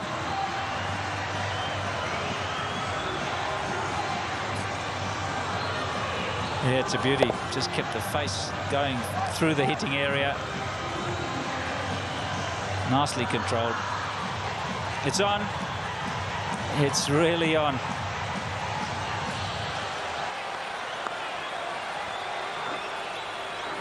And Graham did make the point at the toss that it's a tough ground to defend on. I'm sure he's tough for Australia right now.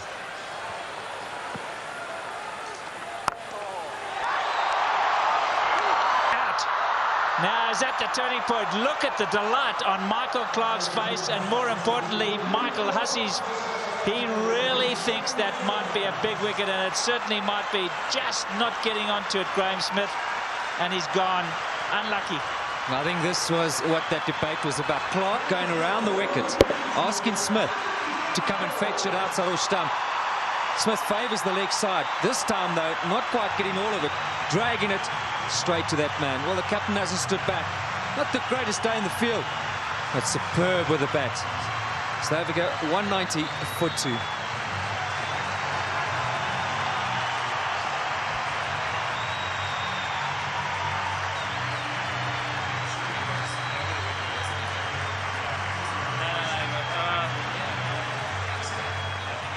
Graham Smith, magnificent knock, and he's replaced by another stroke maker with the freedom to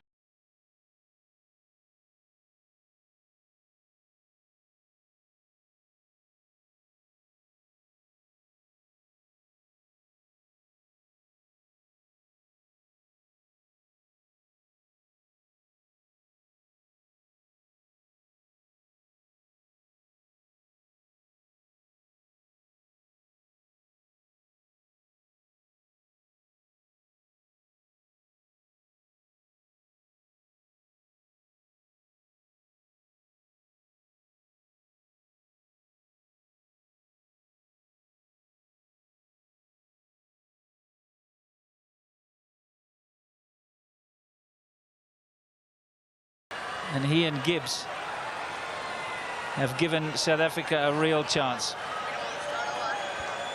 How's that response? Australia sensing how desperately they needed that. Well done, Graham Smith. And A.B. de Villiers. Well, he's spoken about having the freedom to play his natural game. And what a great opportunity he had today.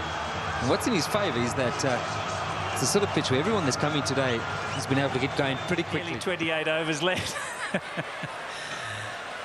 And we've got some big hitters to come. Here we go. In the air and out the park. What a response after a wicket. They crossed, so Gibbs facing, he goes to 90.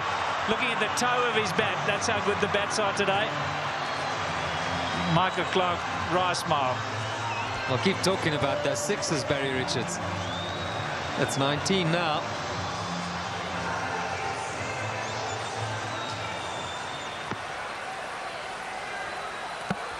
I might be inclined to switch Clark to the other side, make him hit to the long boundary if he's going to bowl over the wicket. Get the seamer on this end. Yeah, he's got two right-handers in now as well. Even more reason why he should perhaps look to bowl from the other end.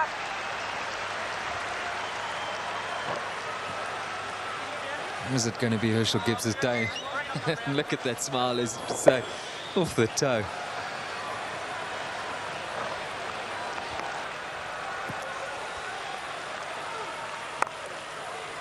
Off immediately.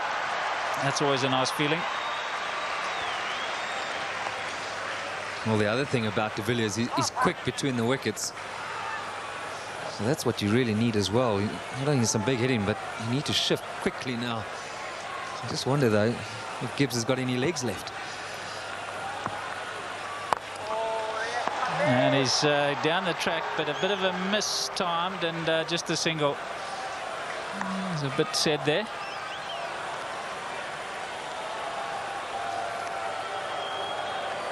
There he was looking as if he was eyeing the straight boundary.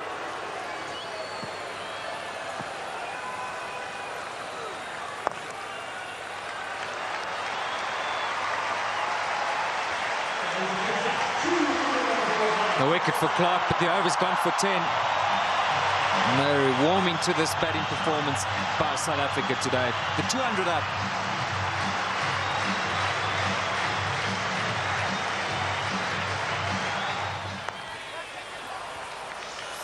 Leg bars. Whoopsie daisy. He was not paying attention, thinking that Gilchrist was going to go the other end, and nearly paid the penalty. Well, South Africa can't afford this.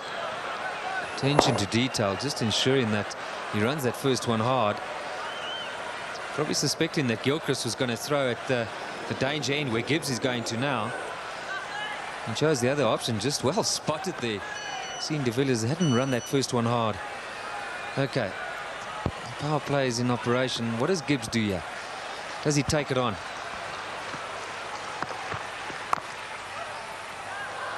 Well, I must compliment you as well, Barry. That was very, very well spotted. A smart bit of captaincy here, isn't it? Gibbs realizes, if I get out as well, where does that leave the team?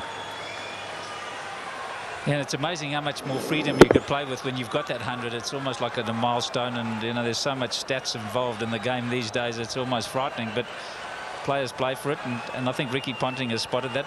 Not a bad move. He might be able to sneak an extra over. In the context of this game, it might be important.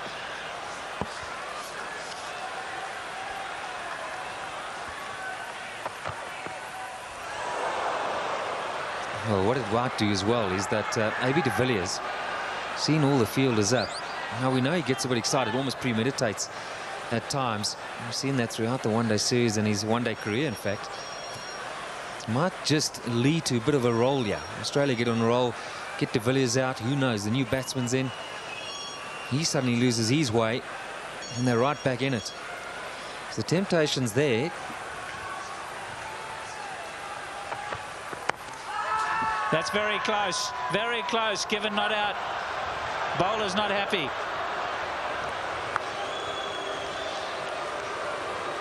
Well, just the way that he played it, and where Clark delivers from, when it struck the pad, you thought immediately, this has got to be a good shot.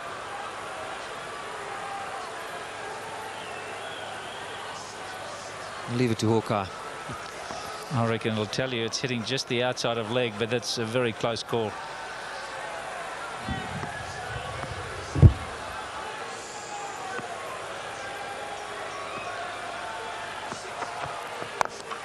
There he goes. The power play got him up. I'm going to go over the top. Enough of this, he says. Well, Herschel Gibbs isn't going to change his game. Maybe near a milestone. I have to agree with him. I think this is the way to go. If the opportunity presents itself, you can't let that stand in the way of what the team needs. Brilliant shot. It's on. And he's done it so well today already. 97 now to Gibbs. And if he does go to 100, this crowd will erupt. About one ball from now, maybe two. There it is. Just one, 16 ODI hundreds for Herschel Gibbs, but his job's not over yet. It's far from over, but for now they're going to celebrate with him. A superb innings when it's needed most by his side. He's come to the party. Look at that, 79 balls, a brilliant strike rate. And isn't it good to see Herschel Gibbs in form? We've seen some remarkable cricket aside going to 400. Will we see a man go to 200? Nothing's impossible after shots like that. Well, Tony Gregg and I joked about Australia going to 400, saying, nah, we know how this game works, it won't happen. 434, whoever would have said that would have happened. Pinching the single. Well, I gave a little talk at lunchtime to one of the little corporate boxes. A friend of mine was up there, the people at Douglas Green, and I said no chance. And that's the four that brought up the 100. And I said absolutely no chance. 400, you've got to be kidding. I might have to eat my words.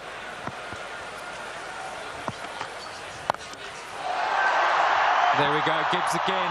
He's fancying the straight boundaries. He's fancying these Australian bowlers at that sort of pace.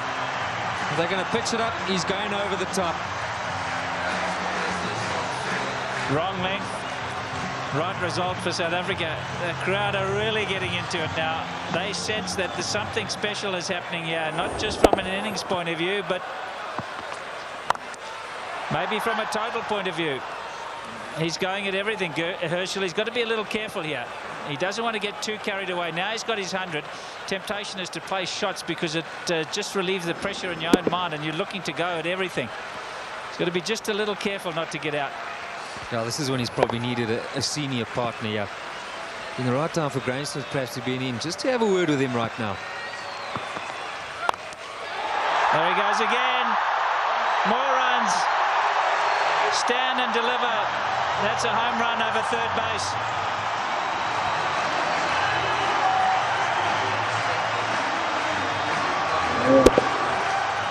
Brilliant strike from Herschel Gibbs. That's not all that short off the front foot. He's eyeing out that area. And that good bat coming to good use right now. Like that. More runs. Gilchrist has got to stand up to the stumps. He will not do it, and his bowlers have paid the penalty. He's got to get up because they're using their feet to get out there. They're creating a different length. You've got to pull them back. Look where Herschel Gibbs is. He's right out of his crease. Don't know what they're doing. They're not thinking clearly, the Aussies. And you can understand why. There's pressure from the South African batsman.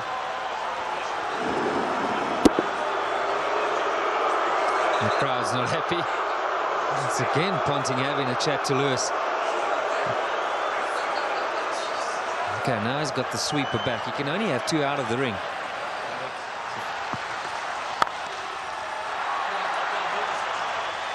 Well, that makes sense if he gets it like that, every ball full and outside or stump. Perhaps part of the thinking would be that we've got to somehow ensure if the boundaries are going to be scored, make sure it's one side of the wicket. And now it changes for De Villiers, though. I've got to be honest, though. I think there's been some poor bowling under pressure here. Too many length balls, not sure where it's going. Mind you, it is a good wicket, having said all that.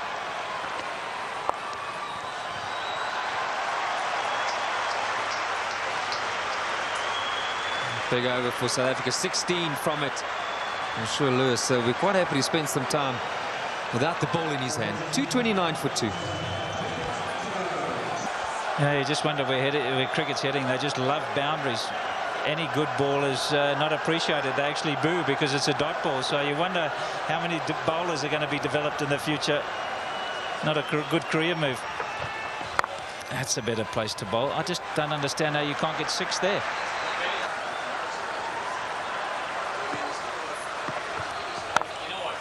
There he goes again.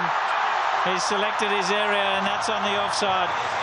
As much as Ricky Ponting puts it through mid-wicket, so Herschel Gibbs puts it through cover. Boy, oh boy, have we got a game here. The crowd have gone wild. Well, Gibbs is giving himself room. He's clearing the left leg. If it's up and straight, it's going straight. A hint of width, it's going in that area through the cover region.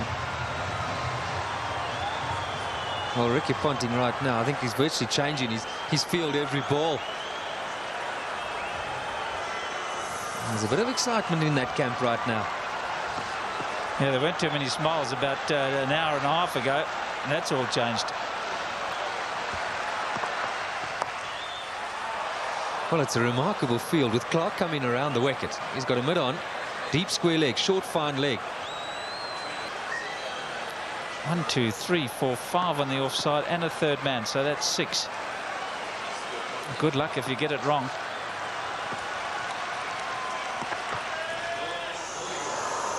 Herschel Gibbs almost got it wrong there. Clark now coming over the wicket.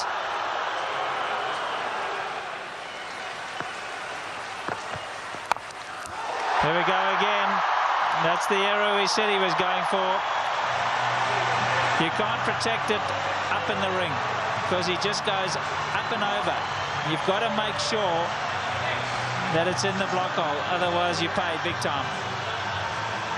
And the pressure's just getting to him. Right on a length, clear the left leg, squirt it over the top. Even if it doesn't hit the middle, it's going to go over the top. Always square.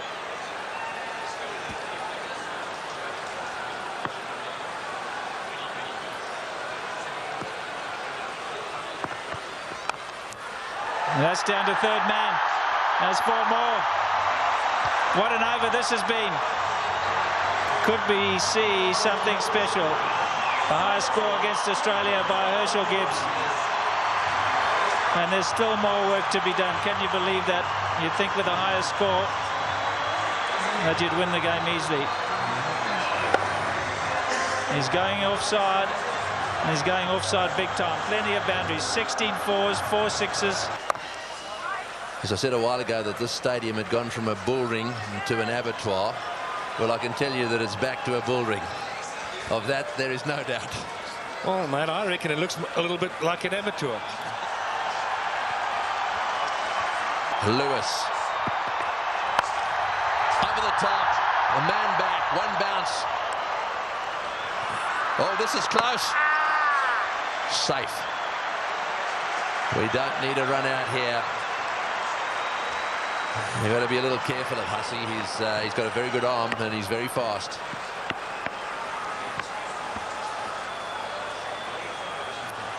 So is Gibbs.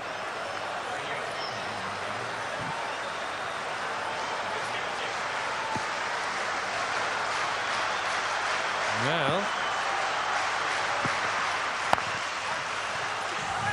I think that was a little closer than everyone expected it to be.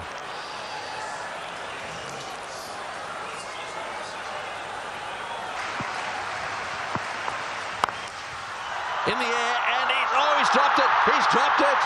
Oh, could he have dropped the trophy? Is it the case of this time it's the other way round? Well, full toss mishit straight to him, as easy as you can get in these kind of games. If you were Gibbs, you'd have to walk down and say it to him, wouldn't you? you better believe it. You'd have to have gone down there and said it to him. Another fumble. Well, it's starting to happen to the Australians now. 247 for 2. Bowlers have taken a pummeling, certainly the sort of pummeling the likes of which I've never seen. There's the catch. Gibbs, the guy who struck the ball. Bracken puts it down.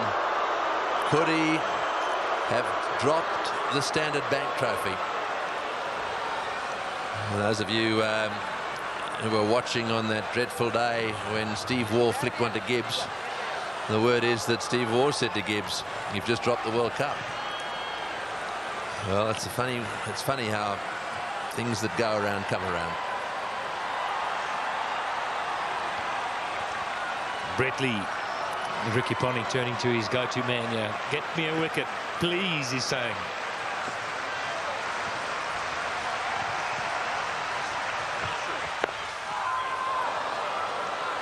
Yes, he's going to try and tuck him out. He's going to keep the ball in there in that area around about middle leg. There it goes. And what he must be careful of, what he must be careful of is he doesn't try to play that pull shot into the delivery that's not quite there for the pull and get himself out LBW again. So 7 off 12. Give it a Gibbs. Get off strike.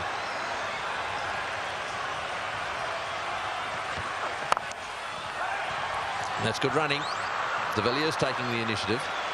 Did exactly what Pat Simcox suggested. I think it's a case of both. You don't want to force Gibbs into a situation where he tries to smash absolutely everything and gets out.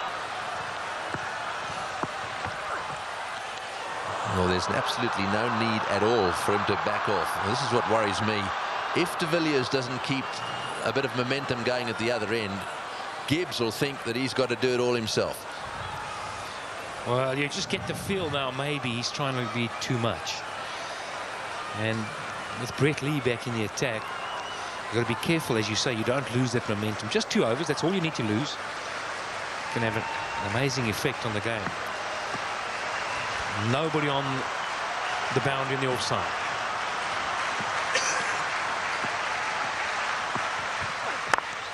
Oh, good shot, well fielded, and it's shy at the stumps over the top. Will they get overthrows? They better not, because there'll be a run out if they go for him. That was pretty close, although I think it sort of looked as if he'd have been okay. Let's see.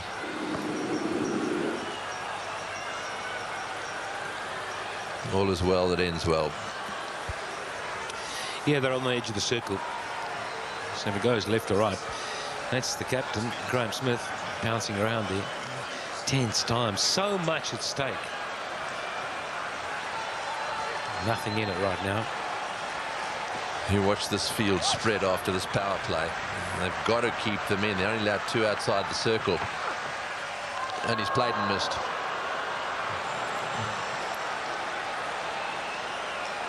So a tremendous over so far, this one. This is the sort of over that can change the direction of a match. I'm not saying it can change this match just by getting a wicket here, because there's plenty of batting still to come. But the truth of the matter is, this is the sort of thing that happens. You get a few dot balls away and the batsmen start to get desperate. Got to keep his cool, Gibbs. Gibbs has got to make a big score. Almost as if Smith wants to tell him, just calm down, mate. De Villiers on strike at the moment. Oh, what a shot. What a shot. Straight down the ground. And that seriously relieves the pressure. 253 for 2.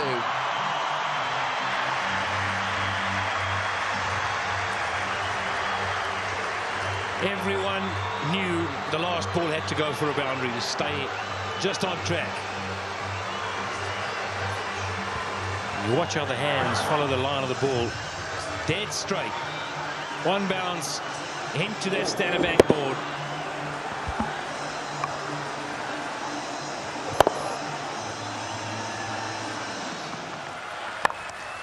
Oh, good shot. Very good shot.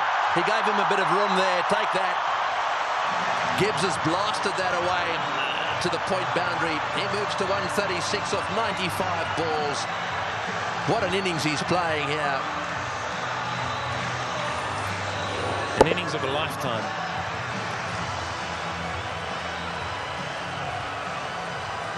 Yeah, a little bit of width.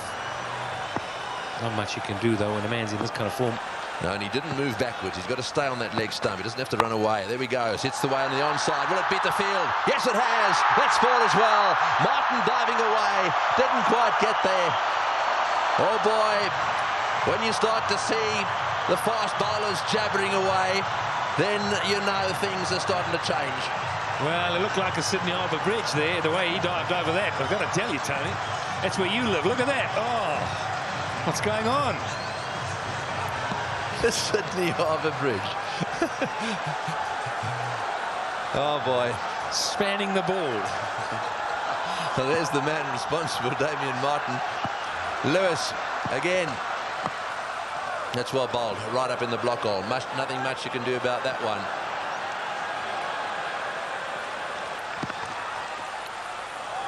Oh, trying to take that one from way outside off stump. Doesn't have to do it. 174 runs needed, 128 deliveries to go. Gibbs on strike on 140. Oh, he's hit that one beautifully. One bounce, I think, for 4. Superb shot. Over cover. That's exactly what he's got to do. Stay put on leg stump or middle of the leg. If it's out there, pick his gap. Hit it over the head of the infielder. Well, with fine leg up in the circle, the bowler cannot go too straight. So you more or less know he's going to go off stump just outside. And again, oh, that's gone. That's gone. That's gone way, way up. A huge 6. Well, who would believe what is happening here? The most sixes in a match is 21, and they've now got to 21. And Gibbs has gone to 150. What a stroke. Fetch that. Yep. Right at the moment, it's definitely kangaroo curry. With a little bit of salt on.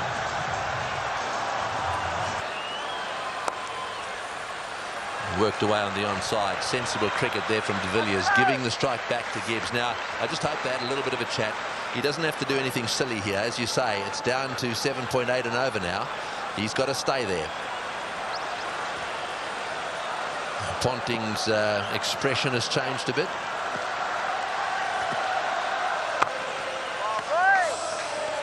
When Herschel Gibbs gets in the hitting mode, he can't stop himself. It's all go. Get it up there. I'm going to have a go at it.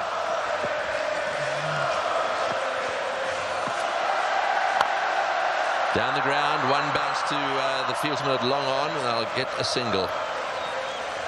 Yes, it can't be long now before there's going to be a drinks break, and I've got to tell you that it'll probably be a good thing.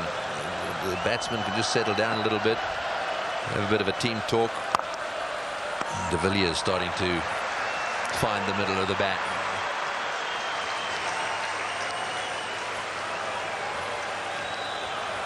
That drop catch. Could it be a famous drop catch? One. Oh dear. Oh dear. Well, when luck's on your side, ride it. Some would say fortune favours the brave, Tony. Yeah, well, that's definitely the case with that shot. Oh, and like a rocket back at the bowler.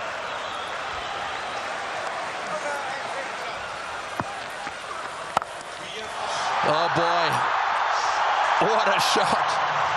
Perhaps it wasn't the message. That's an unbelievable shot. What can you say? This is value for money like you can't believe. If you try to stay at home and watch this in the box, man, look at that.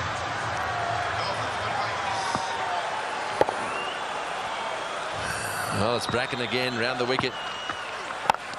Full toss, and that one's played all the way along the ground. But Tony, the way I'm working this out, I'm thinking 20 overs to get 150. If you're playing a 20-over match, pro 20, 8 wickets in hand, you didn't think you'd get it. This is that last 4. Flat wicket, 115, 20 overs.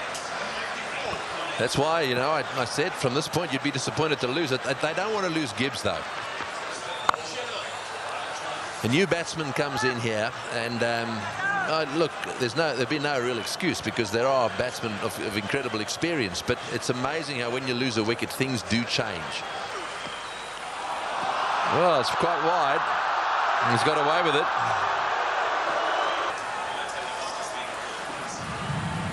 Yeah, well, no problem. We need a dot every now and again. He doesn't want to do that again. If he does, they'll call the next one. No, he's hit that. It's in the air. This is going to be caught. Will it be caught? Yes, he's gone. That's the end of De Villiers going for the big one. I think it's the right bloke to be going for them. De Villiers going for the big one at mid-on. And again, nicely taken on the boundary. Never easy when the rope is nearby. No, not at all. He just didn't get hold of it, went too high. And did well, steadied himself, and then just had a look to see he was inside the clock. It's good. But Nathan Bracken gets a wicket. So De Villiers goes for 14, 284 for 3.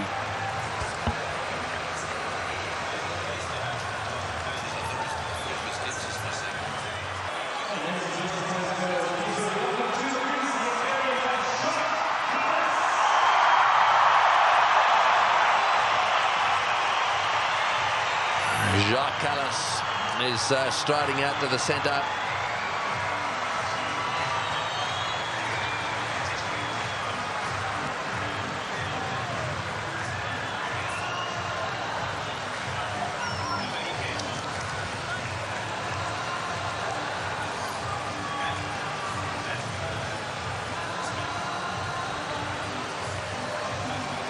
And so Callis, a man of immense experience, don't know exactly what's required. Here's the dismissal again.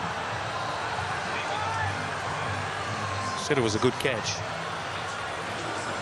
Australians probably felt that just in time they've got a wicket, some reprieve. But Jock Callis walking to the wicket after that catch. We've got some work to do. And Gibbs and Callis have been playing cricket all their life together.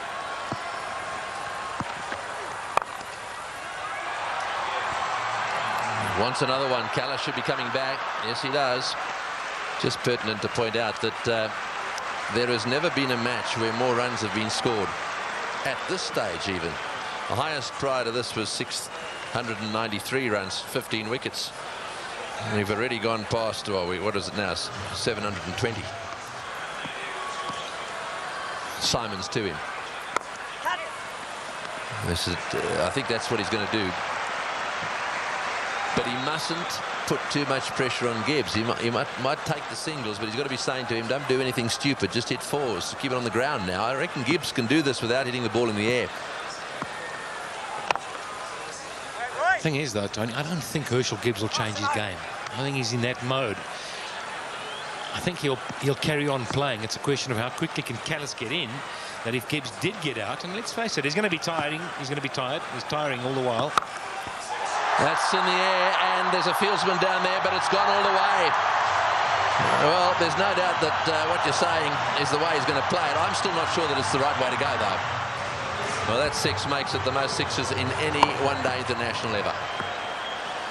Right, Simons to him again, and again. Oh, that's a bigger six. That was a rank full toss. It's a question of help yourself at the moment. Yeah, the buffet ball. This has got out of hand now for Ricky Ponting. You look around the ground, but that shot, well, I reckon a couple of tailenders could hit that. In the air, and that's it. Well, I'm afraid to say that section of the party has come to an end. He's hit 2 sixes. He did what you thought he would do. He did. I really think that he should have hung in there a little bit. However, that doesn't detract from one of the great innings of all time. He's wandering off this ground, having been caught by Lee off the bowling of Simons for 175. That was a superb performance. Well played, Hershey. As good as innings as anyone has seen here. He goes for 175. And 2.99 for 4 now into that famous tunnel.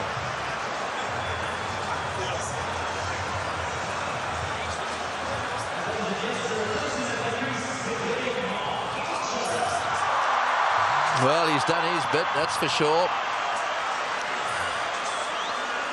And it's well played all round.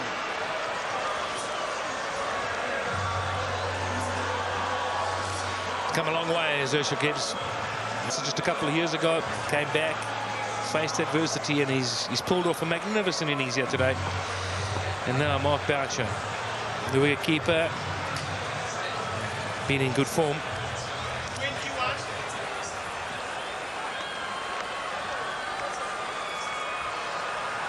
136 to win from 18.1. Well.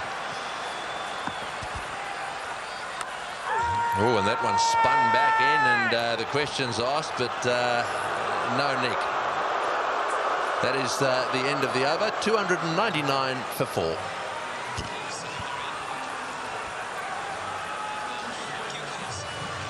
Right, so a little team talk there between two new batsmen, and that's the issue now. Can they keep up what is required? Callis is on 1. Boucher hasn't scored yet. The required run rate is 7.56. The Aussies are starting to wobble a little bit. Some lovely shots from Gibbs, and then this one.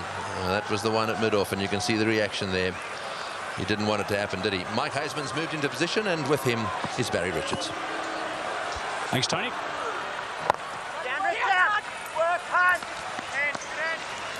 Good work from Ricky Ponting at mid-wicket. What did Sean Pollock say to him? The drinks break.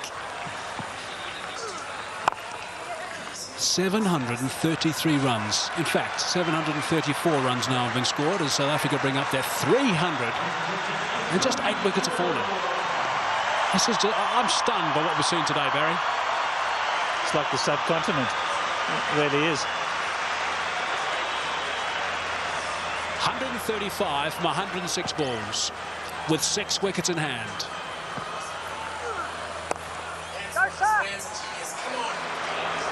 Coming back for the second.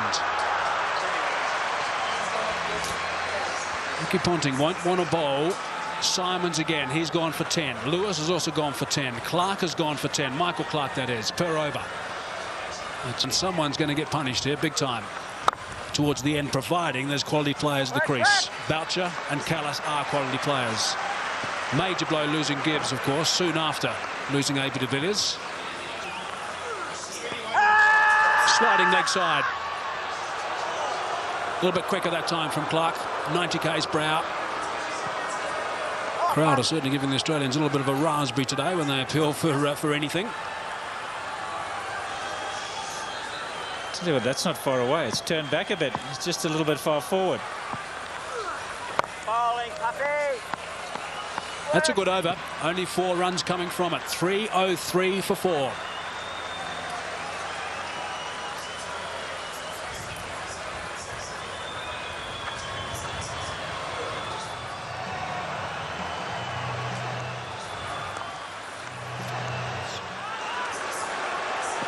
Still got to go at 8 runs and over, South Africa. It's good running, good working. They're missing a trick again. They've got everybody back on the boundary, and of course Callis has just come in. He's not that kind of player. You've got to come in off the boundary a little bit. Squeezed away. He squeezed it away. Sorry, Michael. We're all getting excited in the box here. We just can't get enough of these boundaries. Every time we look up, the ball's disappearing. And that's not what Ricky Ponting wants to see. Jacques Callis underway. 6 balls he's faced. He's got 10 runs. So important that when he came to the crease, he got going straight away. He's done that. He had no choice today. Batting at number 5. Unusual position for Callis. Just looking to open the blade and run it very fine indeed. No connection. But they've got 6 runs off half and over.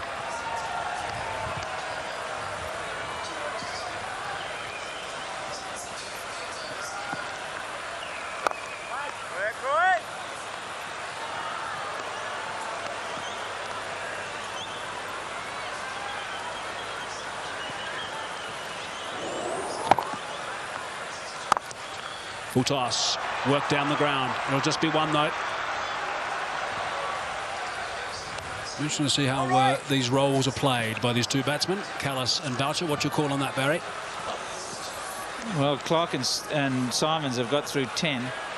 And that's how I think how Ponting manages the bowlers from here on in.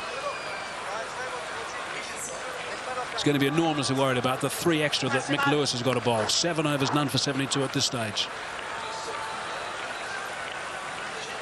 We're in with 4 seamers and 2 spinners.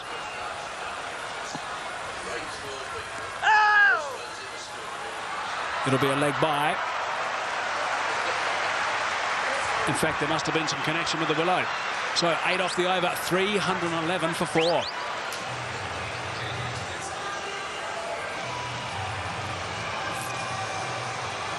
Did he get a little edge on it?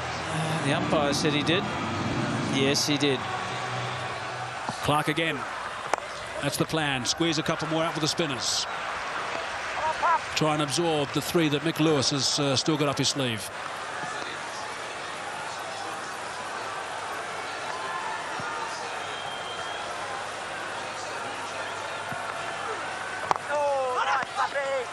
I just think the backup bowling has really been a struggle throughout this series for both teams. Really travelled, and more so than this particular game. That was the committee meeting, the change of overs.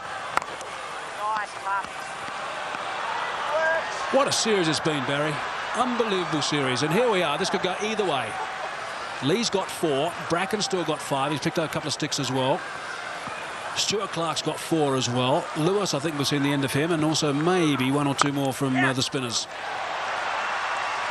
Every run is being cheered by this capacity crowd of 32,000 people at Liberty Life Wanderers. What an atmosphere. So how are we going to manage that then? Clark 4, Lee 4, Bracken 5. So that's 13.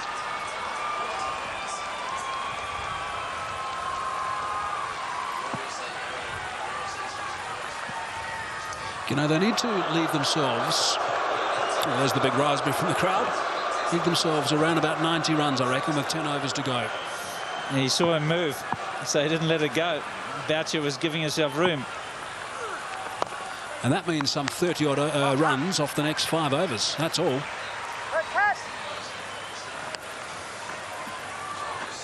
I'm astounded by this. We used to rave about 600 runs in a one-day game.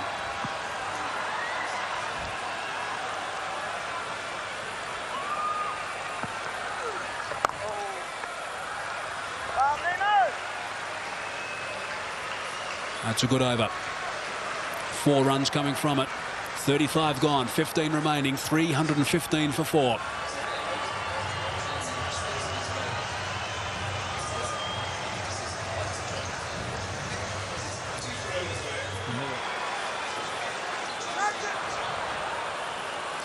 Highest number of runs scored in a one-day game before this game, because it already has been eclipsed, was 693. The loss of 15 wickets.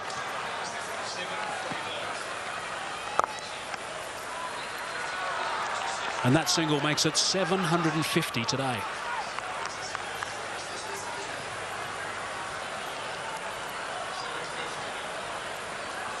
Changes everything for future predicting.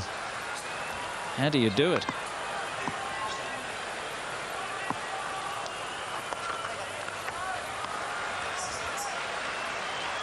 Taking the pace right off is Andrew Simons, and that's probably a good ploy because they've only just come to the crease. 16 minutes for Callis, 11 minutes for Boucher.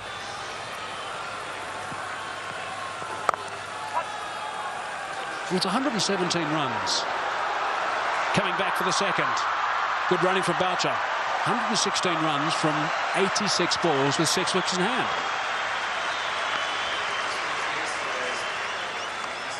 It's not a tough equation. Yeah, it should be easy. Should be. And also the wicket. Beauty. Oh, goodness me.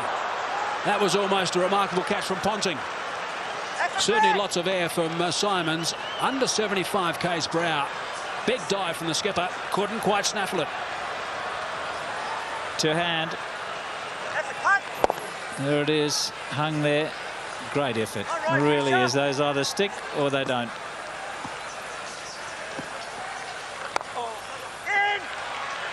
Just be one. So that's fairly tidy as well from Andrew Symonds. 13 overs and 5 balls remaining. Now what Australia scored in their last 15 overs when they were batting was 181. South Africa have always been ahead of Australia. At the same stage, Australia were 258 for 2. South Africa are 322 for 4. That's how well they've managed this chase. They scored 73, Australia, in their last 5.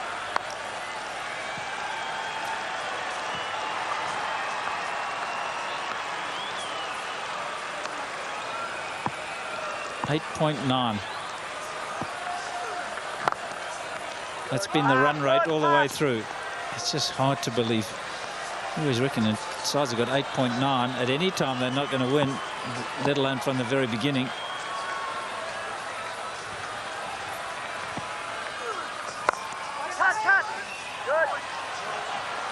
I mean, think about it, Barry. You've won the toss. You've batted first. You've wanted to get a big total and put the opposition under pressure. You've scored 434. And you look like losing the game. Yeah, I think there'll be an inquiry afterwards. If they do, there'll be a real inquiry. I think you just got to look at world bowling. Where is it? Take away Murali, take away Warren, take away Pollock. McGrath's out of action. What is there?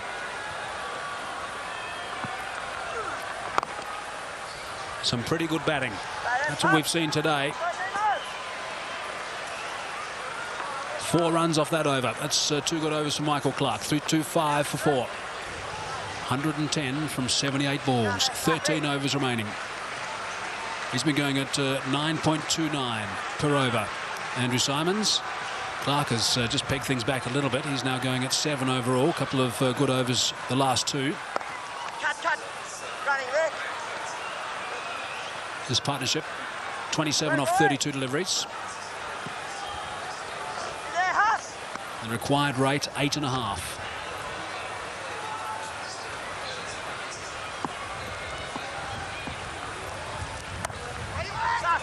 Good boy, Safi.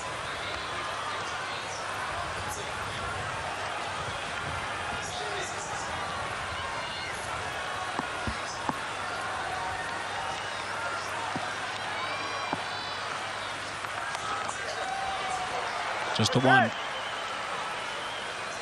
We'll just need a couple of overs, Australia, here, just to keep going with what they've been going for the moment. Just going at like 5s and 4s if Clark continues to bowl well, which will just get the change room a little bit toey. Great catch, brilliant catch. Andrew Symonds is an outstanding fielder, effortless, and taking that return catch. The end of Callis. Yeah, very good catch. He was ready for it because he's throwing the ball up. He knows there's every chance the batsman won't be able to get right to the pitch of it. A lot slower. Jacques Callis looking to go over the top, and Andrew Symonds has snaffled it, and that brings it back to an even keel. Jacques Callis, the #1 batsman in the world, he's gone. 327 for 5. The game's on.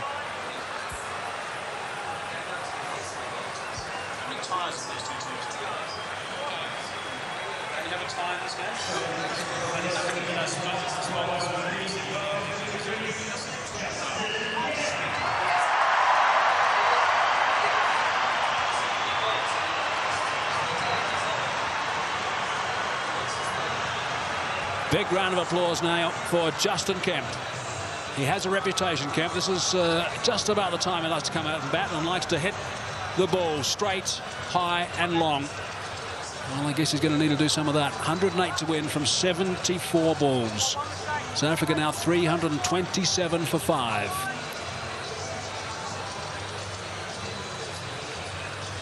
Look at the dismissal of Jacques Callis. 2 hands. That was the key, Barry.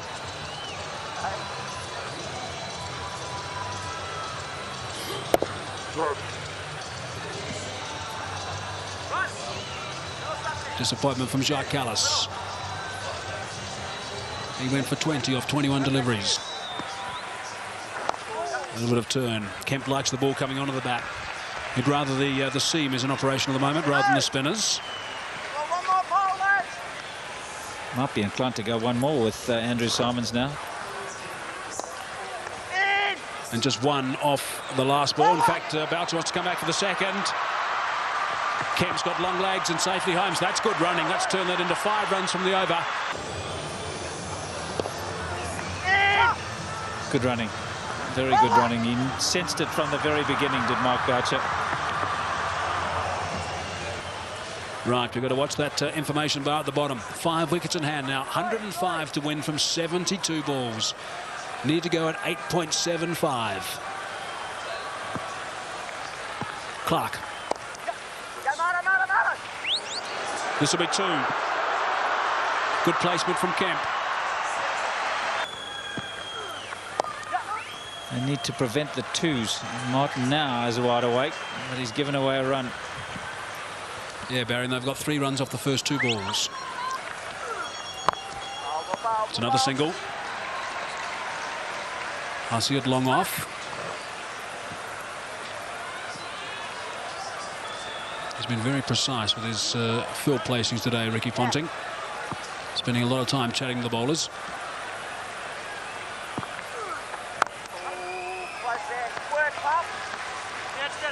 No, I'm not sure he's got them always right.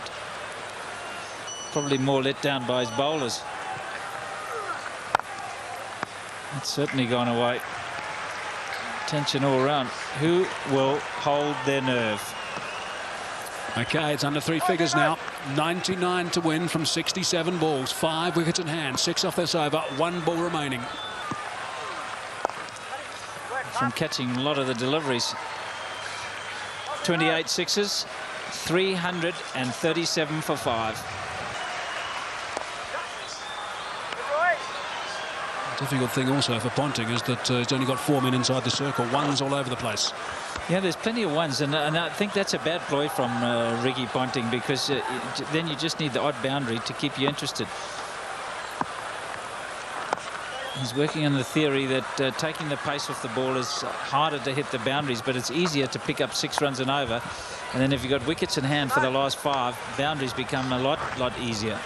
But what do you do, Barry? Do you bring the seamers back in? Maybe a Nathan Bracken who bowls beautifully at this time? Yeah, the little cutters for me. 2 more. It's intelligent cricket from these 2 men in the middle at the moment. Just too slow from Andrew Simons.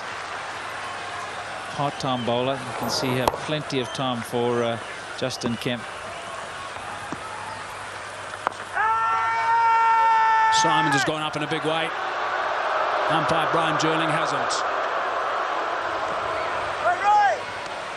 Well, I'm not sure he can, actually. Where did this hit him?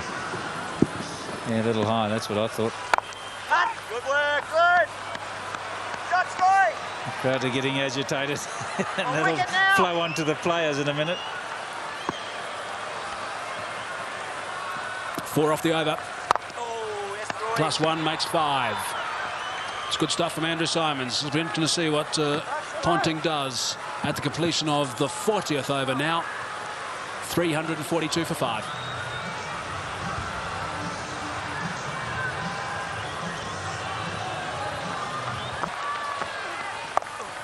Good, Marlo.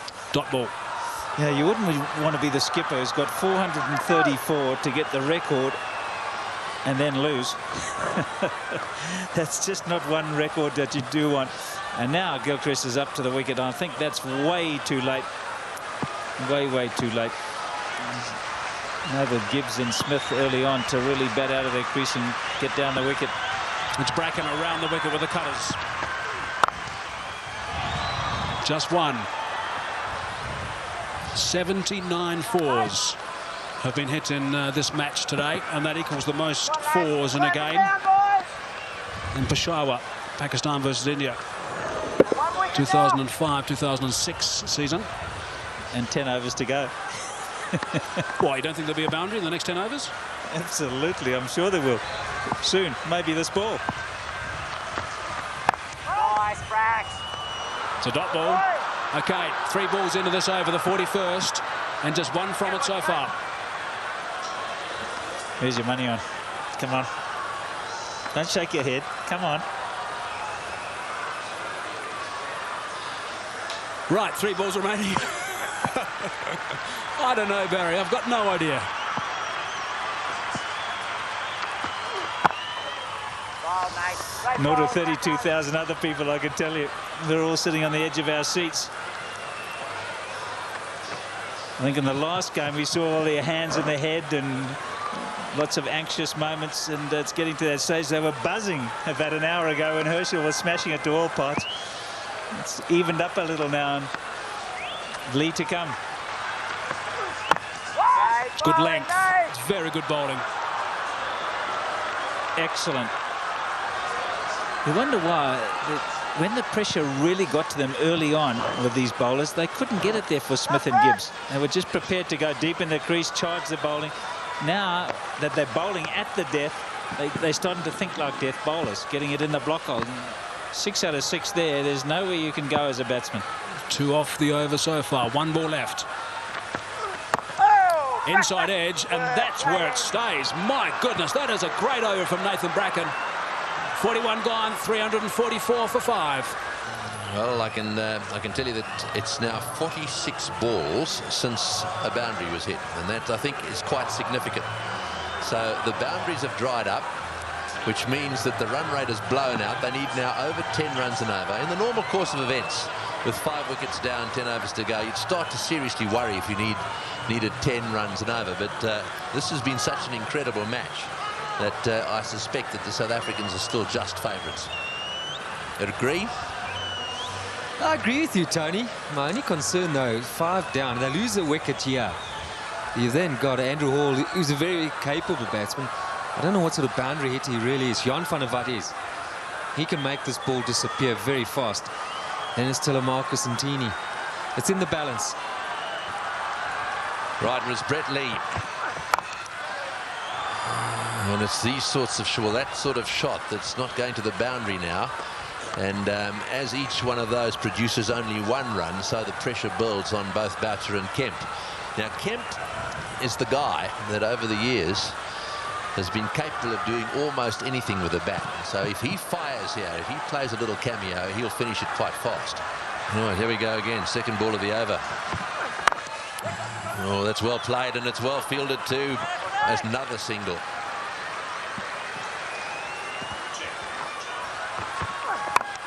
That's in the air. It's going to clear mid-on. It's going to be safe. Bouncing down towards the boundary.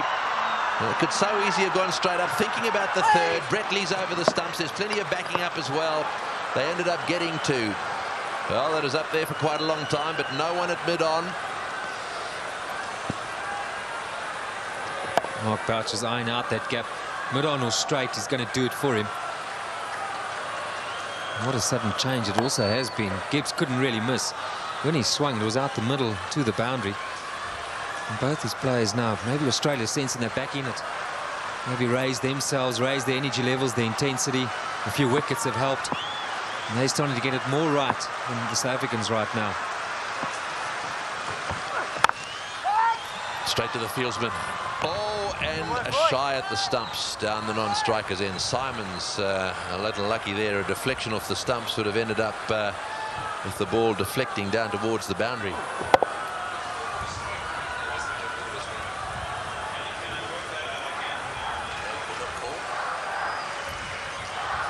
The pressure's mounting. The big hits not quite getting to the boundary. When they do get it right, Boucher and Kemp, it's going to the fielder. This crowd's getting restless.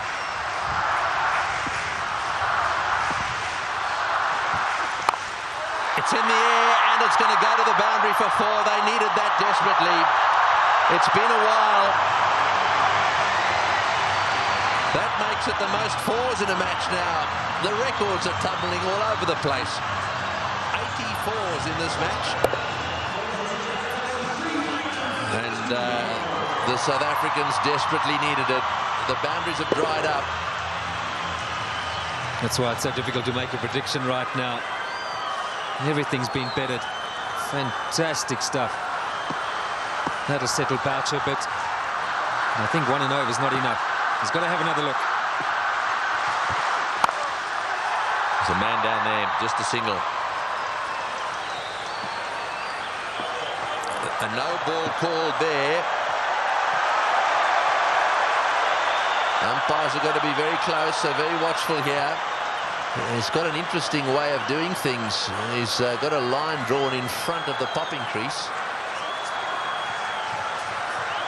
And that was called, so just slightly over the line. Brett Lee's up there all the time. Stress written all over his face too. This is not easy for anybody. That's covered, square leg, just a single to Kemp. That ends Lee's over. 10 from it for South Africa. So 80 to win now, 48 balls. This was early in Lee's over. No, I think that's a no ball. That wasn't called by Brian Jerling. He was at that stage having a good look at the line, and eventually the fourth ball was called. You need those sort of things to go for you if you're South African batsman right now. Sadly though, hasn't been the case. And have we seen a worm like that? I doubt it. Yes, well, they're in front, there's no doubt. By comparison, however, they still need 80 or 48 balls. Bracken continuing. In the air, out. Got him, big wicket. Kemp has chopped it straight to backward point. A slowish, really cutter come spinner from the left-handed Bracken, and he's got his man. The real danger at this stage, there'd certainly be some that would say was Kemp, but it's not going to be. This is the wicket again. Yeah, this is good bowling from Bracken. Kemp eyeing out that extra cover region, and in the end only spooning it. The lack of pace being his undoing. And that was well taken as well by Damien Martin at backward point. 3:55 now for 6.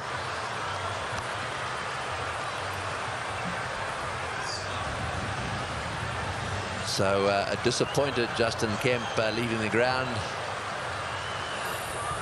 Vanavat looks like the next batsman.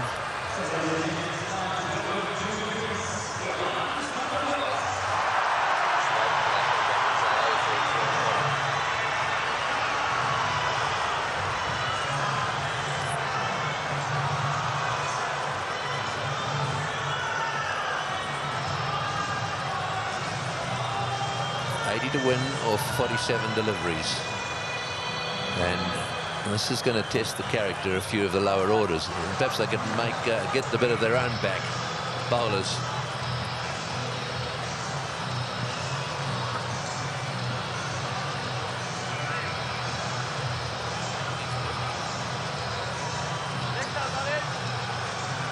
So Vanavat is the new batsman, an average of 15. We know he can hit it. And they'll be hoping that Boucher does most of this, because this is the wicket again. Justin Kemp caught it backward point. I've got to say that there'll be a lot of people watching here in South Africa, and plenty in this ground to be saying, oh, for a Sean Pollock in this situation.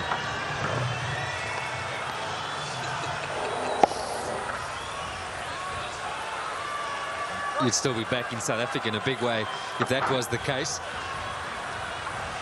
But look, this bloke Vanavat, I can tell you from experience, domestic level though, he is a very good striker of the ball. Very calm sort of player too. He won't be too ruffled by the situation. Because if Ponting's just had something done to his finger. Oh, yes, good work, mate. Comes in and does the fielding. But hats off to Bracken here as well. What a tidy little spell it has been these last couple of overs. He's now got 3 for 36 from 6.2. Dropped Gibbs earlier on. He's come back strongly. And as those balls decrease and no boundaries are coming, you have to say it's swinging in Australia's favour. In the air, oops, and just short there of Ponting. I think it was in the air. I don't think it was a bump ball. Perhaps he did thump it into the ground. Yeah, it was a full toss here. He smashed it into the ground. Very, very hard surface. Beautiful batting conditions. Bowlers want to stay away from this place. Required run rate over 10 and over. Bracken. Always palmed it away. They've got to come back to the second. Every single run is vital. You can't afford this, really. Martin getting hand to that. He's given away another run. I get the feeling that he is a bit slow in the outfield these days, Damien Martin. And Van der Walt, though, still keeps strike. 2 balls remaining. South Africa need a boundary. In. Good work, Simo. It's just amazing the way this game has fluctuated. The Australians came out and batted brilliantly. They were a bit lucky early on, played and missed a little bit, but once they got through that, they were away and broke every record in the book with their total. The South Africans came and everyone thought, well, you know, this won't take too long. They'll have to have a go and they'll probably get out. Down the ground to mid-off. Well, they haven't got out, and we've now got down to crunch time. 3:58 for 6.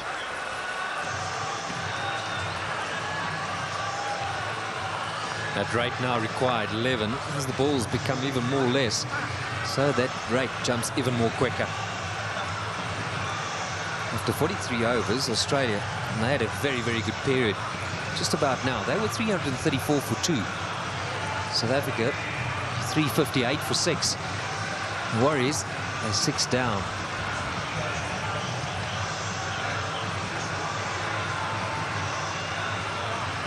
That is the concern for South Africa. 6 down. They haven't really got too many more wickets to play with.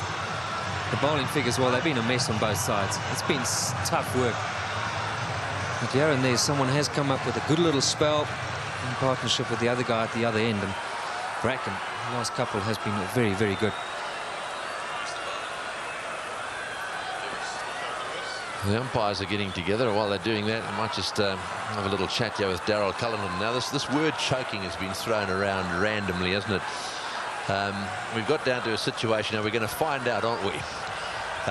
They've accused South Africa, the Australians, on various occasions, and I think there's been a bit go back the other way as well. Whoever it is that bombs out here, he's going to have to cop it.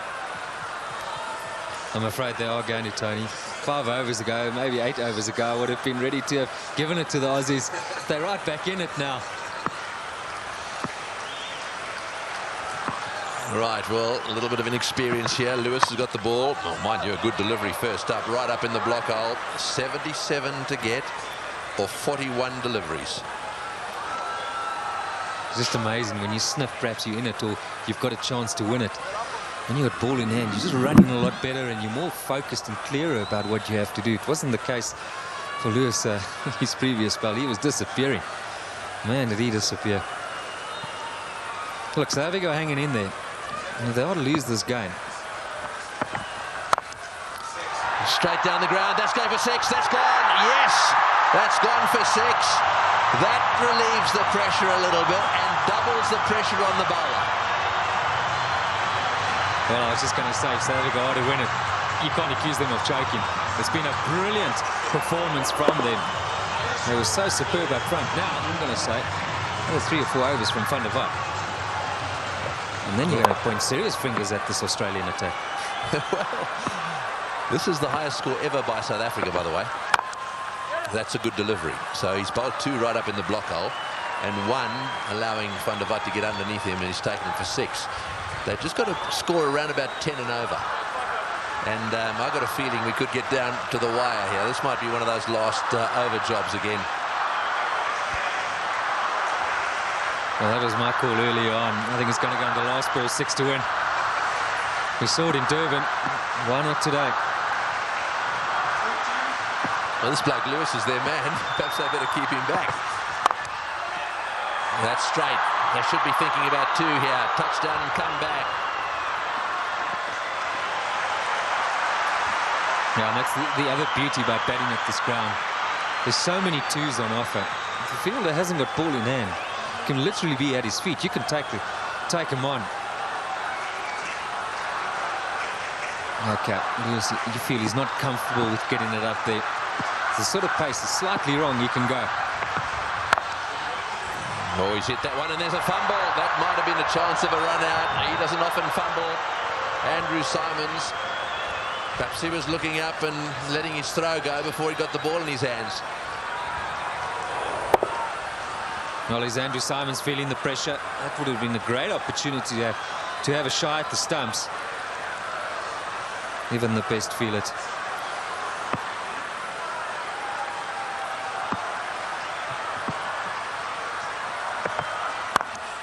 Oh, he's hit that one magnificently. What a shot. It's gone all the way for 6. That is an outstanding shot. 16 off the over. Unbelievable. 374 for 6.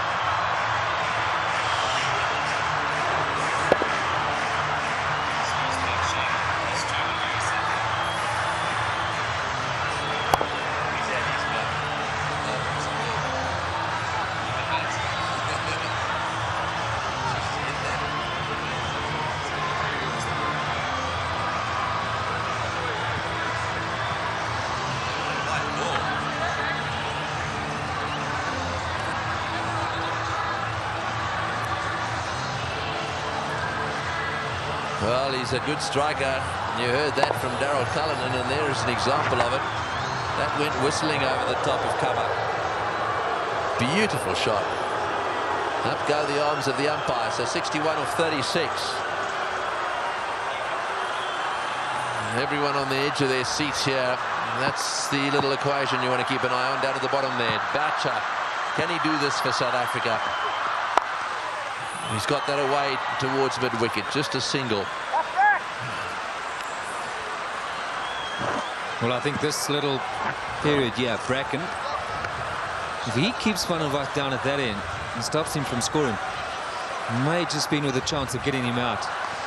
Van der Walt tends to swing cow corner against the slow bowlers, and if Bracken gets that length right, he's going to have a good chance that this man might just miss it.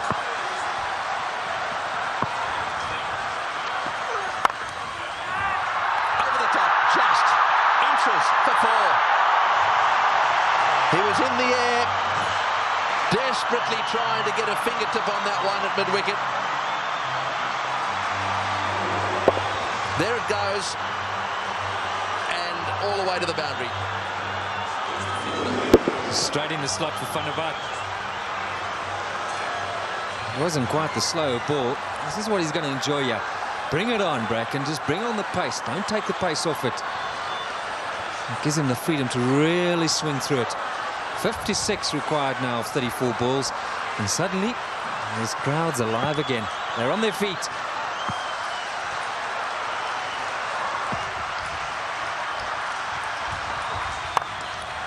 Straight down the ground. What a shot. All the way into the crowd.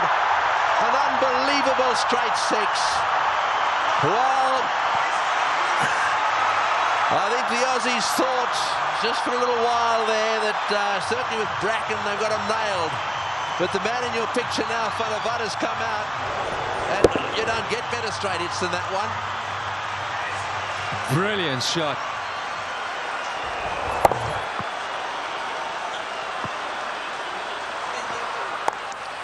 Full toss, whipped away. That area's covered. They'll think about 2, but change their mind. Stay there for a single. 40, is it 49 to get now of 32 deliveries? That gap is closing up. This has moved back in the favour of South Africa now. Of that there is no doubt. South Africa have become favourites. They're going to have to get another wicket here, the Aussies. Gilchrist at the stumps. Well, they'll get 2. So turning out to be a great over here for South Africa. 14 from it already. Bracken has one more delivery remaining. Question here for punting is, does he bring Lee back into the tank? Lewis hasn't been the answer. His other option, likes of Simons, he's got one left. He probably wishes he could bring in McGrath or Warren. Well bowled right up in the block. Oh, that's the one that's very difficult to get away. They needed a dot ball there, the Aussies. 388 for 6.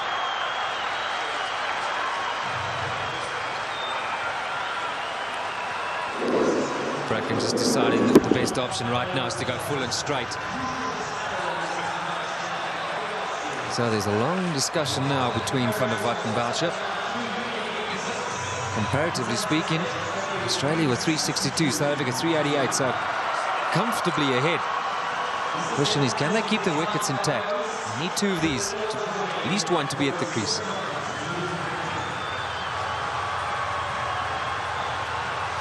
So 47 to win. Forget about that required rate. You think anything around about 10, one of these in at the end, that should be very comfortably achieved. Oh boy, he's playing some good shots. It's picked up on the boundary though, back for 2.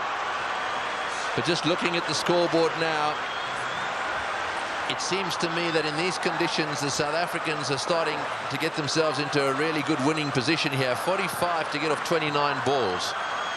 So that gap has really closed up. And the guy that's really doing the damage is Van der Walt, this man.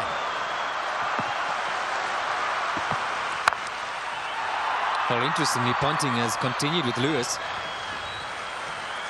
So he doesn't feel he needs to bring in potentially his best strike bowler in Lee yet. So South Africa comfortably now 388 versus the 362 from Australia. But a wicket, yeah, suddenly to Australia, and then who knows what could happen. Yes, that could change it. There's no doubt about that. Boucher's on strike. Lewis to him. Squeezes it out.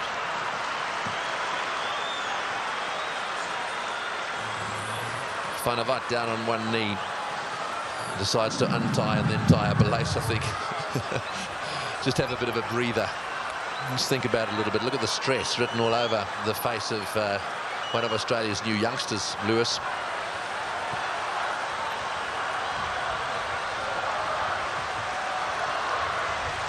It's in the eyes. Right, as a glance towards mid-wicket.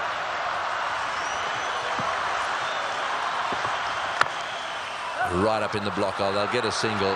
That's well bowled, actually. And keep getting the ball in the block hole, and they don't hit 4s. You build more and more pressure.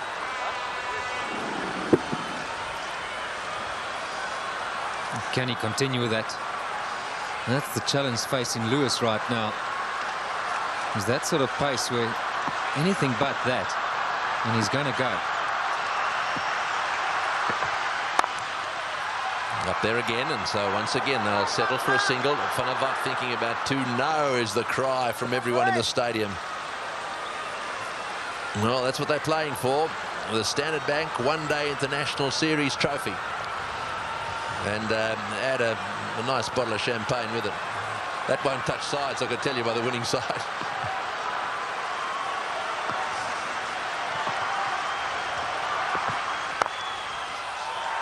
Oh, good shot. Will it get to the boundary? There'll be a dive here. He's dragged it back. Well done. I'll come back for 3, though.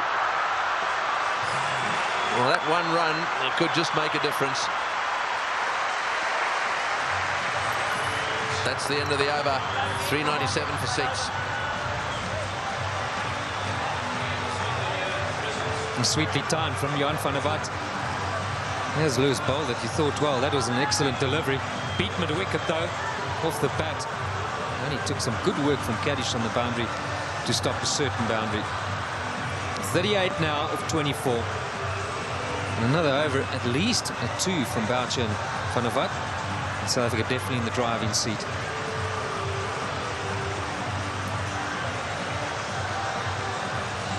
Right, well, that old ball, they've been trying to change that for a while. And I'm just trying to think whether this ball makes any difference. The batsman will see it a little better. I suppose there's a chance it might be a little harder. I think it's probably an advantage to the batsman more than anyone else. Yeah, I think they would be calling for it. The South African batsman, that harder ball definitely suit them more. And there's also that tough period. It's almost like a twilight zone now as well. It can't be very easy for the guys out in the field to pick it up. The lights are on, though. There's crowds behind the South African side, so the boundary riders for Australia, they're under pressure there. Just spare a thought for them. The noise, and I'm sure they got a lot to say to them as well. You don't want to really be under it. If you're really a brave cricketer and goes up in the air on the boundary, you may be wanting it. Right, Bracken, new over. Into the block hole, a single. 38 of 24 at the start of the over. That single makes it 37 of 23. So 37 runs to get off 23 balls. And the way runs have been scored here, that is on. Very much on. South Africa, favourites to win at the moment. They look a little more relaxed, don't they? But they don't want to lose Boucher, or for that matter, Van der Walt. What a partnership this has been. Full toss. Same area. Will they go for the second? No is the answer to that. It's a partnership, 43 of 24 balls, 25 balls. It's been the story of the day. What a seesaw battle. I don't know, Tony, I think Australia pick up a wicket here. I tend to favour them. If they don't get something now in the next 6 to 10 balls, you've got to go with South Africa. Yeah, no, South Africa got this, I reckon. Oh, he's got him, he's got him. Perhaps that's not the case. A flat bat from Van der Walt has gone to Ponting, who's been off the ground getting some attention to his finger, and he's caught a little rocket. It's come at him like a bullet. He's got beautifully into position, taken the catch, and, well, that might alter it. It'll certainly put the skids under the South Africans just a little bit. Yeah, this is a great catch. I can tell you about many fielders in this sort of situation won't want the ball anywhere near them. Not Ricky Ponting. That's a good pressure catch. And that is a fine little innings. Jan van der Walt, crowd appreciate it. 35 of 18. 399 now for 7.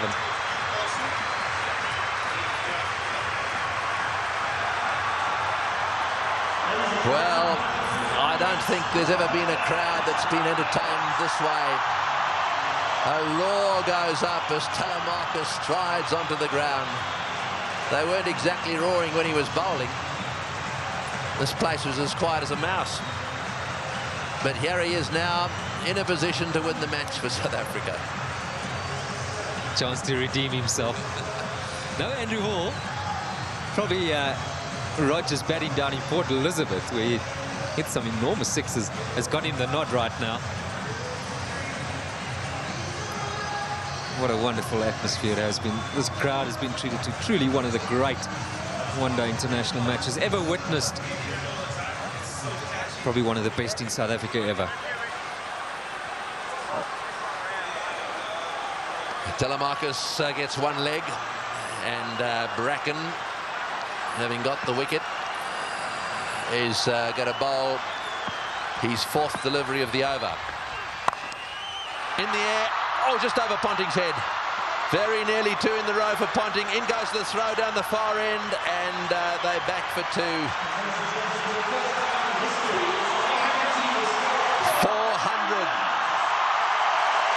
Listen to the roar. Unbelievable. Australia make 434 and break the world record.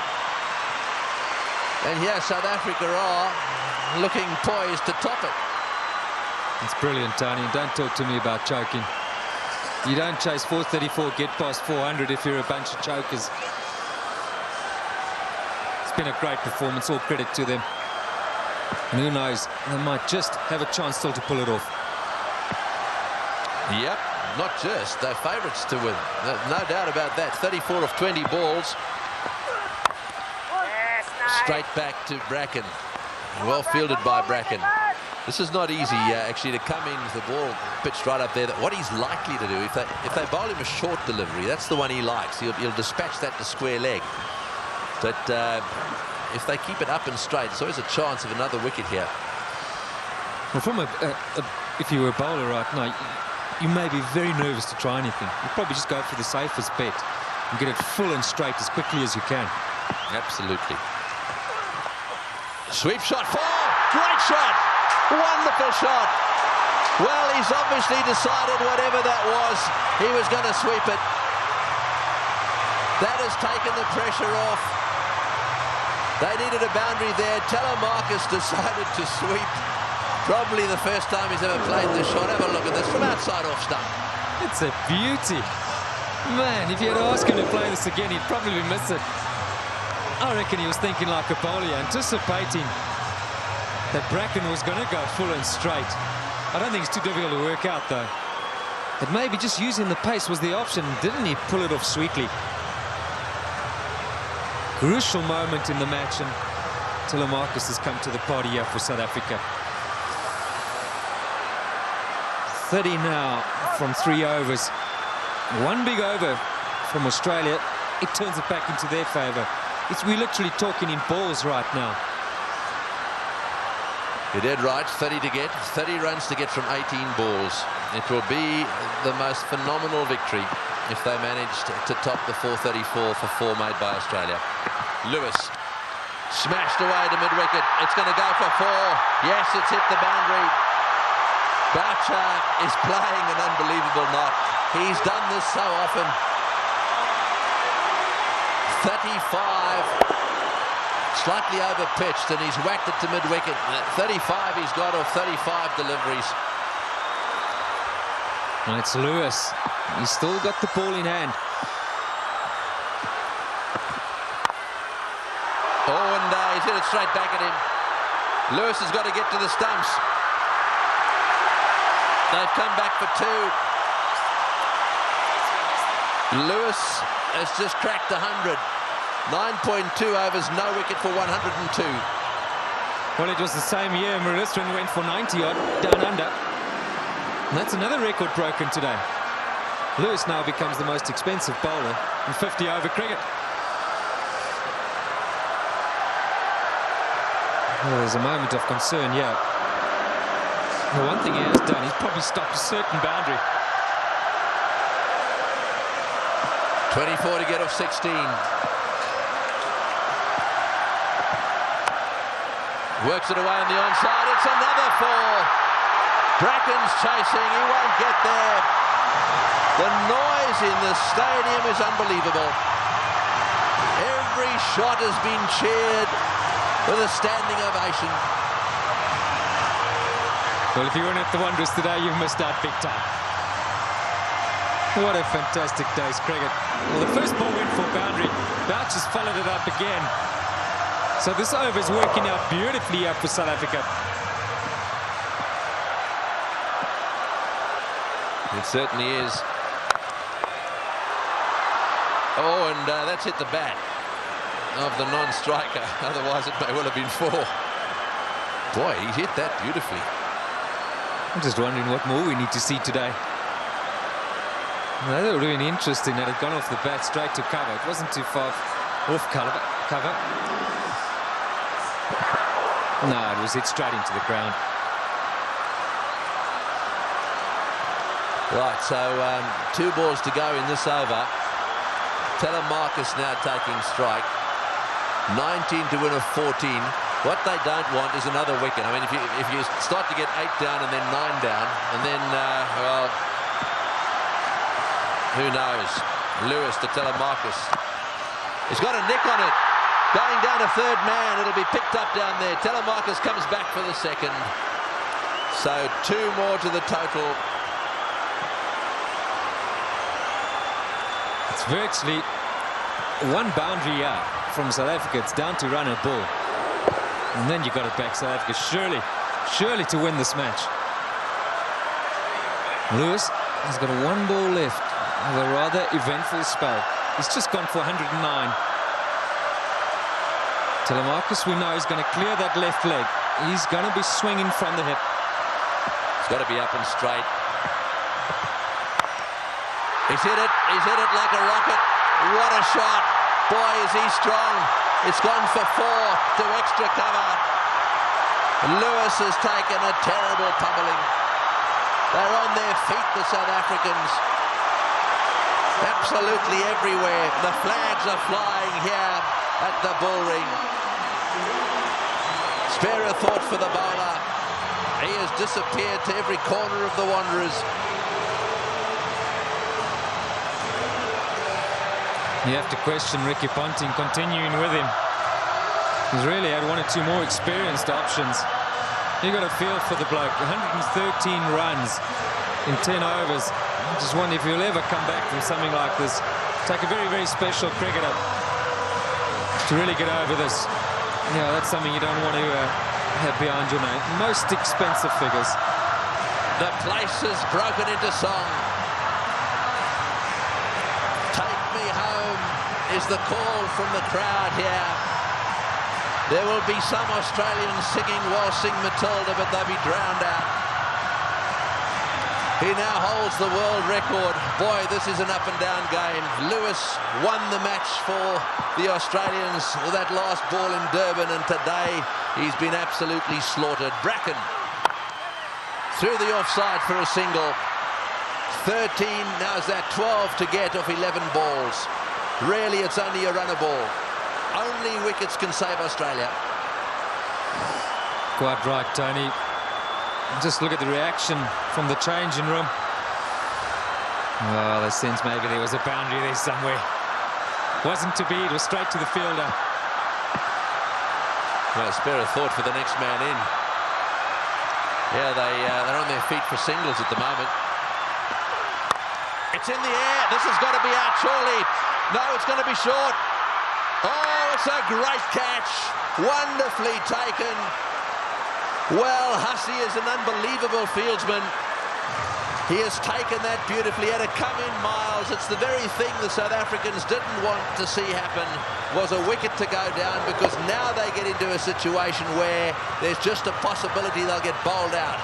Look at Hussey go, inches off the ground, brilliantly taken. Well, what a game.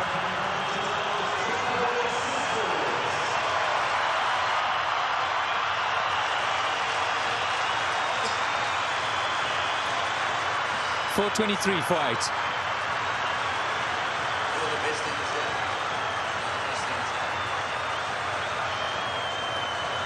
Well, there it is. 12 to win off 10 balls. This is where the lower order batsmen, the tail-enders. Well, one of them is Andrew Hall coming out. That's where you want to make sure they get in the nets and have their fair share. Well, he wanted a man for a crisis situation, or a tough one. He'd back Andrew Hall any day. He's done it so many times at provincial level and for South Africa. I think he's just the perfect guy right now for Boucher. It's literally run a ball. Somewhere along the line in those 10 deliveries, South Africa should pick up a boundary. And Roger Telemarcus, maybe it wasn't quite on, but he couldn't hold himself back. Great catch. Oh, yes, that was brilliant. Right, now then, 12 to get from 10 balls. Andrew Hall is the new batsman. Another wicket falls here. All of a sudden, it's 9 down. Boucher has got the strike because they crossed. Right in the block hole. They get a single. Well, all they need is a runner ball. Don't write out the possibility here of a tie. And unlike golf, there's no count back here. They'll both get their hands on the trophy. It almost seems that we should bring him out and have a bowl-off or something. Well, I think it won't be a bad reflection on how this series has gone. There's a cool customer, Andrew Hall. And Boucher's been superb too. He got in with Callis. Got through that little period. He's seen 1 or 2 wickets fall around him. So only 11 shy now, South Africa. The new batsman's on strike. Right in the block hole, and wide of the fieldsman. They'll come back for the second. Hall races away. In goes the throw. They're back for 2. A very, very useful 2. 9 runs to get off 8 balls. And we have a situation now where, look, just on Boucher, 44 in 40 deliveries under the most extreme pressure. There can't be a cricketer in the world that's got a better temperament in situations like this than Mark Boucher. He's done it time and time again. Anyhow, he's down the non-striker's end. This is Hall on strike in the block hole, straight to Ponting. Can't quite get there. They'll get a single. That's all they need. 1 every ball. Well, Tony, Brett Lee's got a bowl. I think the question here for Ponting, he's surely got to bowl lead the next over. If he feels lack of pace is what's going to do it for Australia, he's got 1 or 2 other options. He's going to be caught the last over. Who bowls that? There lies an opportunity for Boucher, and I'm sure he's got it in mind. Just take it to the last over, and we should be home. Round the wicket from Bracken. Right off the middle of the bat. They'll only get a single. Always a chance of a wicket falling. 7 to get of 6 balls. There have been 3 ties between Australia and South Africa. And this is very, very tense stuff. There will be those in this ground who will not watch. There will be plenty at home who will say, no, thank you very much. We'll go out into the garden.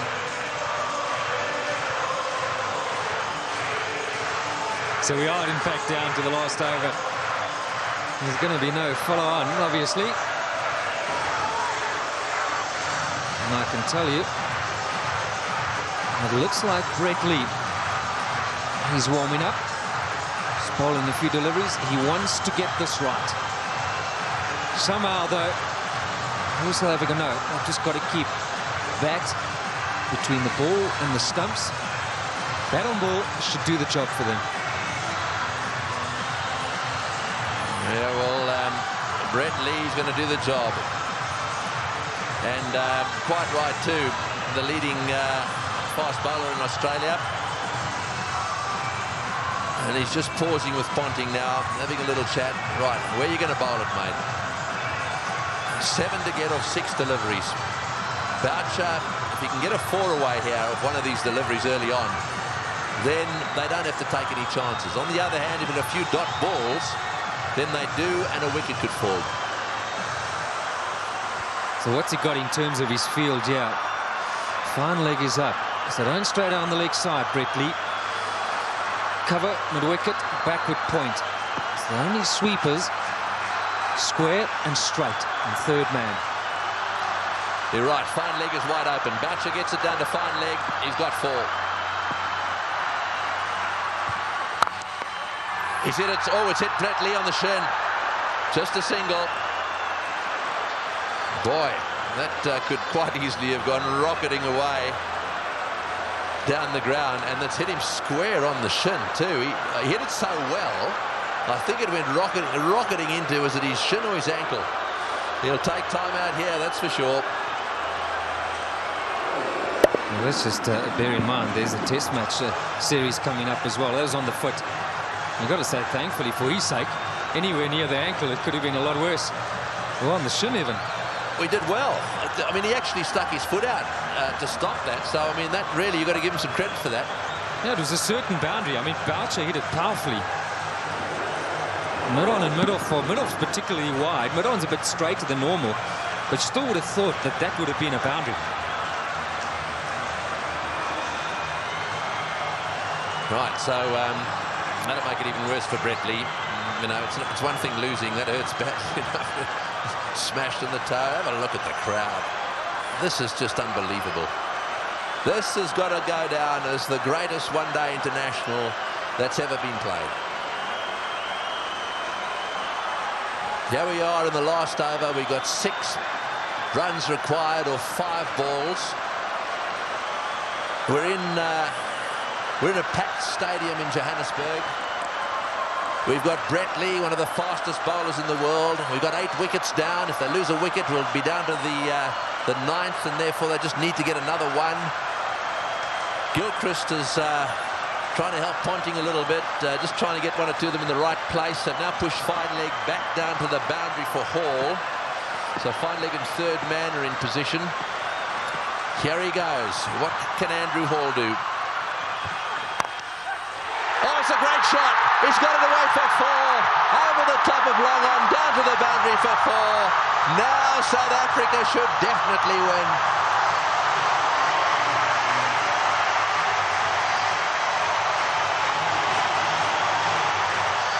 What a brilliant day's cricket. We keep saying it. We'll have to watch this many, many times over. Man for the pressure situation. Still, he's picked his gap. And now Ponting's got no option but to bring those fielders in. He's got to take the gamble. He's got to ask Hall to try and do that again. Surely, the 2 to win. It's a matter of bat on ball, run hard, and that should be enough. Who would ever have thought that Australia would lose a match defending 434? And Boucher, he's down the wicket to have a chat to Hall. Let's maybe for a moment consider that idea. Now, who's the chokers?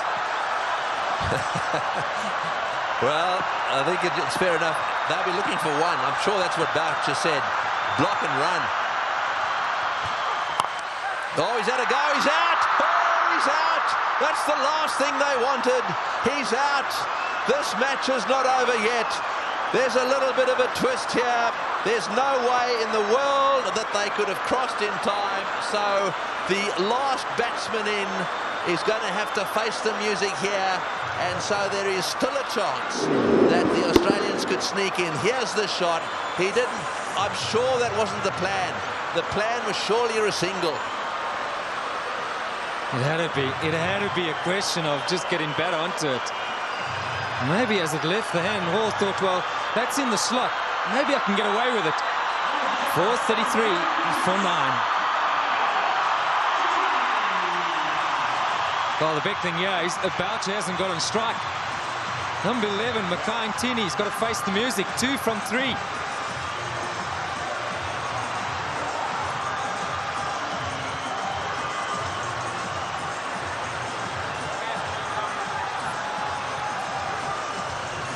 Well, Makai-Ntini now has to have the discussion with Mark Boucher, and it's still with 3 balls to go. I feel certain that a single is what's required. Just get something behind it. There's the dismissal again. Straight to mid-on. Taken by Clark. Oh, no. Oh, no. That's the reaction. Well, you think, you know, the single secures you the tie. Then you got 2 balls to try and win it.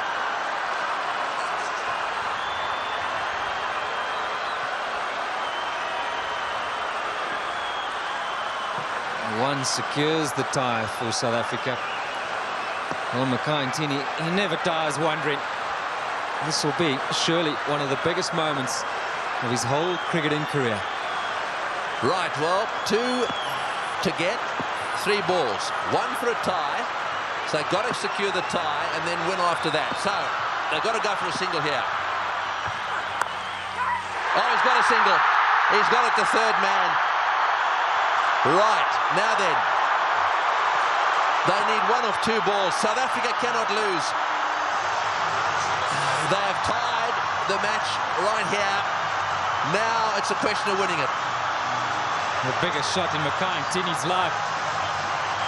The little nudge down to third man for 1. And they deserve that. What a brilliant performance. Okay, Mark Boucher, he deserves this moment of glory. It's been a great knock under pressure. You've got to say, Tony, you've got to back him to pull it off. Yeah, well, he doesn't want to go and do anything silly. I mean, all he needs is a single here. They don't want to run out.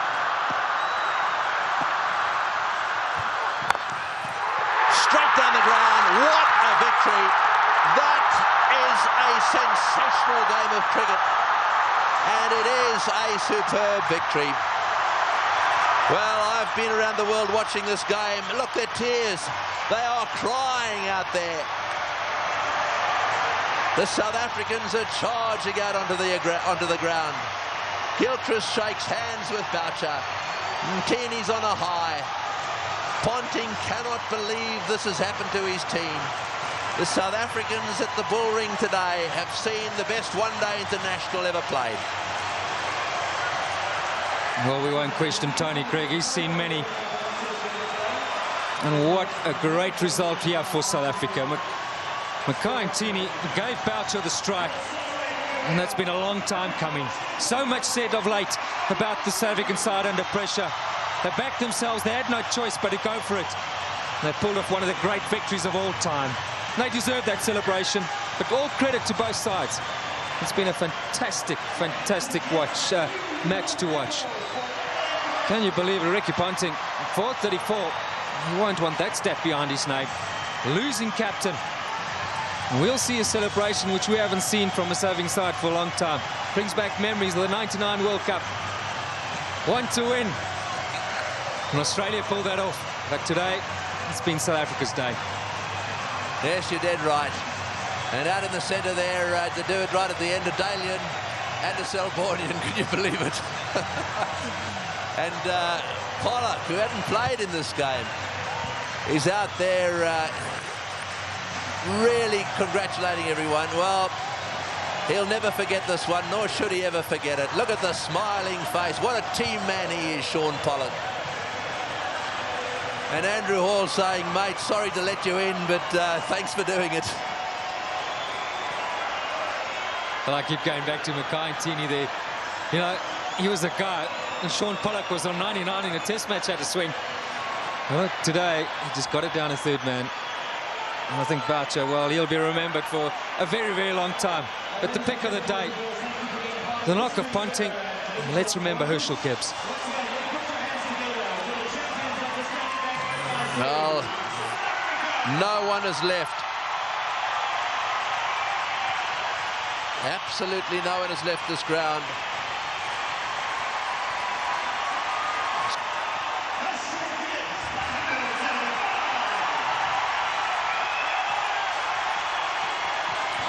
You cannot believe the excitement down here, and I've got the man of the moment with me, Mark Boucher. What a sensational finish.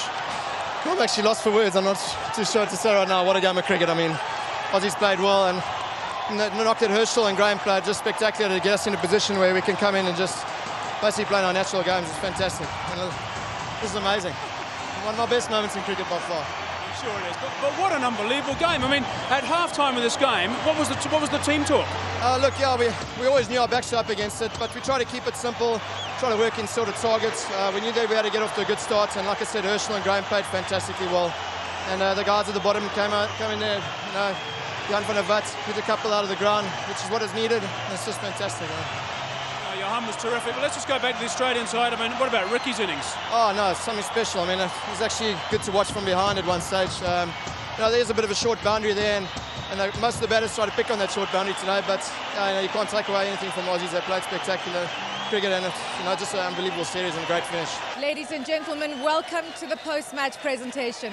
We've had the privilege of seeing one of the most extraordinary one-day internationals in world cricket, and it's ended with victory for South Africa, and they clinched the Standard Bank One-Day Series 3-2. I'd like to call upon the Australian captain, Ricky Ponting.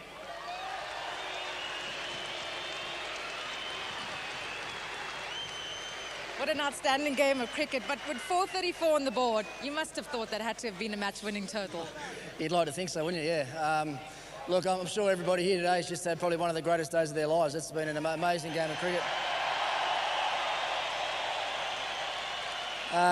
You know, full credit to South Africa. You know, we played really well, we batted really well and posted an unbelievably big total, but Herschel and the boys just been too good. They reeled the runs in and they deserve their win.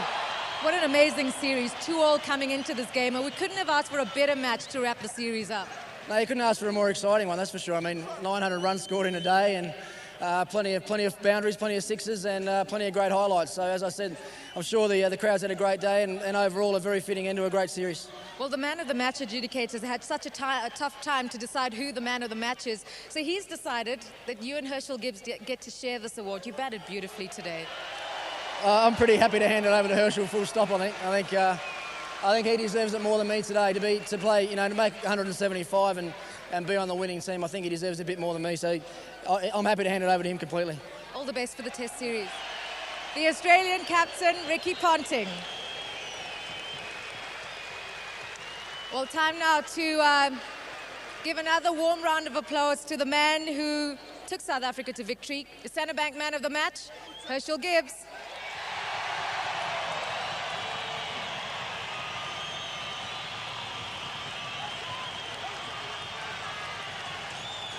I'm wondering if we're ever going to get to wipe that smile off your face. That was an awesome knock. I think I'm going to keep smiling the whole night because I won't be able to have energy tomorrow to smile. But tell me about this knock, because to chase 435 for victory, everyone said it was just academic. But I think as cricket as well is coming, it's getting a bit bizarre these days with the sort of scores that are, you know, being made. But yeah, it needed innings like that from somebody, and you know, it just happened to be my day today. But I think with the help of the crowd, it made it slightly easier. Yeah. Well, Herschel, thanks for the entertainment. Enjoy the celebrations tonight. Thank you very much. I also wanted to thank the crowd, and I hope they go to work tomorrow with our Mursa Babalas. Thanks. Herschel Gibbs, your joint Standard Bank man of the match with Australian captain Ricky Ponting. Time now to reveal the Standard Bank man of the series, and the panel for this was Jane Bramley from SAPA, Altus Momberg from NAS Paris, and Alex Brown from the Sydney Morning Herald. And they decided that for an outstanding all-round performance, your Standard Bank man of the series is South African all-rounder Shaun Pollock.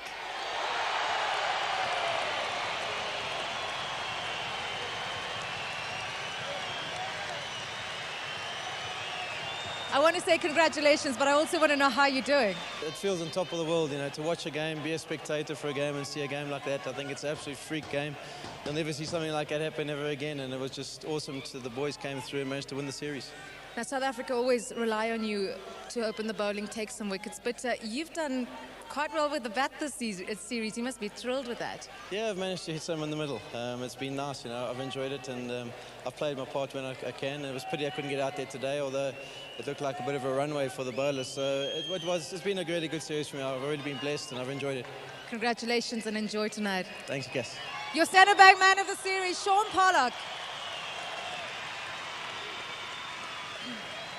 Your winning captain picks up a cheque for 100,000 Rand, the Standard Bank One Day International Trophy, and a bottle of Pongrats. Please put your hands together for South Africa's Graham Smith.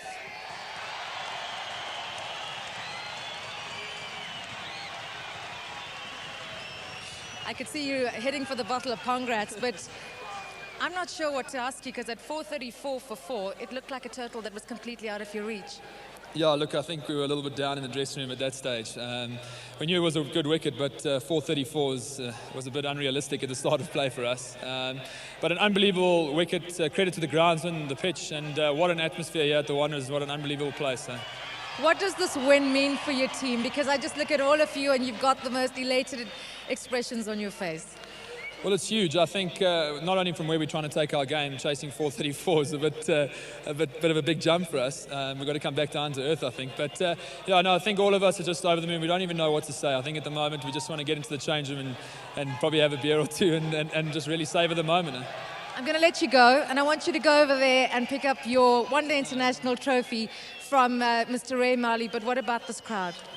No, just throughout the series, the crowds have been magnificent. Just to the sponsors and to our coaching staff and medical team, you guys have been unbelievable. Thank you very much. The winning captain, South Africa's Graham Smith. That is the performance of the South African batsmen. Dippenaar out early. Smith played superbly. Gibbs played the best innings he's ever played in one-day international cricket. And the rest of them kept the pressure coming. They kept the runs ticking over. And Boucher then came in and finished it off with some seriously good help from Van der Vaart in particular. And those partnerships at the top end really set the scene. Smith and Gibbs needed to get them to a decent position so that they could keep things going. Tactically, with the bat, the South Africans were superb.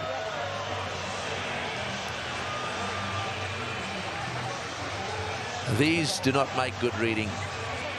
It's not often that bowlers get carted around to the extent they have, and I'm not just talking about the Australians. Both sides had their bowlers cleaned up. But the worst figures ever. No wicket for 113 there. Now secured by Lewis, the Australian. And as the summary, well, there it is. They scored 434, batting first, having won the toss, and they actually lost the match. South Africa fought back right down to the wire. Second last ball, the match was won.